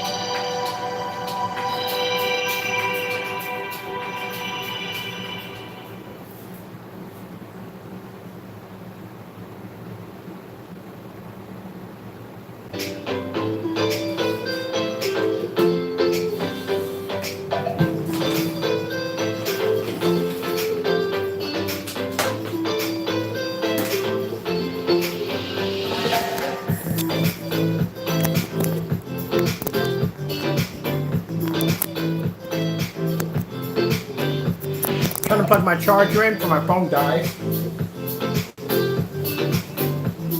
Oh, by the way, this is being displayed on an Xbox One.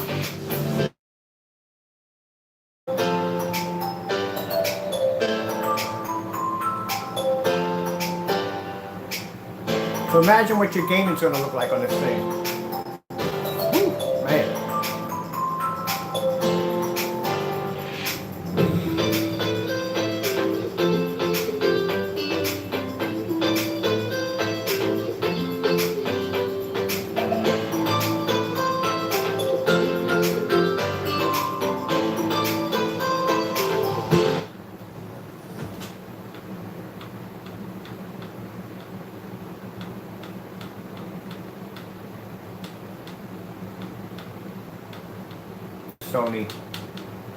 Sony demos. No, Sony has an OLED.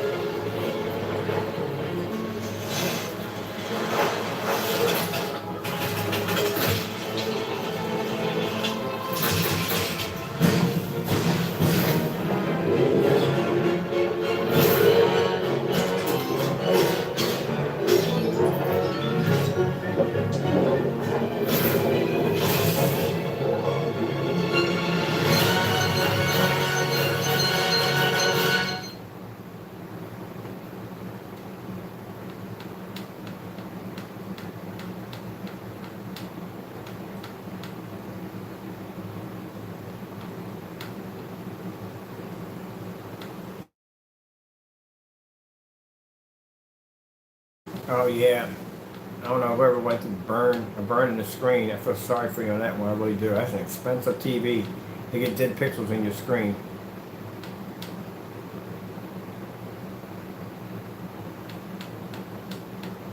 I could imagine coming home and finding my screen with dead pixels in it. Whoop.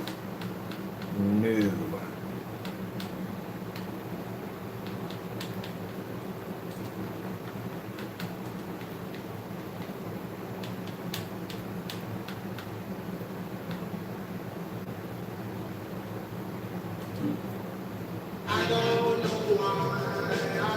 Every little thing your trip needs. Expedia.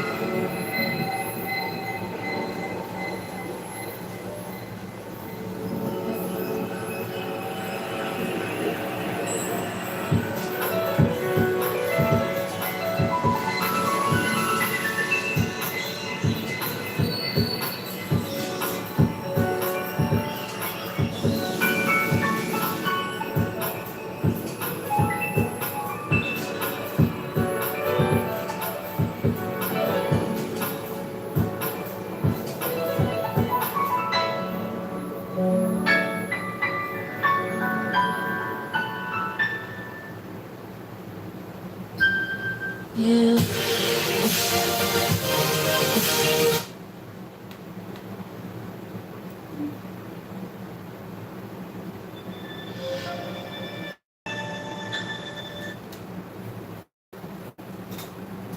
Look how deep the whites are. The whites are and the reds.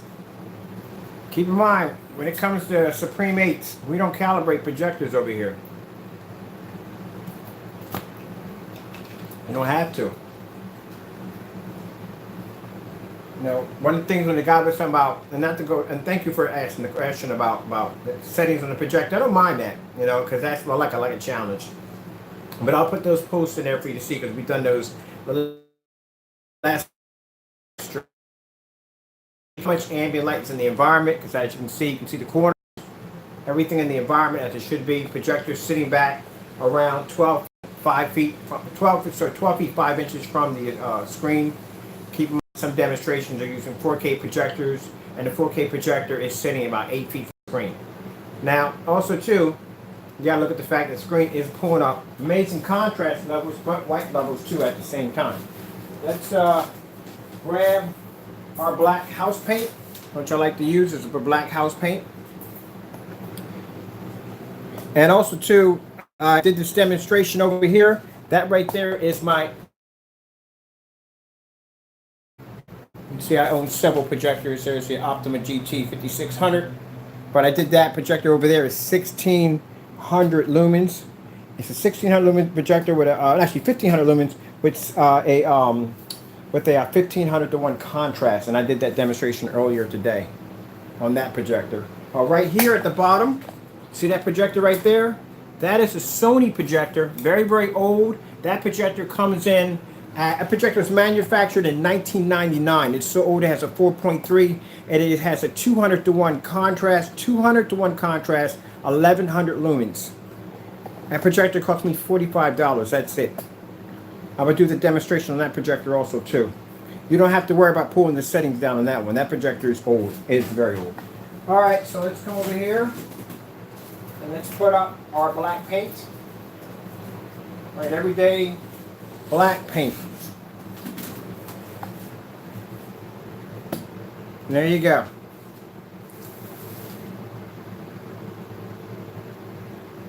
So that's black paint. Just everyday black house paint. Because, you know, like I said, we already proven the point that there's a difference in our technology and black paint.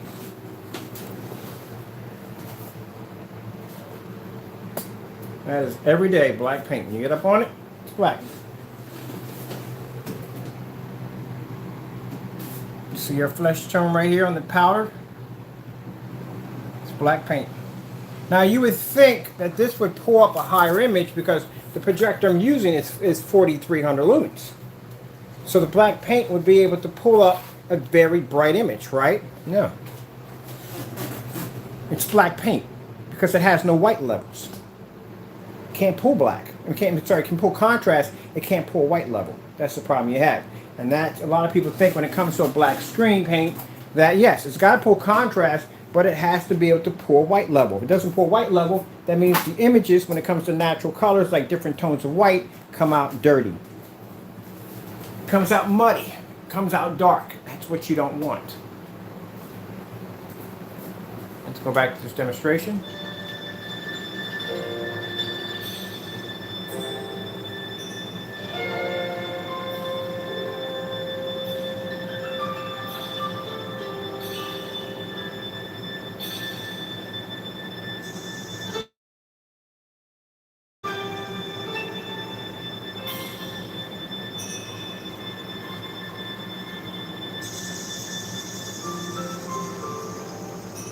I was going to say, well, it's got to be the projector.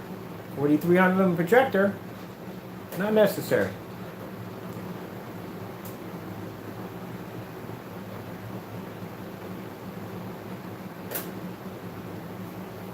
Contrast is gone.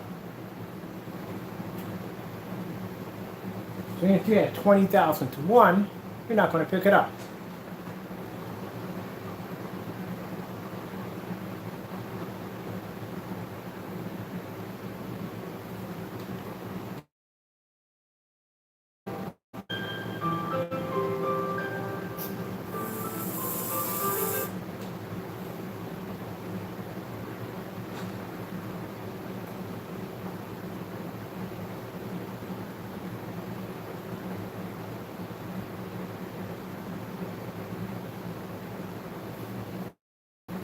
Just because you have a 4300 lumen projector with all this power doesn't mean you're going to get a proper image. have to have a certain technology to do it.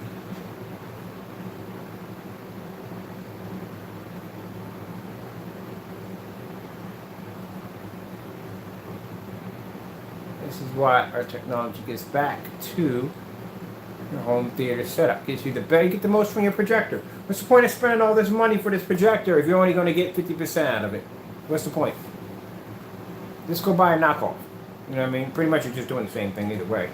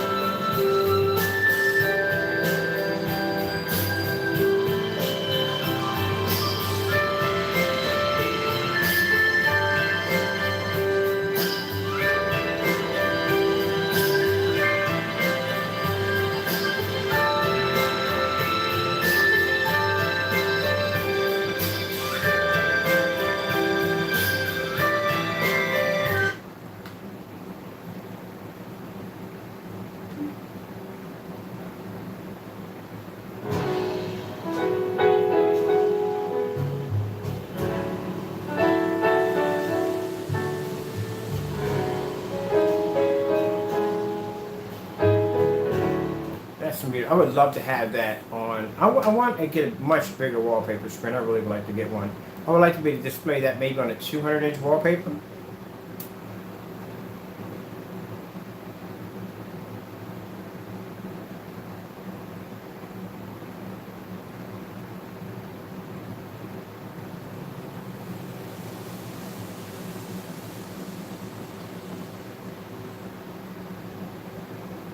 Now look how high the white levels are.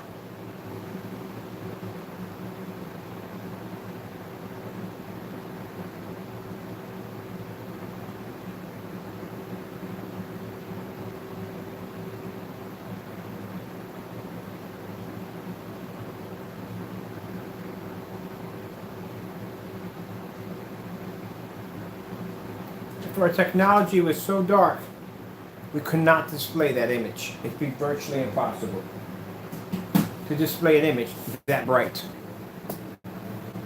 Look at the different shades of white levels. The skin, trees in the background, the clouds, all these are different shades of white level. The screen has to be to pull through. If it was so dark, you couldn't pull it up. You know where I'm going at. You know where I'm going at.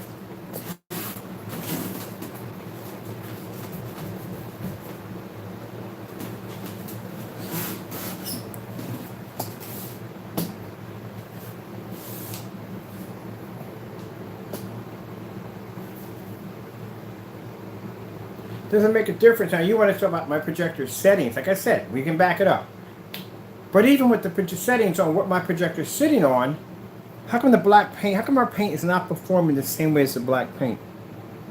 Because first people will say is, and I get this a lot, maybe the settings on your projector are so high, is that the reason why the screen is producing such a high white level?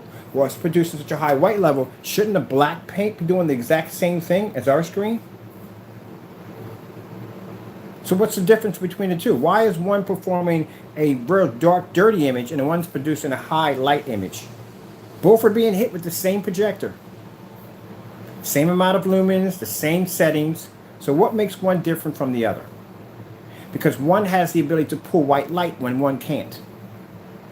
That's what makes the technology different.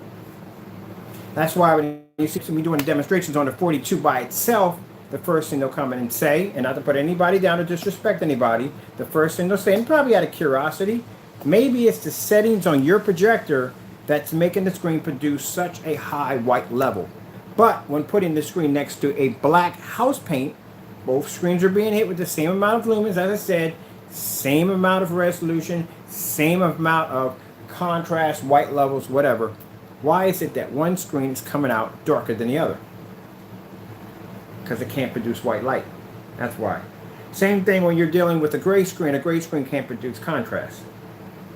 That's why when it comes to images like blue, green, and red, it produces a faded image.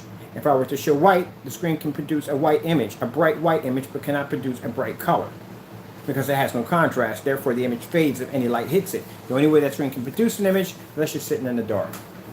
And that's why they should never be called an ambient light rejection. He's right on that. That screen's not ambient light rejection in any way whatsoever. No screen that's light should be called ambient light rejection. It just gives off a faded appearance. It might be the poor image. Some of it might be the poor image in a well-lit environment, but still contrast is not there.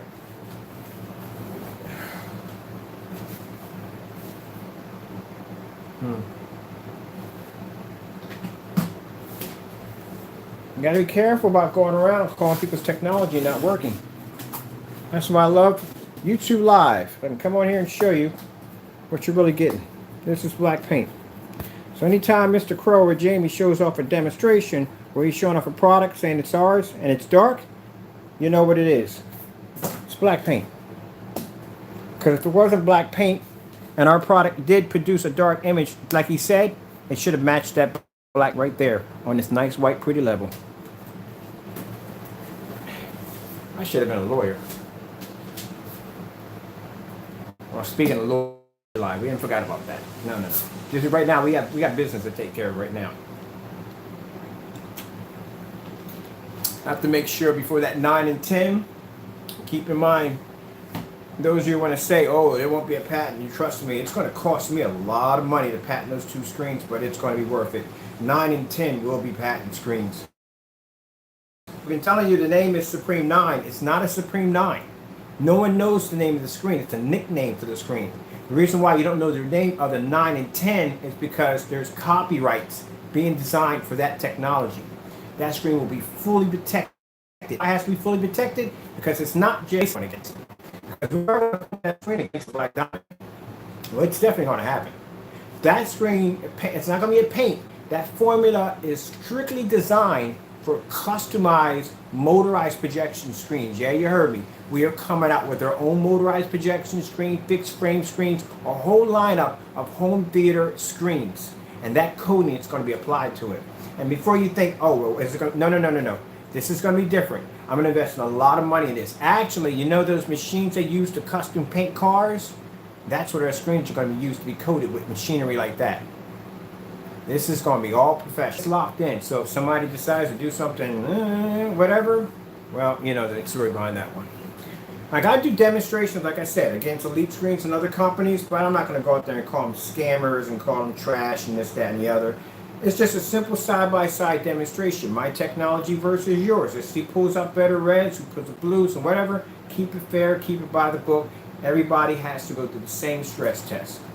You don't do stuff like have light on one side of our screen and keep your side dark and do demonstrations that only favor your screen, stuff like that. You don't do stuff like that. Put everybody under the same condition. So, like I said, sooner or later we will have Mr. J's product here for testing. Two of them we actually will request will be the UB mix and the other one will be the personal mix. I'm really curious how this is going to stand up against some of the sample sheets we have here. We have quite a lot. We just got Daylight's new screen that just came in. We got their screen and tested it. I got a bunch of Elite screens. Actually, some more of them coming in. Firehawk G. Actually, the Firehawk G4. I'm actually getting another sample sheet of that, and I'm going to get another sample sheet of the DMP Supernova Affinity and Blade will be coming in also. So I want to see how a screen pairs to these screens because we did these demonstrations already. We'll do contrast demonstrations, as I said before. We've asked him several times in several demonstrations what is the difference between his product and Bear Silver Screen. What is the difference between his product and Kills Primer? What is the difference between his product and basically any form of mix that anybody else can make? We would need to see that on contrast levels. All right, so let me show you. Let me go back here before somebody goes off and says, well, it's not fair because you, on the other hand, are not doing the same demonstration. Well, I've got a black screen, so my demonstration has to be done a little different. I have to show you on my end that I can take black household paint and produce a higher white level. Now, let's go back to that theory that fellow was actually bringing up real quick. I'm going to show you something real quick. You have to see for yourself. I'm going to post a link anyway, so you'll see it. So, this right here in this demonstration is a Casio projector. The Casio projector is 2,500 lumens.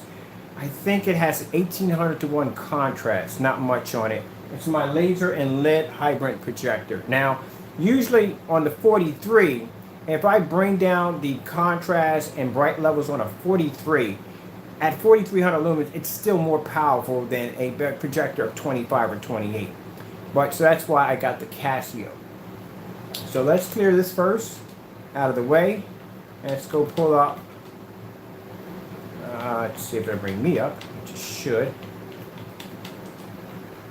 So I have to show you the difference between if you take black paint. I get this from companies. Companies who I'm going to sign a contract with, companies are going to order large sums of paint from me. The first thing they're going to ask is, what is the difference if I just go out and get some everyday black paint and just paint the screen all black? I'll get the same results. We have to show them that there's a difference.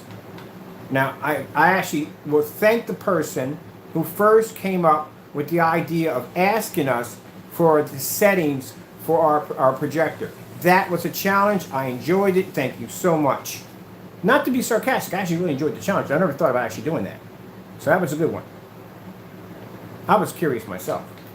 And I did it live. So if I made a mistake, everybody would have saw it.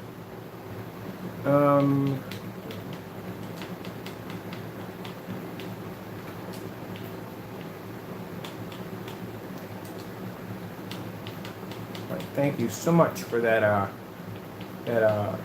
I like when people put up this little challenge here and there. And you know what I mean? Like I said, you have to expect that you have to expect problems when you develop something. There's always going to be problems with it. You know, mistakes make a product perfect. It makes it better. You can find all your flaws and fix it. If you ignore your flaws and fix it and tippy-toe around them, then bottom line, if it comes down to basically testing it, your product is going to fail. Kind of looking at something here. So I keep forgetting I'm not using. Alright, let me see what we got going on here. I'm going to come back here and we're going to clear this out for a minute. This is way off mine.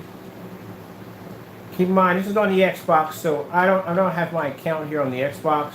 My PS4, on the other hand, basically behind me, has everything running through it, so it'd be easy for me to dig it up just as easy. Alright, there I am right there. That's me. Alright, so let's come over here real quick. This was the projector I did today. That was the Panasonic I have here on the floor. Let me see. This right here is a short, I think this was the contrast demonstration that was done on this one. Make sure I got the right one. Let's see, 43. I think this one we darkened to 43. Okay, how we doing out there? First things first, but it's Let me Casper on the see. creative luminous 4K screen paintings and ALR projection technique. I'm going to show we went to the Casio. That is the other one. Wait, was this for the sale? 10,000 to 1 contrast for throw. Yeah, we did this one 10,000 to 1 contrast. Yeah, we did everything on this one. This video was like 5 hours. I'm going in about 5 hours right now. Let me see. We pulled up the Casio on this one. I think I was going to do the Casio last.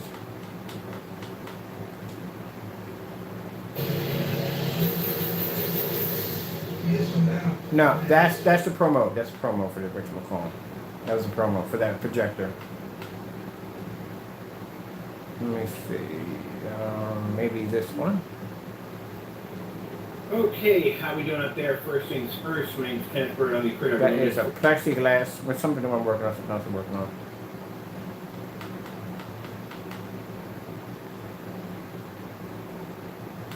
No, this was displaying the screen on window lights. Right over here. Let me see right here. 1601. Alright, I'm back. I had to swing the camera back around. Right.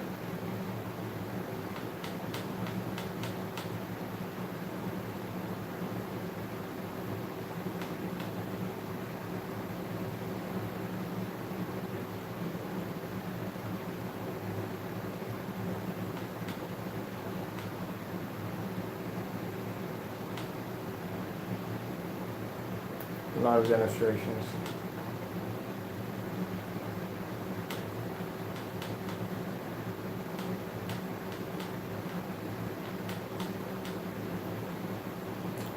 was the one Kind of on want to get 235.1.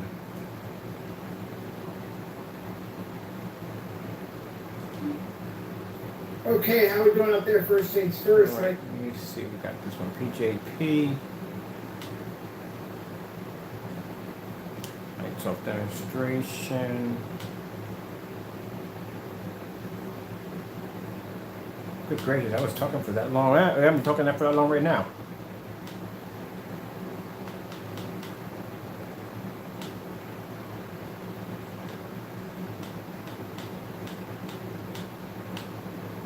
I need to find the Casio. Just did that one too. Pen. 2001. Let me see. That's the daylight screen right there. Casio. Casio's in there, trust me. We did a Casio. Okay, we've had That a was bit to be of a... continued when it came in. A lot of videos, keep in mind. Okay, we've had a bit of a... That's to be continued. So that's the daylight screen that we got in right there. That's the sample So for the daylight this screen. may... That I thought was literally gunmetal. It's not even gunmetal. Let me see it. That's what we're doing right now. There. I got them here. I gotta get them in there. It's a lot of them, but I got them in there. It was the one we did. Oh, yeah. We did do it. This is when we basically went off on freaking Jamie for doing something stupid. Here it is for Crow, white levels on our Supreme 8. This is the demonstration that was done when the screen was dropped. Right here. Let me show you right here.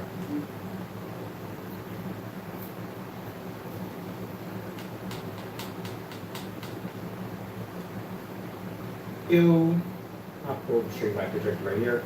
This is my Casio 2500 lumen projector that sits in eco mode level 1, and the settings are all set back to factory settings. I did this demonstration for many times. So this is the one I'm going to post for you, because I don't know how well you're going to see it here, actually showing you through a screen, through another screen, but I'm going to show you in this demonstration. So I'm going to go back here.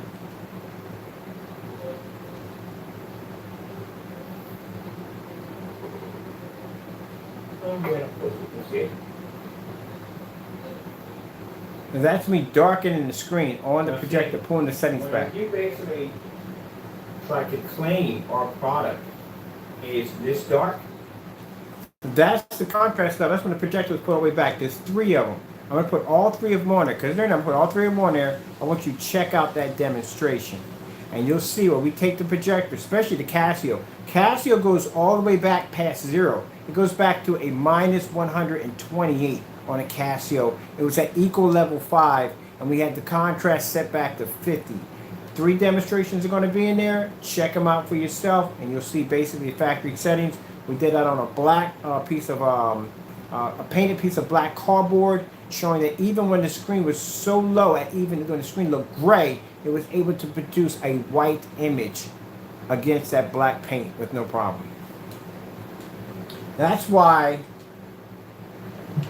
when I said we have to see that demonstration on his behalf. Now, like I said, ours is different. If somebody says about produce, our screen would have to produce a white level, well, we have to be tested against a white level against another black screen.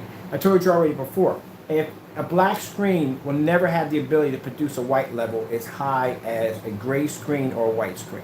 Like a white screen will never, like a gray screen will never be to produce a white level as high as a white screen. White screen's always going to have the whitest level because it's white. But keep in mind, as I said before, in a fully lit environment, white doesn't change. Lights on, lights off, white always remains the same. The colors that will change will be black, blue, green, red, and orange. Those are the colors you're going to have to worry about changing. That's why the screen's going to fade.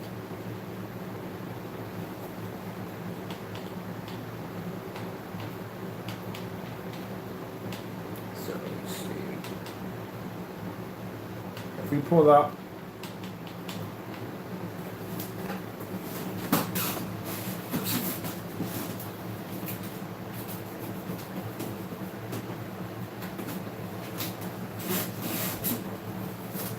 now, we're not even going to use screen paint in this demonstration.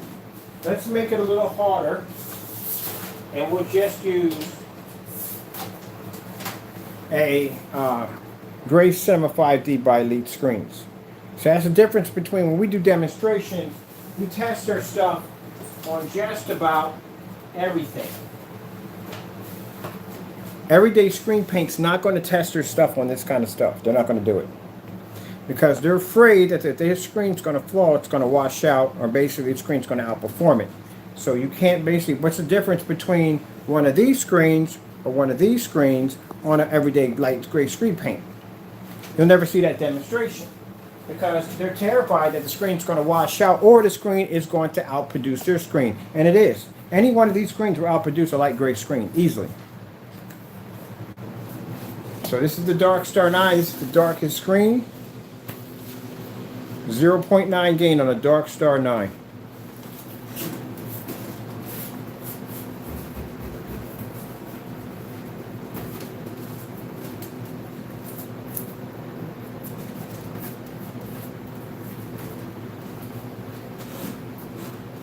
Now when we do a white level demonstration, we've done this before. When we do a white level demonstration, you will notice that these two screens are going to produce a much higher white level, as they should, because they're a lighter screen, where the black screen in the middle is going to pull up a darker image because it can't pull white light.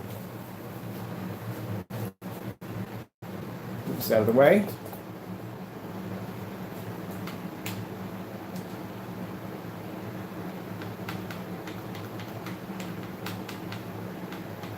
It'd be easier if I had the Sony, because the Sony I could just breeze through this.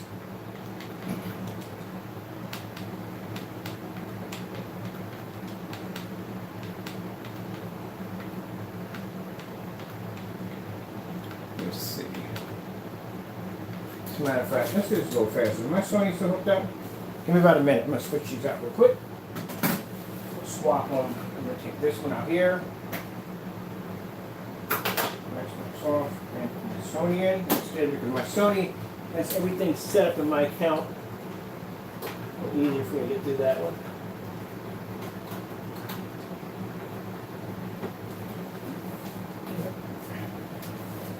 There's my Sony setup over there. Alright, so this is easier, better for use. White screensaver.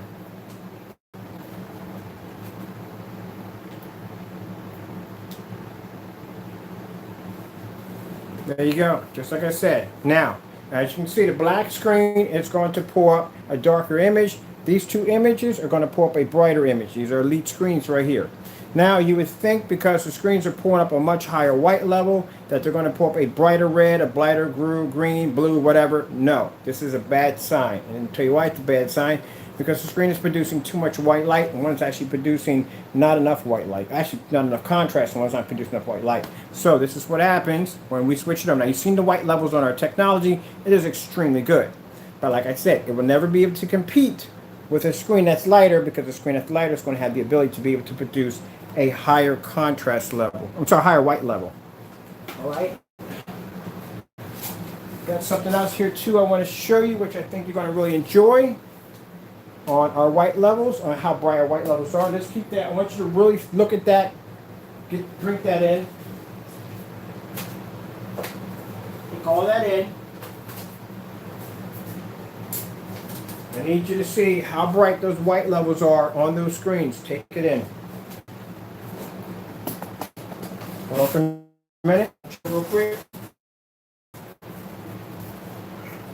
Now that right there on the end is a, whoops, almost dropped my camera. That is a screen paint mix right there. There's a screen paint mix right there. Take it all in, look at it real carefully. Now, whoops, that fell off. That needs to stay up there. We need that to stay up there. That has to stay. And why is my camera leaning to the side? Where's my camera? All right, so let's keep this up here. Stay up here. All right, stay.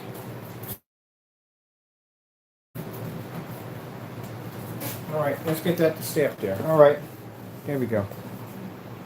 Hopefully everything stays up there. I have fresh tape downstairs, and I'm just too lazy to go downstairs and get it. All right, so now what we're going to do is we're going to switch over to a color of red. Neon red.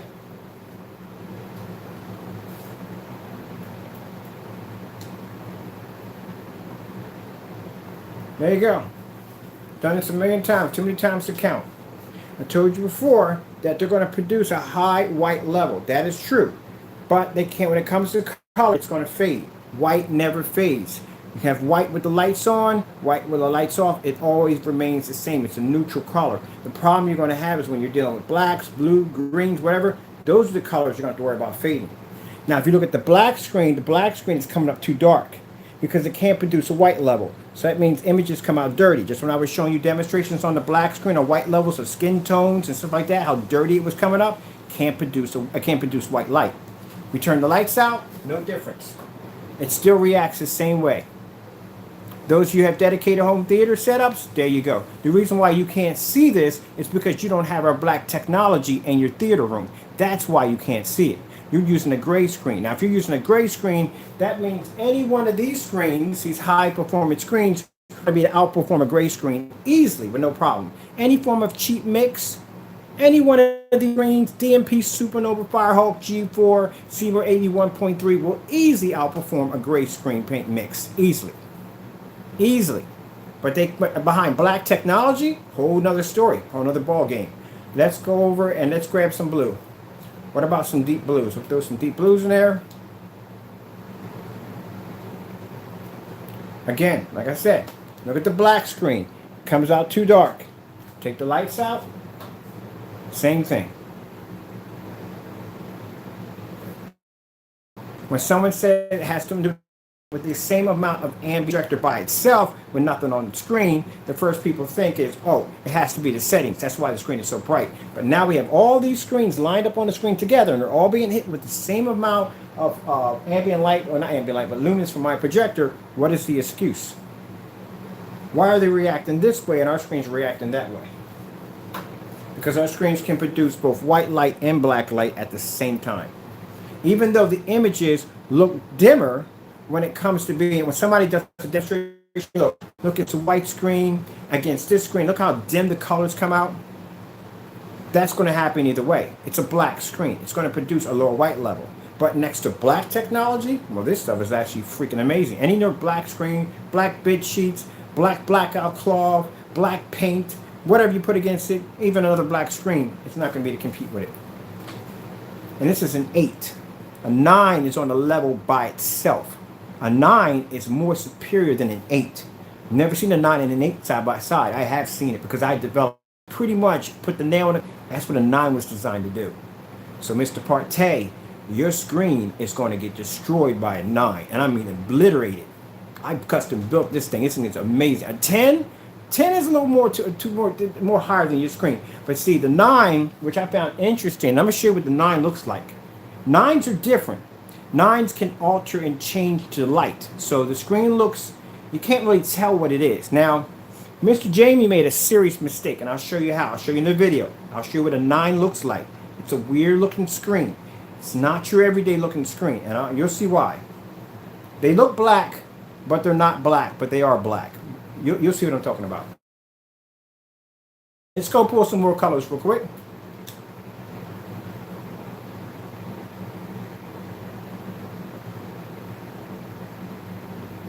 Now, I want you to look at let's go hit yellow real quick. Neon yellow.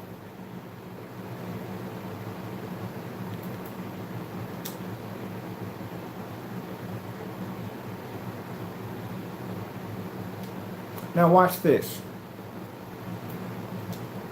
Sky blue.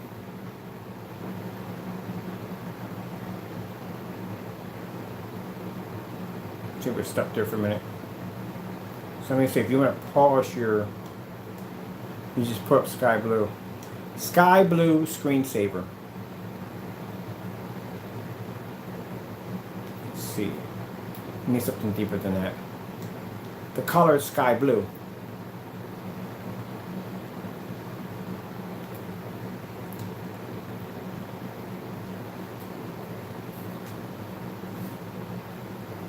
Now keep in mind that right there is a sky blue color. If our screen produced an image so dark, there's no way in the world it would produce a sky blue, that light, to be sitting right next to the screen. Mind, look at the different shades.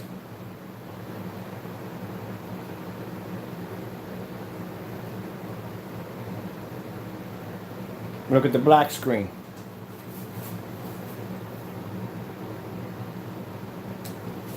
Let's go over to black level test. Now we'll pull contrast.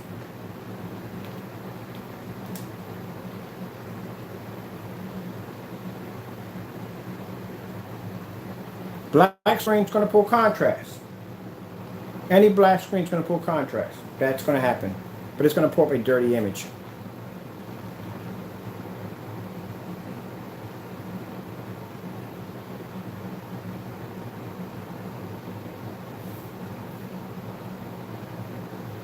If I make it different, you're not going to see it. It's just not going to happen. Let's go over to, let's just go to an all black fireworks display. Well, that one's gone. We don't need that right now. So we're just going to all black fireworks display.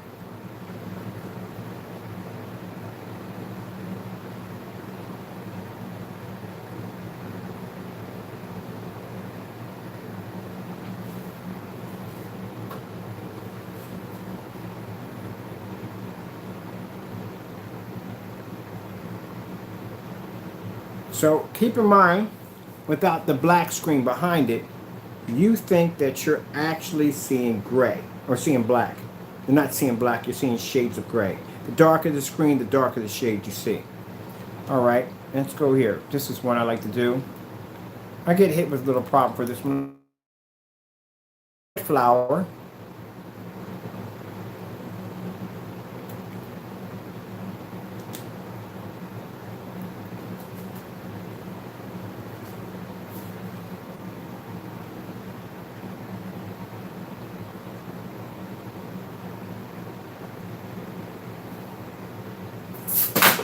Before we start that, let's get these up back on the screen again. I should go downstairs and get my good tape, which I should. I'm going to pause that for a minute. I want you to see something this here.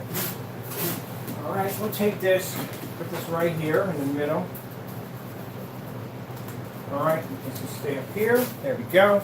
I want you to get a good look at this. This is a flower blooming in red. You can already see right now, we got to have the lights out for this. This is the reason why when I tell you these demonstrations that you have to be in a dark environment. Now, some people may say, look, the image is darker on his paint, but you're getting a more brighter, more vivid picture. That's what you're getting from the screen paint. You're getting the lighter gray screens, you're getting a much more brighter, more vivid picture, and his color is too dark. All right, let's go with that one. Let's go with that theory right there. Well, hold on, let me turn my fan on for a minute. Because the reason why I have the fan on because I have two projectors in here and it gets kind of hot. So let's go with that theory where we'll just say that my screen produces too dark of an image and the lighter screens are producing a more natural color. Natural color. We'll stick with natural color. Notice how I said natural color multiple times. So let's see how much of a natural color we're going to get.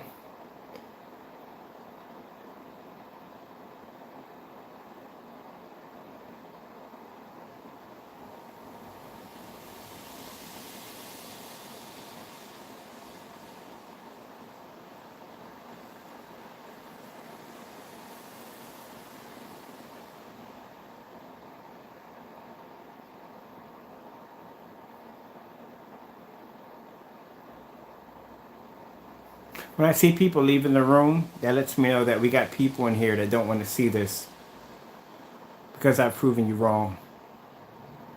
So we said, remember, natural color, right? Natural color. You're not getting a brighter image, you got a faded image. That's a red rose right there. Let's turn the lights off. Maybe if we turn the lights on, we'll get a better color. Nope, still the same.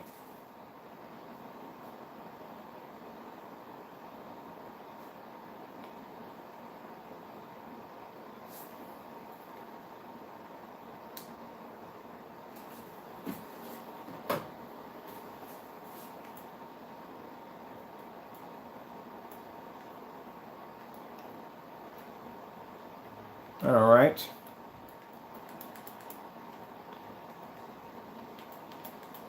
It just shows you, you're not getting what you think you're really getting. You're just not getting it at all, period.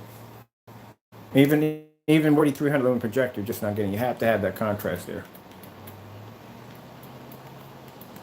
Let's go real quick.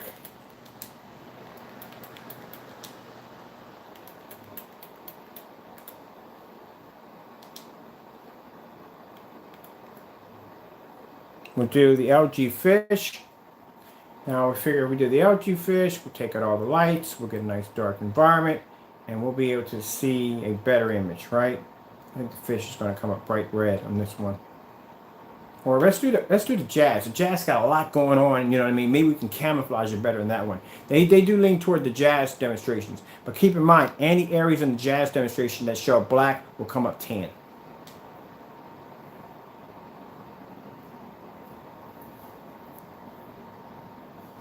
Let's do it with the lights out so we can get a better chance for the screens.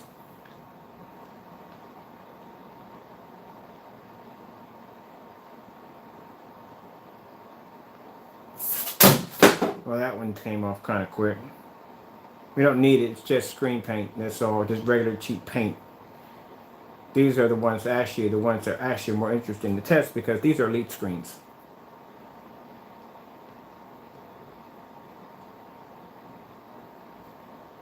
These are going to perform much better with lights out because I said there's a difference between gray screen paint and elite screens. Oh, wait, let me show you something really quick. So, wait, let's put our lights on real quick. All right, so let me show you this real quick.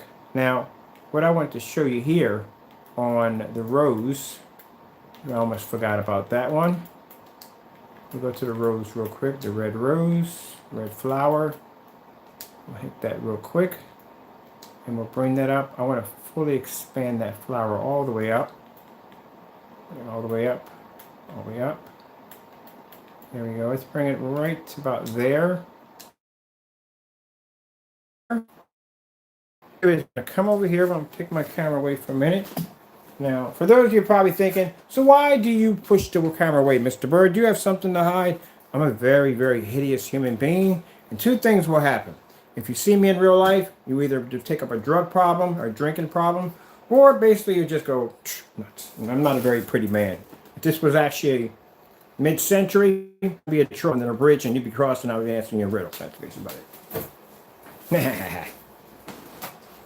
Gotta have fun, people.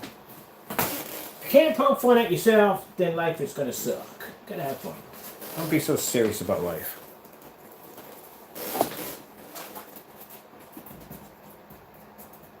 Have fun with it. You know what I mean?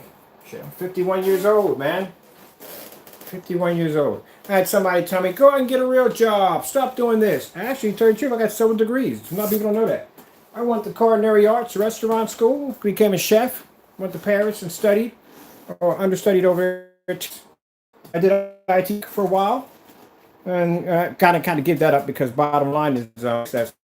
I mean, come on now. I just got into this field because I love gaming, you know what I mean? That's how I got into this field, you know what I mean? Brent had two big giant, that's a long story, I'll tell you about it later, but anyway. Yeah, so that's how I got into this field, and I've been in love with it ever since. All right, so let's come over here, I'm going to show you up close. That is a gray screen paint mix against a red rose. Now, we are going to take the Dark Star 9 over here. Let's move over here to the side, right here. Now, you see the difference between a Dark Star 9 and some cheap screen paint mix? See the difference? This is why this screen is $8,000, and this screen right there would probably cost you $80 for 2 quarts.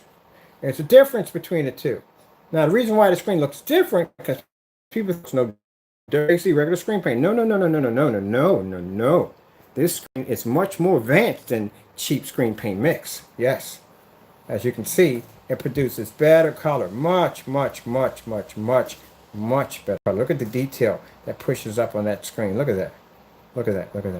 But the difference is, it's not when it sits next to black technology, because this screen, as you can see here, is darker than this screen.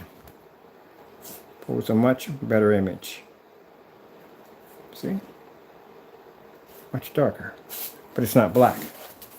Since it's not black, then we'll take it and we'll put it against screen over here, which is black.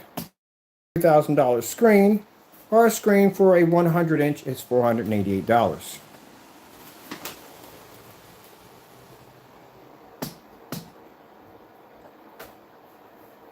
All right, let me show you something even more interesting. You want to see something even more interesting? Even more interesting? I'll show you something even more interesting. How many of you ever heard of the narrow viewing cone? You know what the narrow viewing cone is, right? Narrow viewing cone means that you would have to look at a screen directly in the front, just like this. This is how you would have to stare at it. If you look too far to the left, too far to the right, the screen becomes dark. It's called a narrow viewing cone. Usually screens that have reflective surfaces suffer from this problem. This right here.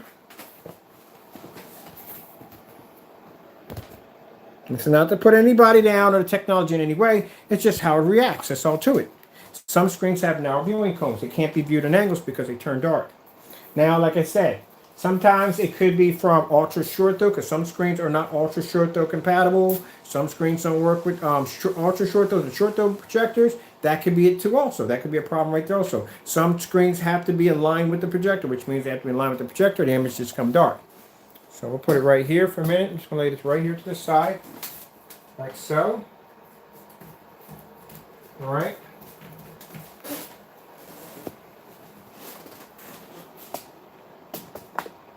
You know what that screen is, right? That's one of their top-end screens. The black one that they have, yeah, that's against our technology right now. So you can see that. But I want to show you something. Now, look at this. Connect my camera to show you something. Do a little dance here.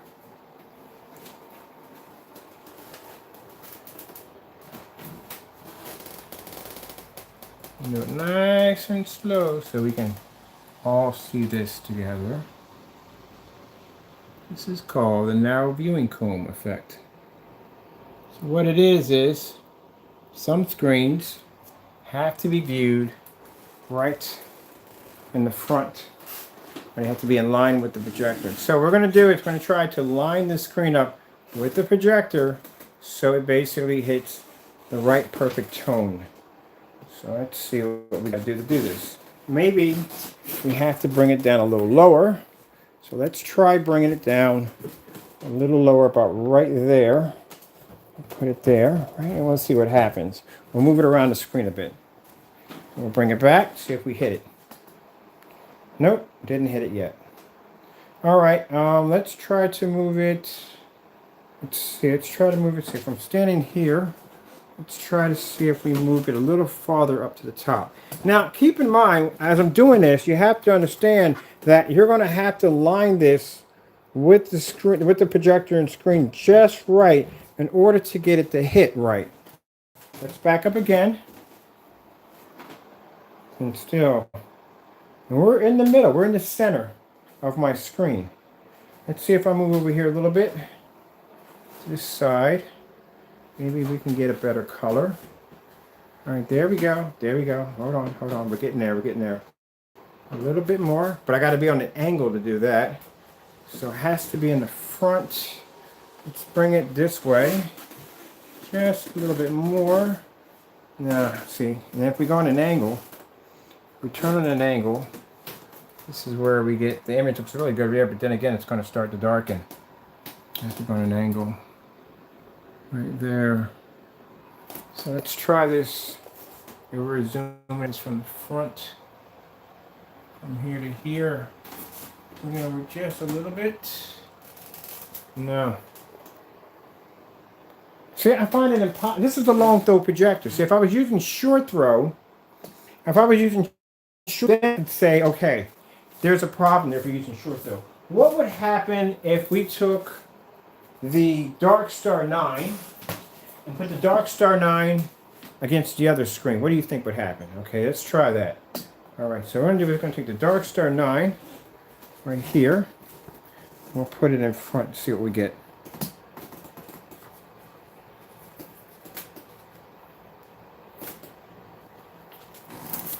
Could this get me in any trouble? Like, really, I'm not doing anything wrong here. Am I just out of curiosity? Just out of curiosity, let's see. Out of curiosity, let's just see what happens. So we'll put them next to the screen right here. I think this is a Paxson. If I'm saying it wrong, it's a Paxson. I think it's a Paxson. I do apologize if I am saying it wrong, if I'm butchering it. I think it's Paxson. This is the Dark Star 9. So this has a gain of 0.8. This has a gain of 0.9. So let's go over here. Let's see. We get in line with the projector, both screens. Both screens have that interesting reflective material. Okay, it says not. Look at the Dark Star 9. So let's turn to the side. See, if we're right here, it'd be nice, the Dark Star 9. So not all the screens react the same way. Now I do know for a fact that the the DLP Infinity and Blade, I don't think they work with ultra short throw projectors. I really don't. See that? That's why when you watch me do demonstrations and you see me, you say, why is he walking around his living room? That's why I'm walking around my living room, to show you that that screen was going to pick up anywhere.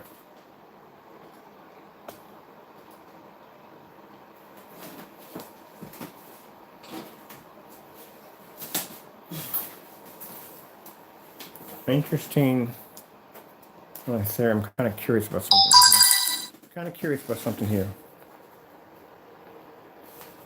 That's black. That's black paint. We got to do black paint against these. I'm curious. So I got all these thoughts now. All this stuff is processing through my head, and I'm thinking about all this crazy stuff that's going through my head now. What happens? The black paint's, like I said, black paint is bad because it can't pull up a white level, and it does come up dirty. These are high-end screens. These are very high-end screens. Now this is another one right here, made by them right here. Another one, right? Okay. Now I'm not to say anything bad about their product. Nothing bad. We're just doing side by side. That's all we're doing. I was curious with a Dark Star 9. Dark Star 9 has a 180-degree viewing angle.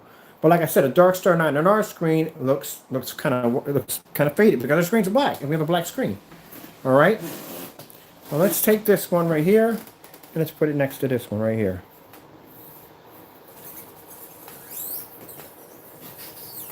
The reason why I'm doing that is because, like I said, some of these screens have narrow viewing cones. They don't work well with the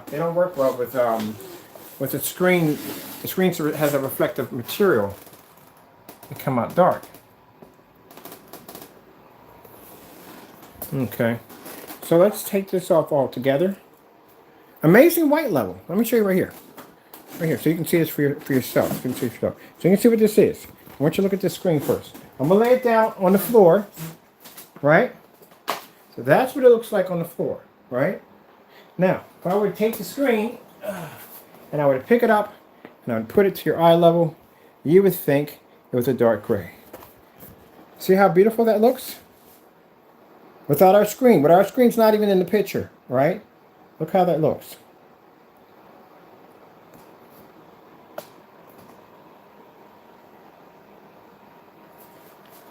But if you stick it against black technology, I'll put it right here in the middle. Oopsie, I need you to stay for this demonstration. Just stay right there. There we go. Be nice and just stay.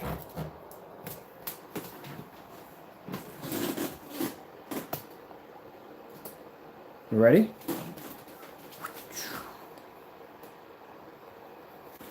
Ole.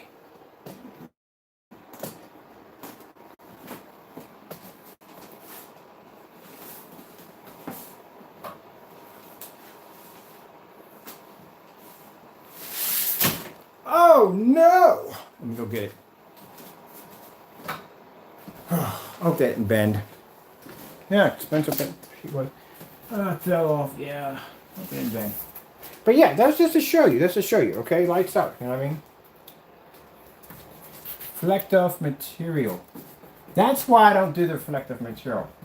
Reflective material is like, okay, say when you're riding in your car and you see a jogger crossing the street and they got that reflective safety material on, and the minute you see them because they're in the front of your car, your lights are hitting it, your lights are the projector, you can see them crystal clear, you can see where they're at, but the minute they turn into an awkward position where you can't see them anymore, You can't, the reflective, the safety is barrier is gone. Well, you know what I'm talking about. Bottom line is you can't see them, you can't see them. You only see them unless your basically lights hit that reflective surface.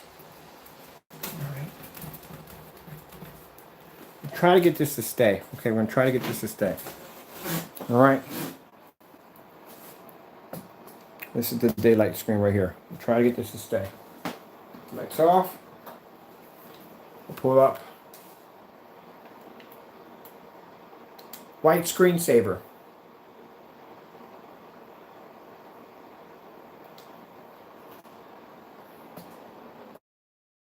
That's the white level versus our technology.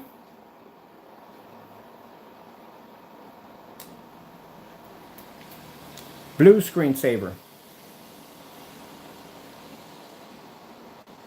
Oh, let's put up, wait. Neon blue.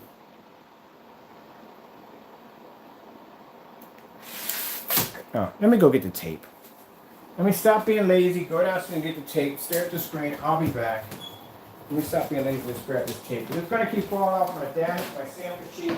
I don't feel like getting it off of it. It's perfect that one again.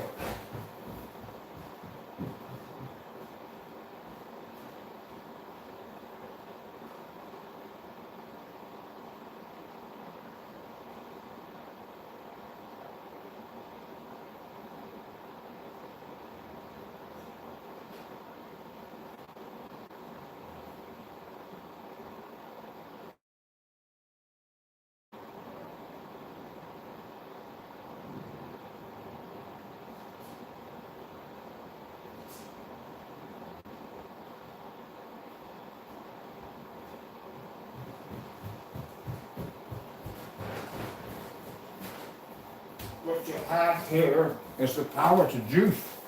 All right, we're back. You got some more tape? Some good tape.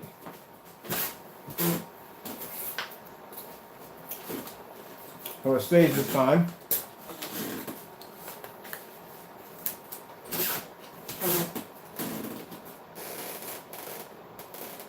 Over here.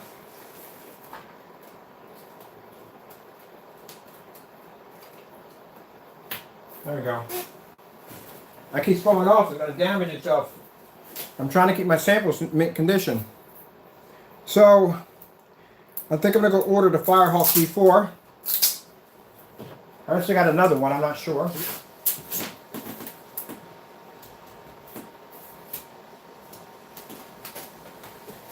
So here we go again.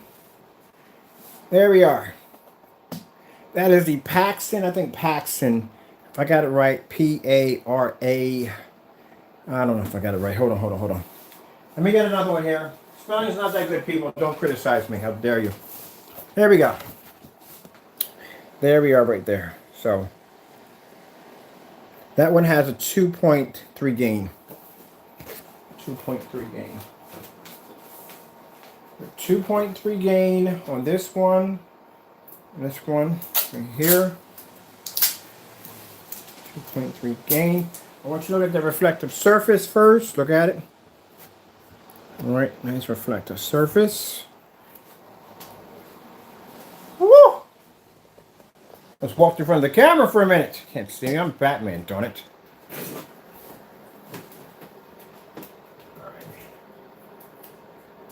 Some people say, well, your videos are not professional. Come on, man. You can't have fun. You know what I mean? What's the point? I worked at a lot of stressful jobs. I'm going to tell you something right now. Two craziest jobs I ever worked at in my entire life. Lie to you not, bar none. I worked in a slaughtering house. Oh, man. You never forget that, man. Smell of blood, you never forget that. Wow. I worked in a slaughterhouse and I worked in a graveyard. I used to dig graves.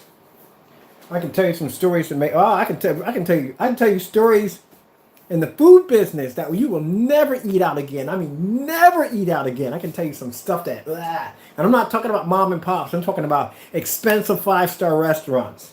Yeah, man. I'm not gonna say any names, man. But I worked in some places, man. I worked at one place that was so disgusting. Literally, I quit. I couldn't work there. It just basically triggered me to see people come in there, especially kids, and eat and knowing what they were doing behind the establishment. I quit. I didn't want the job.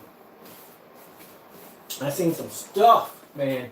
But craziest thing that ever happened, man. A lot of you know, I tell people this story to this day.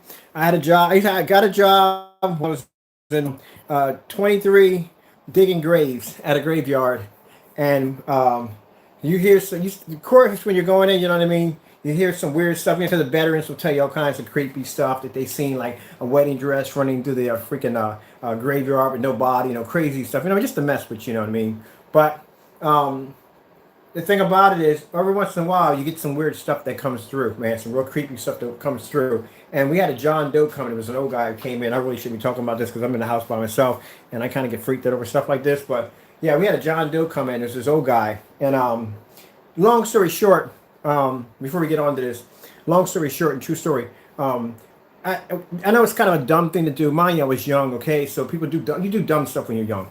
So we thought it'd be kind of cool to take pictures in the coffins and dress up halfway up by just wearing a suit and tie and dress halfway up. I know it's dumb. It was dumb, okay? But you know, when you're young, you do dumb stuff. So anyway, and we were taking pictures, and the guy came in, basically yelled at us, said, "Look, if that thing had fell over and it shut, we would have been locked in and to destroy the coffin to get us out." So you know, they're airtight and everything. So that's just explain to you what happened in this story. So anyway, long story short, we got this John Doe in, old guy, and the mortician in the back. Basically, this guy doesn't fear anything at all, and for some reason, he was really spooked out over this body, and he just wanted it out of there. So it was probably around December, and we're taking this body up on the top of this hill, and we couldn't get him in the ground. Like literally, could not get this guy in the ground. I mean, basically, the batteries on the backhoe were dead. We tried to torch the ground. None of the torches would light. It was just weird. It was really weird. And the thing about it, he had this strange cologne that he was wearing, and for some reason, it just seemed to get stronger along the way as we were just taking this body to its destination. So anyway, I was in the truck with a few Mexicans and some Puerto Ricans and stuff. I don't know much Spanish, but I do know what Diablo means. I definitely know what that one means. So anyway, on the way down, we decided to just cremate the body and just be done with it. And bottom line is, when we got halfway down the hill, the coffin popped open. So all I heard was the Mexican guy scream "Diablo," and that's all I needed to hear, and I took off running. And mind you, you're in a graveyard running. So keep in mind, from time to time, some of the people I work with, when they would dig fresh graves, they forgot to put out the orange markers. An orange marker means there's a fresh grave over there. So if you happen to trip and fall into one of these bad boys, it is very hard to get out of a grave, a fresh dug grave, especially when the dirt is fresh. There's nothing to climb up on. It's a bad place you just don't want to be. So I'm not thinking this up in tombstones just to get out, because I said, worst thing I've ever seen in my entire life.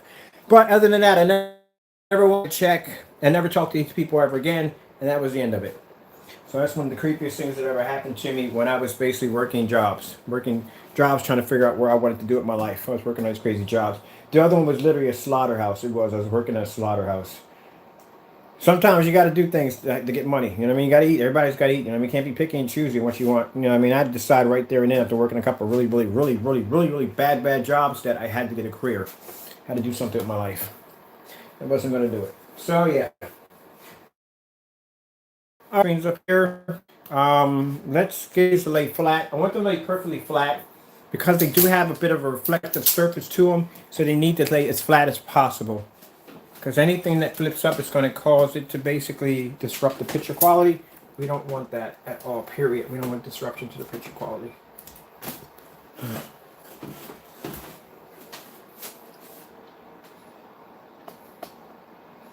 You're watching me do this while the screen's in blue, right? That's kind of a thought right there. All right.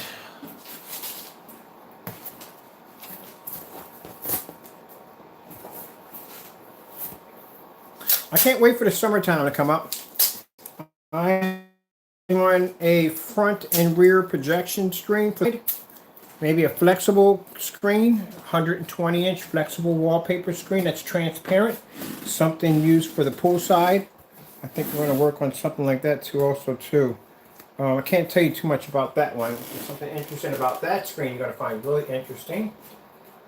I can't say too much about it, but you'll see it when it launches, when it comes out. All right.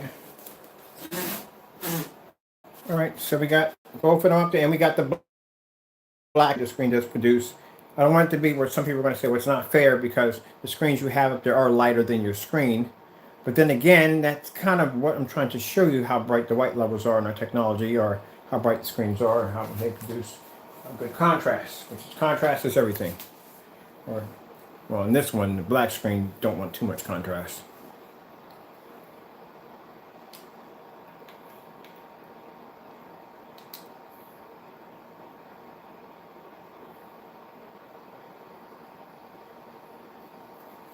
And again, let's do the, see if we have it. Pretty good on that one right here. Okay, perfect.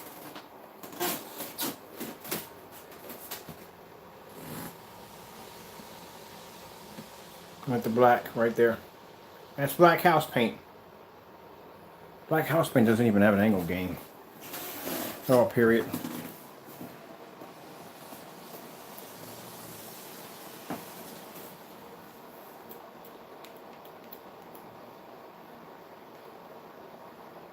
I wonder what this is right here. I'm curious. Oh, yes. I like this. This is pretty cool. This is going to change the color randomly.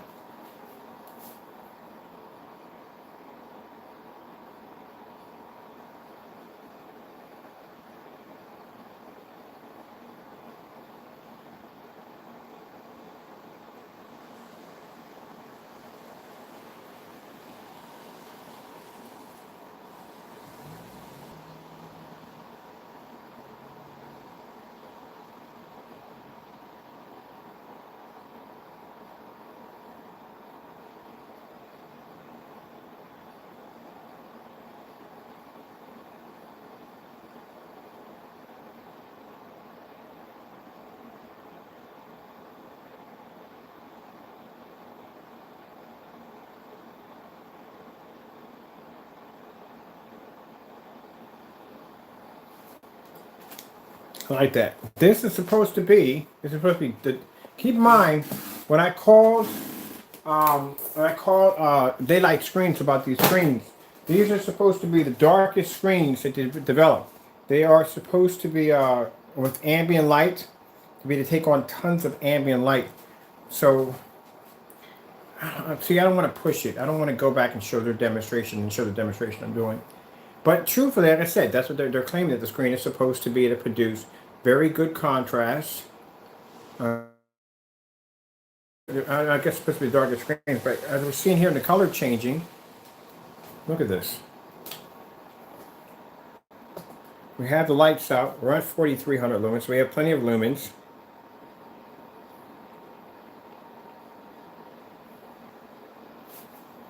And yet the screen is still remaining the same when it comes to color.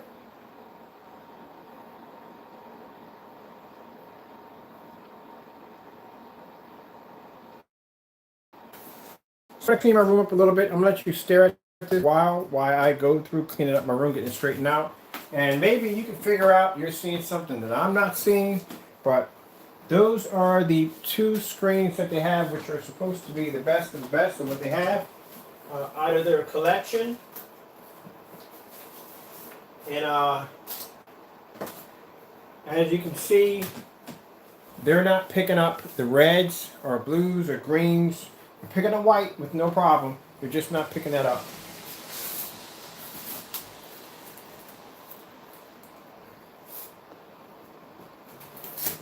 And that's why I showed you in the demonstration the daylight screen. Now keep in mind, those screens, that's the R screen. So that's next to R screen. Keep in mind. I still have to do a demonstration, which I'm planning to paint an all gray screen. And I'm going to do these screens against an all gray screen, like everyday screen paint. That's what we're going to do. Everyday gray screen, that's what kind of demonstration we're going to do. To show you that there is a difference. There is a difference, like I showed you with the rose and the Dark Star 9. There is a difference between the rose and the Dark Star 9 when I was doing that demonstration against the everyday cheap screen paint mix versus a high performance screen. There's a big difference. Trust me, there's a big difference. But toward a black screen, the black screen is going to be able to do things that these screens can't do. Sorry if I'm walking in front of the camera like that. I'm just cleaning up my mess in my room, trying to get everything organized in here. Because after this, I'm going to sit down and rest. But you know, you look at it and see for yourself. You tell me. Please share, post at the bottom. You tell me why it's looking like that.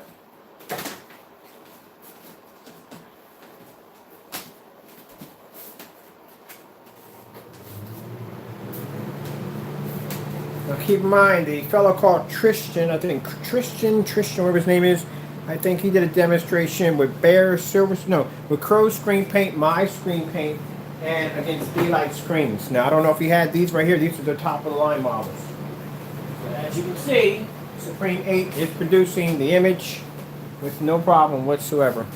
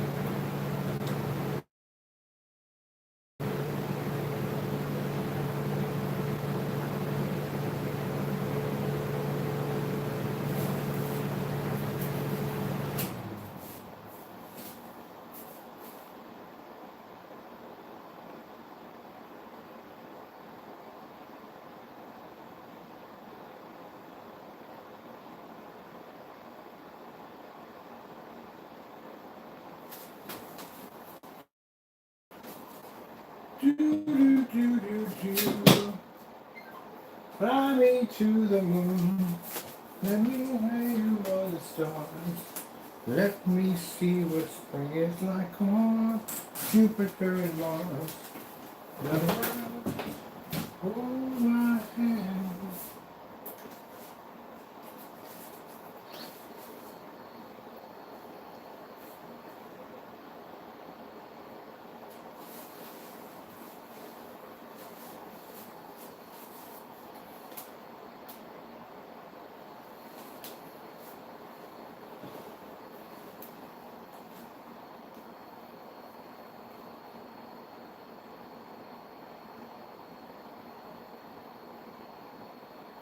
I'm not getting it. Okay.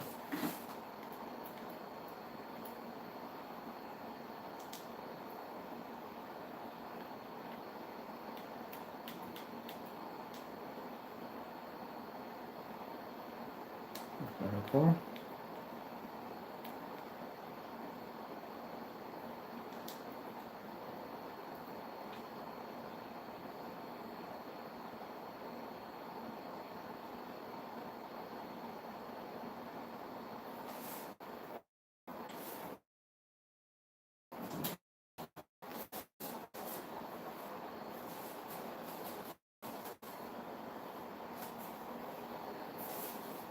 Maybe I got too much ambient light in the environment, maybe.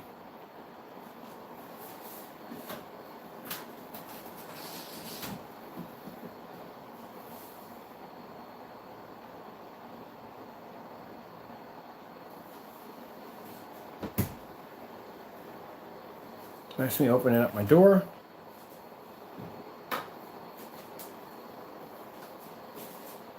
Like I said, they pull a bright white image, as you can see, watch.